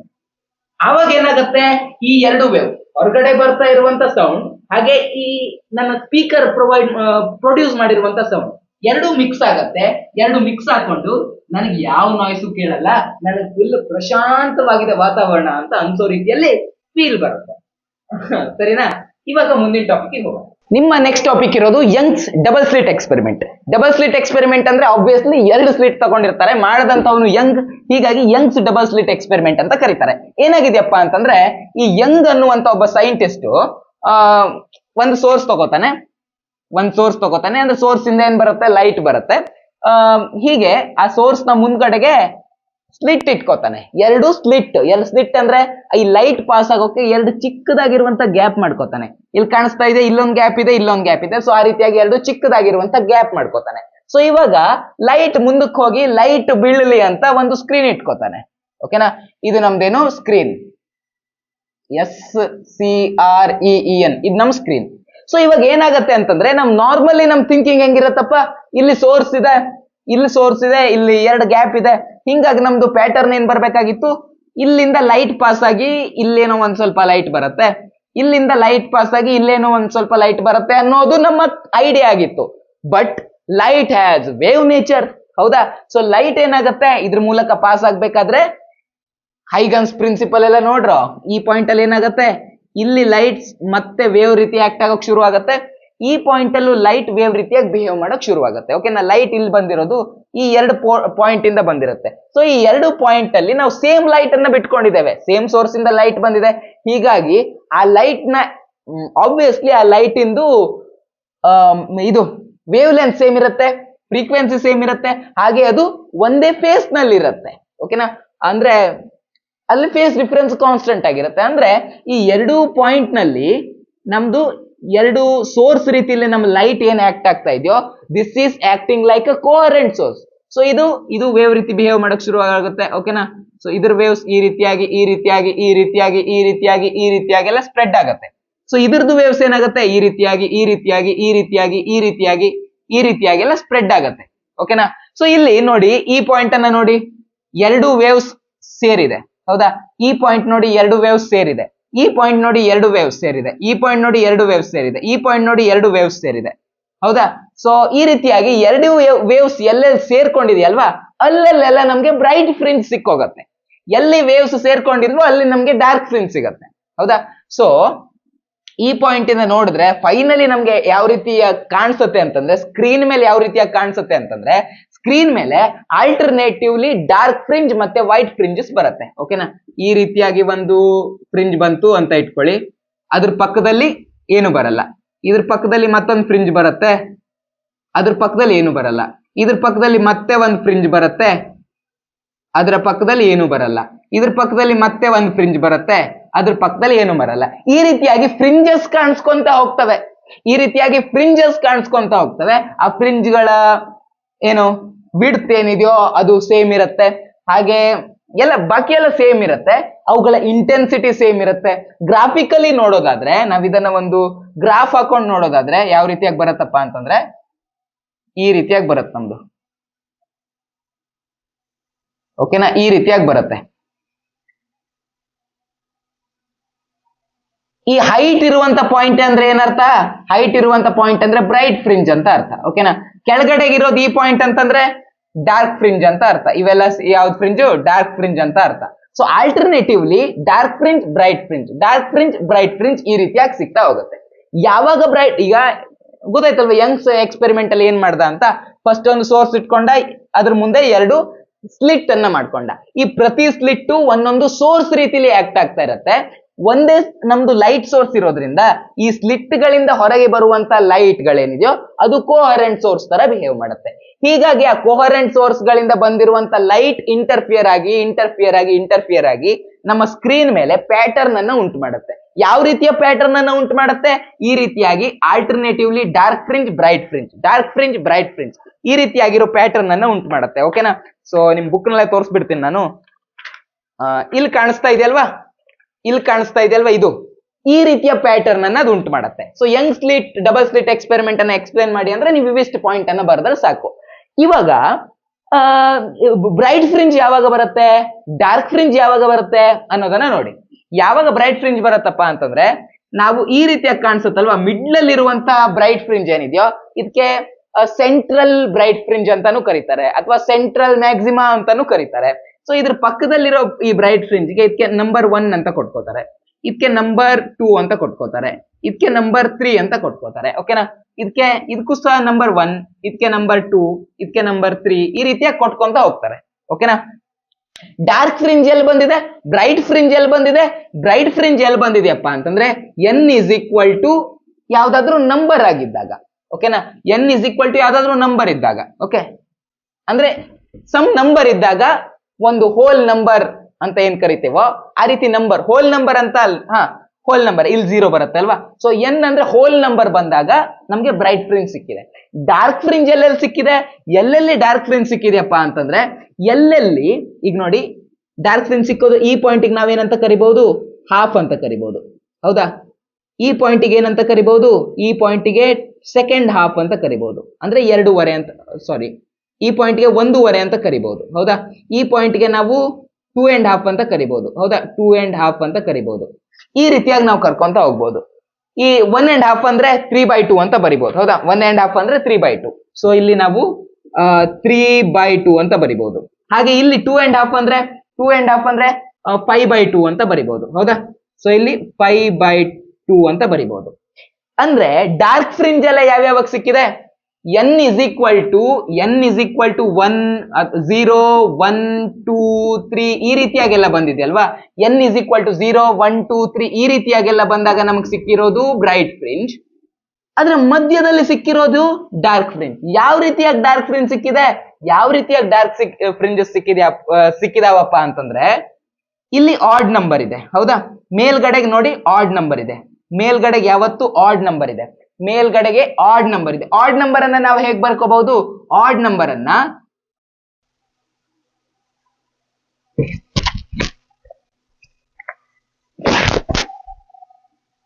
ಐ ಆಮ್ ಸಾರಿ ಗೈಸ್, ಇಲ್ಲಿ ವಿಡಿಯೋ ಮಾಡ್ತಾ ಇದ್ದೆ, ನನ್ನ ಪಾಟಿಗೆ ನಾನು ಪಾಠ ಮಾಡ್ತಾ ಇದ್ದೆ, ಅಲ್ಲಿ ಫೋನ್ ರೆಕಾರ್ಡ್ ಮಾಡಿ ಕೊಟ್ಟಿದ್ದೆ, ಫೋನ್ ಸ್ವಿಚ್ ಆಫ್ ಆಗಿಬಿಡ್ತು, ನಂಗೆ ಗೊತ್ತೇ ಆಗಿಲ್ಲ. ನಾವೆಲ್ಲಿದ್ವಿ ಅಂತಂದ್ರೆ ಈ ರೀತಿಯಾಗಿ ಪ್ಯಾಟರ್ನ್ ಬಗ್ಗೆ ಅಬ್ಸರ್ವ್ ಮಾಡ್ತಾ ಇದ್ವಿ. ಹೌದಾ? ಎನ್ ನಲ್ಲಿ ಯಾವ್ದಾದ್ರು ನಂಬರ್ ಬರ್ಲಿ, 0 ಬರ್ಲಿ, 1 ಬರ್ಲಿ, 2 ಬರ್ಲಿ, 3 ಬರ್ಲಿ, ಹೀಗೆ ಯಾವುದೇ ನಂಬರ್ ಬಂದ್ರು ನಮ್ಗೆ ಏನ್ ಸಿಗ್ತಾ ಇತ್ತು, ನಮಗೆ ಬ್ರೈಟ್ ಫ್ರಿಂಜ್ ಸಿಗ್ತಾ ಇತ್ತು. ಹೌದಾ? ನಮಗೆ ಬ್ರೈಟ್ ಫ್ರಿಂಜ್ ಸಿಗ್ತಾ ಇತ್ತು. ಡಾರ್ಕ್ ಫ್ರಿಂಜ್ ಯಾವಾಗ ಸಿಗ್ತಾ ಇತ್ತು, ಈ ರೀತಿ ನಮ್ ಪ್ಯಾಟರ್ನ್. ಹೌದಾ? ಈ ರೀತಿ ನಮ್ ಪ್ಯಾಟರ್ನ್ ಇತ್ತು. ಕರೆಕ್ಟಾ? ಇದನ್ನ ನಾವು ಸೆಂಟರ್ ಮ್ಯಾಕ್ಸಿಮಾ ಅಂತ ತಕೊಂಡ್ರೆ, ಇಲ್ಲಿ 1, ಇದಕ್ಕೆ 1 ಅಂತ ಕೊರಿಬಾ, ಇದಕ್ಕೆ 1, ಇದು 2 ಈ ರೀತಿ n ವ್ಯಾಲ್ಯೂ ಏನು, ಯಾವ್ದಾದ್ರು ಒಂದು ನಂಬರ್ ಬಂದಾಗ ನಮ್ಗೆ ಏನ್ ಸಿಗ್ತಾ ಇತ್ತು, ನಮ್ಗೆ ಬ್ರೈಟ್ ಫ್ರಿಂಜ್ ಸಿಗ್ತಾ ಇತ್ತು. ಹೌದಾ? ಮೇಲ್ಗಡೆಗಿದೆ. ಸೊ ಬ್ರೈಟ್ ಫ್ರಿಂಜ್ ಸಿಗ್ತಾ ಇತ್ತು. ಡಾರ್ಕ್ ಫ್ರಿಂಜ್ ಯಾವಾಗ ಸಿಗತ್ತೆ, ಇಲ್ಲಂದ್ರೆ ಹಾಫ್ ಇದ್ದಾಗ, ಇಲ್ಲಂದ್ರೆ 3/2 ಇದ್ದಾಗ. ಕರೆಕ್ಟಾ? ಇಲ್ಲಂದ್ರೆ 5/2 ಇದ್ದಾಗ.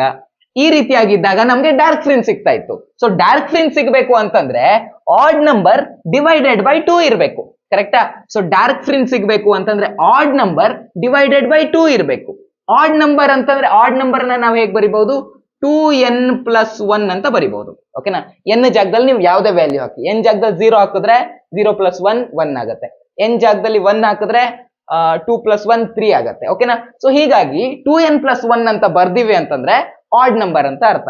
ನಮಗೆ ಆಡ್ ನಂಬರ್ ಡಿವೈಡೆಡ್ ಬೈ 2 ಸಿಗ್ಬೇಕು. So odd number divided by 2 ಮಾಡಿದಾಗ ನಮ್ಗೆ ಏನ್ ಸಿಗತ್ತೆ, ನಮಗೆ ಡಾರ್ಕ್ ಫ್ರಿಂಜ್ ಸಿಗತ್ತೆ. ಓಕೆನಾ? ನಮಗೆ ಡಾರ್ಕ್ ಫ್ರಿಂಜ್ ಸಿಗತ್ತೆ. ಹೀಗಾಗಿ ಕಂಡೀಷನ್ ಫಾರ್ ಬ್ರೈಟ್ ಫ್ರಿಂಜ್ ಕೇಳಿದ್ರೆ ಏನ್ ಬರಿಬೇಕು, ಕಂಡೀಷನ್ ಫಾರ್ ಡಾರ್ಕ್ ಫ್ರಿಂಜ್ ಕೇಳಿದ್ರೆ ಏನ್ ಬರಿಬೇಕು ಅಂತ ನೋಡೋಣ. ಓಕೆನಾ.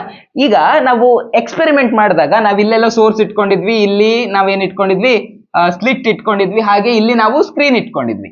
ಈ ಸ್ಲಿಟ್ ಮತ್ತೆ ಸ್ಕ್ರೀನ್ ನ ನಡುವಿನ ಡಿಸ್ಟೆನ್ಸ್ ಅನ್ನು ನಾವು ಕ್ಯಾಪಿಟಲ್ ಡಿ ಅಂತ ಕರ್ಕೊಂಡ್ರೆ, ಹಾಗೆ ಈ ಎರಡು ಸ್ಲಿಟ್ ಇದೆಯಲ್ವಾ, ಈ ಸ್ಲಿಟ್ ಗಳ ನಡುವಿನ ಡಿಸ್ಟೆನ್ಸ್ ಏನಿದೆಯೋ ಇದನ್ನ ನಾವು ಸ್ಮಾಲ್ ಡಿ ಅಂತ ಕರ್ಕೊಂಡ್ರೆ, ಓಕೆ, ಈ ರೀತಿಯಾಗಿ ನಾವು ಕರ್ಕೊಂಡಿದೀವಿ ಅಂತಂದ್ರೆ ಕಂಡೀಷನ್ ಫಾರ್ ಬ್ರೈಟ್ ಫ್ರಿಂಜ್ ಏನಾಗತ್ತಪ್ಪ ಅಂದ್ರೆ, ಇಲ್ಲಿ ನಾವು ಸೋರ್ಸ್ ಇಟ್ಕೊಂಡಿದೀವಿ, ಹೌದಾ. ಸೋರ್ಸ್ಗೆ ಒಂದು ಫಿಕ್ಸ್ಡ್ ವೇವ್ ಲೆಂತ್ ಇರುತ್ತೆ.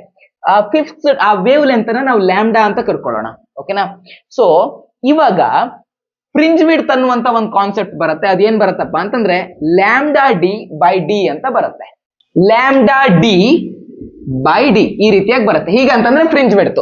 ಇದ್ರ ಬಗ್ಗೆ ತಲೆ ಕೆಡಿಸ್ಕೋಬೇಡಿ ನೀವು, ಯಾಕಂದ್ರೆ ಇದು ಫ್ರಿಂಜ್ ವಿಡ್ತ್ ಅನ್ನುವಂತ ಎಕ್ಸ್ಪ್ರೆಷನ್ ಅನ್ನ ನಿಮ್ಮ NCERT ಟೆಕ್ಸ್ಟ್ ಬುಕ್ ಇಂದಾನೆ ಎತ್ಬಿಟ್ಟಿದ್ದಾರೆ. ನಾವೆಲ್ಲ ಕಲಿಬೇಕಾದ್ರೆ ಇತ್ತಿದು, ಬಟ್ ನಿಮ್ಗೆ ಇವೆಲ್ಲ ಇಲ್ಲ. ಸೊ ಏನ್ ಮಾಡ್ಕೋಬೇಕು, ಕಂಡೀಷನ್ ಆಫ್ ಬ್ರೈಟ್ ಫ್ರಿಂಜ್ ಕೇಳಿ, ಕಂಡೀಷನ್ ಆಫ್ ಡಾರ್ಕ್ ಫ್ರಿಂಜ್ ಕೇಳಿ, ಯಾವ್ದು ಕೇಳಿದ್ರು ನಮ್ಗೆ ಈ ಲ್ಯಾಂಬ್ಡಾ ಡಿ ಬೈ ಡಿ ಅನ್ನೋದು ಗೊತ್ತಿರಬೇಕು. ಕ್ಯಾಪಿಟಲ್ ಡಿ ಅಂತಂದ್ರೆ ಸ್ಲಿಟ್ ಮತ್ತೆ ಸ್ಕ್ರೀನ್ ನ ನಡುವೆ ಇರುವಂತ ಡಿಸ್ಟೆನ್ಸ್, ಸ್ಮಾಲ್ ಡಿ ಅಂತಂದ್ರೆ ಆ ಸ್ಲಿಟ್ ನಡುವೆ ಇರುವಂತ ಸ್ಮಾಲ್ ಡಿಸ್ಟೆನ್ಸ್. ಓಕೆನಾ. ಸ್ಮಾಲ್ ಡಿ ಅಂದ್ರೆ ಸ್ಮಾಲ್ ಡಿಸ್ಟೆನ್ಸ್ ಎಲ್ಲಿರುತ್ತೆ, ಆ ಎರಡು ಸ್ಲಿಟ್ ಗಳ ನಡುವೆ ಇರೋ ಡಿಸ್ಟೆನ್ಸ್ ಆಗಿರುತ್ತೆ. ಕ್ಯಾಪಿಟಲ್ ಡಿ ಅಂದ್ರೆ ಕ್ಯಾಪಿಟಲ್ ಅಂದ್ರೆ ದೊಡ್ಡದಲ್ವಾ, ಸೊ ದೊಡ್ಡ ಡಿಸ್ಟೆನ್ಸ್ ಎಲ್ಲಿರುತ್ತೆ, ಸ್ಲಿಟ್ ಮತ್ತೆ ಸ್ಕ್ರೀನ್ ನ ನಡುವೆ ಇರುತ್ತೆ. ಓಕೆ, ಸೊ ಈ ರೀತಿಯಾಗಿ ನೀವು ನೆನ್ಪಿಟ್ಕೋಬಹುದು. ಇದು ಎರಡು ಎಕ್ಸ್ಪ್ರೆಷನ್ ಅಲ್ಲಿ ಬರುತ್ತೆ. ಕಂಡೀಷನ್ ಫಾರ್ ಬ್ರೈಟ್ ಫ್ರಿಂಜ್ ಅಲ್ಲೂ ಬರುತ್ತೆ, ಕಂಡೀಷನ್ ಫಾರ್ ಡಾರ್ಕ್ ಫ್ರಿಂಜ್ ನಲ್ಲೂ ಇದು ಬರುತ್ತೆ. ಓಕೆನಾ. ಸೊ ಬ್ರೈಟ್ ಫ್ರಿಂಜ್ ಅಲ್ಲಿ ಕಂಡೀಷನ್ ಏನು ಅಂತ ಕೇಳಿದ್ರೆ ನಾವ್ ಏನ್ ಬರಿಬಹುದು, ಬ್ರೈಟ್ ಫ್ರಿಂಜ್ ನಲ್ಲಿ ಕಂಡೀಷನ್ ಏನಪ್ಪಾ ಅಂತ ಕೇಳಿದ್ರೆ, ಬ್ರೈಟ್ ಫ್ರಿಂಜ್ ಅಲ್ಲಿ ನಮ್ಗೆ ಎನ್ ವ್ಯಾಲ್ಯೂ ಡೈರೆಕ್ಟ್ ಹಾಕಿದ್ರೆ ಸಾಕು, ಹೌದಾ. ಸೊ ಎನ್ ವ್ಯಾಲ್ಯೂ ಹಾಕಿದ್ರೆ ಸಾಕು. ಇದು ಬ್ರೈಟ್ ಫ್ರಿಂಜ್ ಗೆ ಎಕ್ಸ್ಪ್ರೆಷನ್. ಡಾರ್ಕ್ ಫ್ರಿಂಜ್ ಗೆ ಏನ್ ಬೇಕಪ್ಪ ಅಂತ ಕೇಳಿದ್ರೆ, ಇಲ್ಲೂ ನಮ್ಗೆ ಲ್ಯಾಂಬ್ಡಾ ಡಿ ಬೈ ಡಿ ಇರ್ಬೇಕು, ಆದ್ರೆ ಮೇನ್ ಕಂಡೀಷನ್ ಏನಿರ್ಬೇಕು ನಮ್ದು, ಇದು ಅದ್ರ ಜೊತೆಗೆ ಇರ್ಬೇಕು. ಓಕೆನಾ. ಇದು ಅಂದ್ರೆ odd number divided by 2. Odd number ಅನ್ನ ಹೇಗೆ ಬರಿತೀವಿ, 2n+1 ಅಂತ ಬರಿತೀವಿ, ಡಿವೈಡೆಡ್ ಬೈ 2 ಅಂತ ಬರಿತೀವಿ. ಇದು ನಮ್ದು ಕಂಡೀಷನ್ ಫಾರ್ ಡಾರ್ಕ್ ಫ್ರಿಂಜ್. ಕ್ಲಿಯರಾ. ಇವೆಲ್ಲ ನಿಮಗೆ ನ್ಯೂಮರಿಕಲ್ ಅಲ್ಲಿ ಹೆಲ್ಪ್ ಆಗುತ್ತೆ. ಇವಾಗ ಡಿಫ್ರಾಕ್ಷನ್ ಬಗ್ಗೆ ನೋಡುವ. ಡಿಫ್ರಾಕ್ಷನ್ ಅಥವಾ ಡೈಫ್ರಾಕ್ಷನ್ ಅಂತ ಕೆಲವರು ಕರೀತಾರೆ. ಸೊ ಡೈಫ್ರಾಕ್ಷನ್ ಅಂತಂದ್ರೆ ಏನು ಅಂದ್ರೆ, ನಾವು ಯಂಗ್ಸ್ ಡಬಲ್ ಸ್ಲಿಟ್ ಎಕ್ಸ್ಪೆರಿಮೆಂಟ್ ಏನ್ ಮಾಡ್ಬೇಕಾದ್ರೆ ಏನ್ ಮಾಡಿದ್ವಿ, ಎರಡು ಸ್ಲಿಟ್ ತಗೊಂಡಿದ್ವಿ, ಡಬಲ್ ಸ್ಲಿಟ್ ತಗೊಂಡಿದ್ವಿ, ಕರೆಕ್ಟಾ. ಬಟ್ ಇಲ್ಲಿ ಡಿಫ್ರಾಕ್ಷನ್ ಎಕ್ಸ್ಪೆರಿಮೆಂಟ್ ಮಾಡ್ಬೇಕಾದ್ರೆ ನಾವೇನ್ ಮಾಡ್ತೀವಪ್ಪ ಅಂದ್ರೆ ಸಿಂಗಲ್ ಸ್ಲಿಟ್ ಅನ್ನ ತಗೋತೀವಿ. ಇಲ್ಲಿ ಸೋರ್ಸ್ ಇಡ್ತೀವಿ, ಸಿಂಗಲ್ ಸ್ಲಿಟ್ ಅನ್ನ ತಗೊಂತೀವಿ. ಇವಾಗ ಇಲ್ಲಿ ನಾವು ಸ್ಕ್ರೀನ್ ಇಟ್ಟಿದೀವಿ ಅಂತಂದ್ರೆ ಸ್ಕ್ರೀನ್ ಮೇಲೆ ಒಂದು ಪ್ಯಾಟರ್ನ್ ಕಾಣಿಸುತ್ತೆ. ಯಾವ ರೀತಿ ಪ್ಯಾಟರ್ನ್ ಕಾಣಿಸುತ್ತಪ್ಪ ಅಂತಂದ್ರೆ,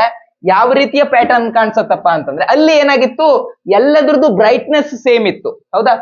ಆ ಯಂಗ್ಸ್ ಡಬಲ್ ಸ್ಲಿಟ್ ಎಕ್ಸ್ಪೆರಿಮೆಂಟ್ ಮಾಡಿದಾಗ ಎಲ್ಲದ್ರದ್ದು ಏನಾಗಿತ್ತು, ಬ್ರೈಟ್ನೆಸ್ ಸೇಮ್ ಇತ್ತು, ಎಲ್ಲದ್ರದ್ದು ಹೈಟ್ ಅಷ್ಟೇ ಇತ್ತು, ಹೌದಾ. ಬ್ರೈಟ್ನೆಸ್ ಎಲ್ಲದ್ರದ್ದು ಸೇಮ್ ಇತ್ತು. ಬಟ್ ಇಲ್ಲಿ ಡಿಫ್ರಾಕ್ಷನ್ ಪ್ಯಾಟರ್ನ್ ಅಲ್ಲಿ ಯಾವ ರೀತಿ ಬರ್ತಪ್ಪ ಅಂದ್ರೆ, ಮಿಡ್ಲ್ ಅಲ್ಲಿ ಒಂದು ಬ್ರೈಟ್ ಫ್ರಿಂಜ್ ಬರುತ್ತೆ, ಅದ್ರ ಪಕ್ಕದಲ್ಲೂ ಬ್ರೈಟ್ ಫ್ರಿಂಜ್ ಬರುತ್ತೆ, ಬಟ್ ಅದು ಒಂದ್ ಸ್ವಲ್ಪ ಕಮ್ಮಿ, ಹಾಗೆ ಇದೊಂದ್ ಸ್ವಲ್ಪ ಕಮ್ಮಿ, ಹಾಗೆ ನೆಕ್ಸ್ಟ್ ಬರೋದು ಎಲ್ಲಕ್ಕಿಂತ ಕಮ್ಮಿ. ಈ ರೀತಿಯ ಕಮ್ಮಿ ಆಗ್ತಾ ಹೋಗುತ್ತೆ. ಹಂಗೆ ಲೆಫ್ಟ್ ಸೈಡ್ಗೂ ಅದೇ ರೀತಿ ಆಗುತ್ತೆ. ಇದಕ್ಕಿಂತ ಅದ್ರ ಪಕ್ಕದಲ್ಲಿರೋದು ಕಮ್ಮಿ, ಪಕ್ಕದಲ್ಲಿರೋದಕ್ಕಿಂತ ಅದ್ರ ಪಕ್ಕದಲ್ಲಿರೋದು ಕಮ್ಮಿ, ಅದ್ರ ಪಕ್ಕದಲ್ಲಿರೋದ್ರಿಂದ ಅದ್ರ ಪಕ್ಕದಲ್ಲಿರೋದು ಕಮ್ಮಿ. ಈ ರೀತಿಯಾಗಿ ಡಿಫ್ರಾಕ್ಷನ್ ಪ್ಯಾಟರ್ನ್ ನಮಗ್ ನೋಡಕ್ ಸಿಗತ್ತೆ. ಓಕೆನಾ. ಸೊ ಅಲ್ಲಿ ಇಂಟರ್ಫೆರೆನ್ಸ್ ಪ್ಯಾಟರ್ನ್ ಬರ್ಲಿಕ್ಕೆ ಯಾವ್ದು ಕಾರಣ, ಅಲ್ಲಿ ನಾವು ಎರಡು ಸ್ಲಿಟ್ ತಗೊಂಡಿದ್ವಿ. ಎರಡು ಸ್ಲಿಟ್ ಯಾವ ರೀತಿ ಆಕ್ಟ್ ಆಗ್ತಾ ಇತ್ತು, ಕೋಹರೆಂಟ್ ಸೋರ್ಸ್ ತರ ಆಕ್ಟ್ ಆಗ್ತಾ ಇತ್ತು. ಆ ಕೋಹರೆಂಟ್ ಸೋರ್ಸ್ ಗಳಿಂದ ಬರುವಂತ ಲೈಟ್ ವೇವ್ಸ್ ಒಂದಕ್ಕೊಂದು ಇಂಟರ್ಫಿಯರ್ ಹಾಕೊಂಡು ಇಂಟರ್ಫೆರೆನ್ಸ್ ಪ್ಯಾಟರ್ನ್ ಅನ್ನ ಕ್ರಿಯೇಟ್ ಮಾಡಿತ್ತು. ಬಟ್ ಇಲ್ಲಿ ಡಿಫ್ರಾಕ್ಷನ್ ಆಗೋದಕ್ಕೆ ಯಾರು ಕಾರಣಪ್ಪ ಅಂತಂದ್ರೆ, ಇಲ್ಲಿ ಲೈಟ್ ವೇವ್ ಬರುತ್ತಲ್ವಾ, ಇಲ್ಲಿ ಏನು ಲೈಟ್ ವೇವ್ ಇಲ್ಲಿಂದ ಹೋಗುತ್ತೋ ಆ light wave again Huygens principle ಪ್ರಕಾರ ಹೋದ್ರೆ ಅಲ್ಲಿ ಮತ್ತೆ ಸೆಕೆಂಡರಿ ವೇವ್ಲೆಟ್ ಜನ್ಮ ಕೊಡುತ್ತೆ. ಆ ಸೆಕೆಂಡರಿ ವೇವ್ಲೆಟ್ ಅದೆಲ್ಲ ವೇವ್ಲೆಟ್ಸ್ ಎಲ್ಲ ಸೇರ್ಕೊಂತ ಆ ವೇವ್ಲೆಟ್ ಗಳು ಸೂಪರ್ ಪೋಸ್ ಹಾಕೊಂಡು ಈ ರೀತಿಯಾಗಿರೋ ಪ್ಯಾಟರ್ನ್ ಸಿಗುತ್ತೆ. ಓಕೆನಾ.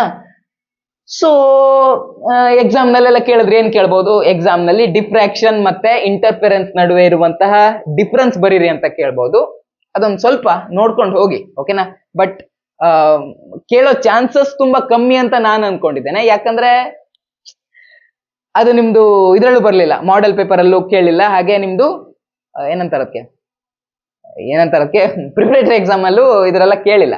ಸೊ ಹೀಗಾಗಿ ಬಟ್ ಸ್ಟಿಲ್ ನೀವು ಒಂದ್ಸಲ ನೋಡ್ಕೊಂಡು ಹೋಗ್ಬಹುದು. ಓಕೆನಾ. ಯಾಕಂದ್ರೆ ನಮ್ ಕಾಲದಲ್ಲ ಅದು ಇಂಪಾರ್ಟೆಂಟ್ ಕ್ವಶನ್ ಆಗಿತ್ತು. ನೆಕ್ಸ್ಟ್ ಟಾಪಿಕ್ ಬರೋಣ. ನೆಕ್ಸ್ಟ್ ಟಾಪಿಕ್ ಇರೋದು ಪೋಲರೈಸೇಷನ್ ಅಂದ್ರೆ, ಈಗ ಲೈಟ್ ವೇವ್ ಯಾವ್ದಾದ್ರು ಒಂದು ತಗೊಂಡಿದ್ದೀರಾ ನಾವು. ಫಾರ್ ಎಕ್ಸಾಂಪಲ್ ನಾನು ಯಾವ್ದೋ ಒಂದು ಬಲ್ಬ್ ತಗೊಂಡೆ, ಏನೋ ಒಂದು ಇಟ್ಕೊಂಡೆ ಅಂತ ಇಟ್ಕೊಳ್ಳಿ, ಲೈಟ್ ಸೋರ್ಸ್ ಇಟ್ಕೊಂಡೆ. ಇವಾಗ ಏನಾಗತ್ತಪ್ಪ ಅಂದ್ರೆ ಈ ಲೈಟ್ ಸೋರ್ಸ್ ನಲ್ಲಿ ಬಂದಿರುವಂತದ್ದು ಎಲ್ಲ ಕಡೆನೂ ಆಸಿಲೇಟ್ ಆಗತ್ತೆ. ಎಲ್ಲ ಕಡೆನೂ ಇದ್ರದ್ದು ಏನು ಇಲೆಕ್ಟ್ರೋಮ್ಯಾಗ್ನೆಟಿಕ್ ವೇವ್ ಏನಿದೆ, ಲೈಟ್ ಇಸ್ ಇಲೆಕ್ಟ್ರೋಮ್ಯಾಗ್ನೆಟಿಕ್ ವೇವ್, ಇದು ಎಲ್ಲ ಕಡೆನೂ ಆಸಿಲೇಟ್ ಆಗತ್ತೆ. ಓಕೆನಾ?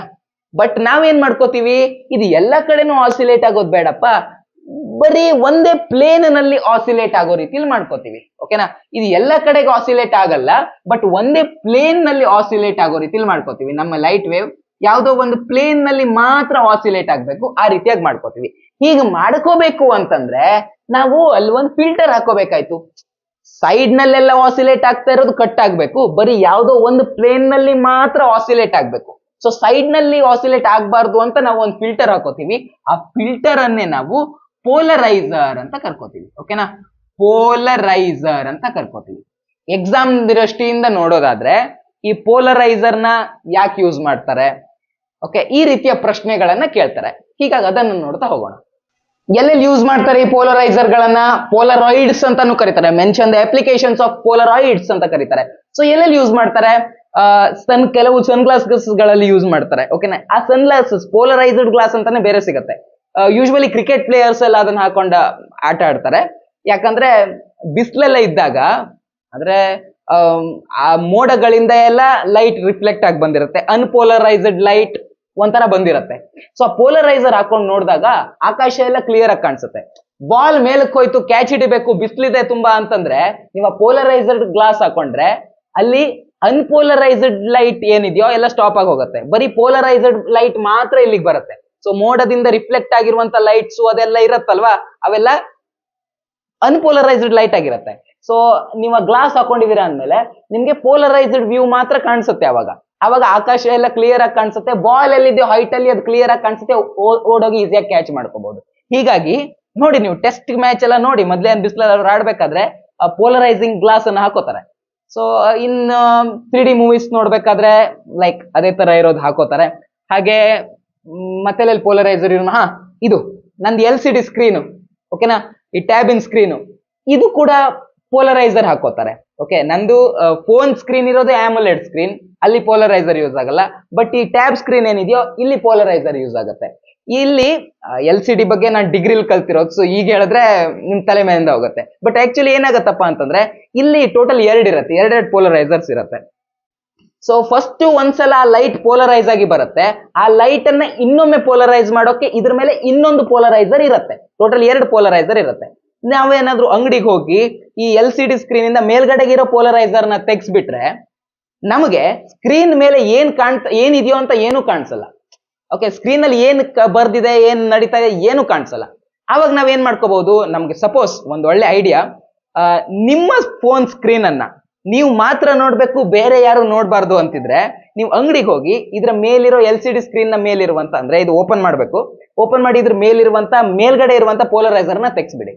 ಮತ್ತೆ ನೀವು ಒಂದು ಪೋಲರೈಸ್ಡ್ ಗ್ಲಾಸ್ ಅನ್ನ ಹಾಕೊಂಡ್ಬಿಡಿ, ಪೋಲರೈಸರ್ ಇರೋ ಗ್ಲಾಸ್ ಅನ್ನ ಹಾಕೊಂಡ್ಬಿಡಿ.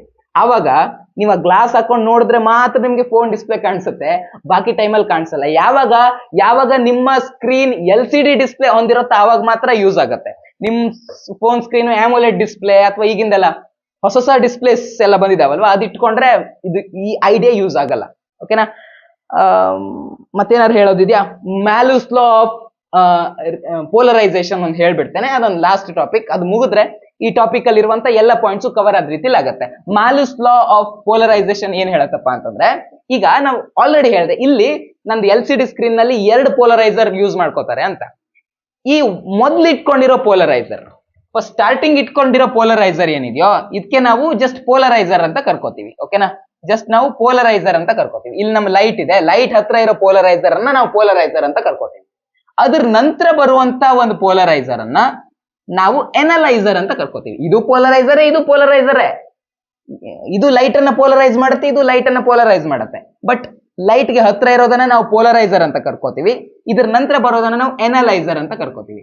ಇವಾಗ ಲೈಟ್ ಇಲ್ಲಿಂದ ಪೋಲರೈಸರ್ ಮೂಲಕ ಬಂದು ಪೋಲರೈಸರ್ ನಿಂದ ಎನಲೈಸರ್ ಒಳಗೆ ಹೋಗಿ ಎನಲೈಸರ್ ಮೂಲಕ ಹೊರಗಡೆ ಬರಬೇಕು ಅಂದ್ರೆ ಅದರ ಇಂಟೆನ್ಸಿಟಿಲಿ ಚೇಂಜಸ್ ಆಗಿರುತ್ತೆ.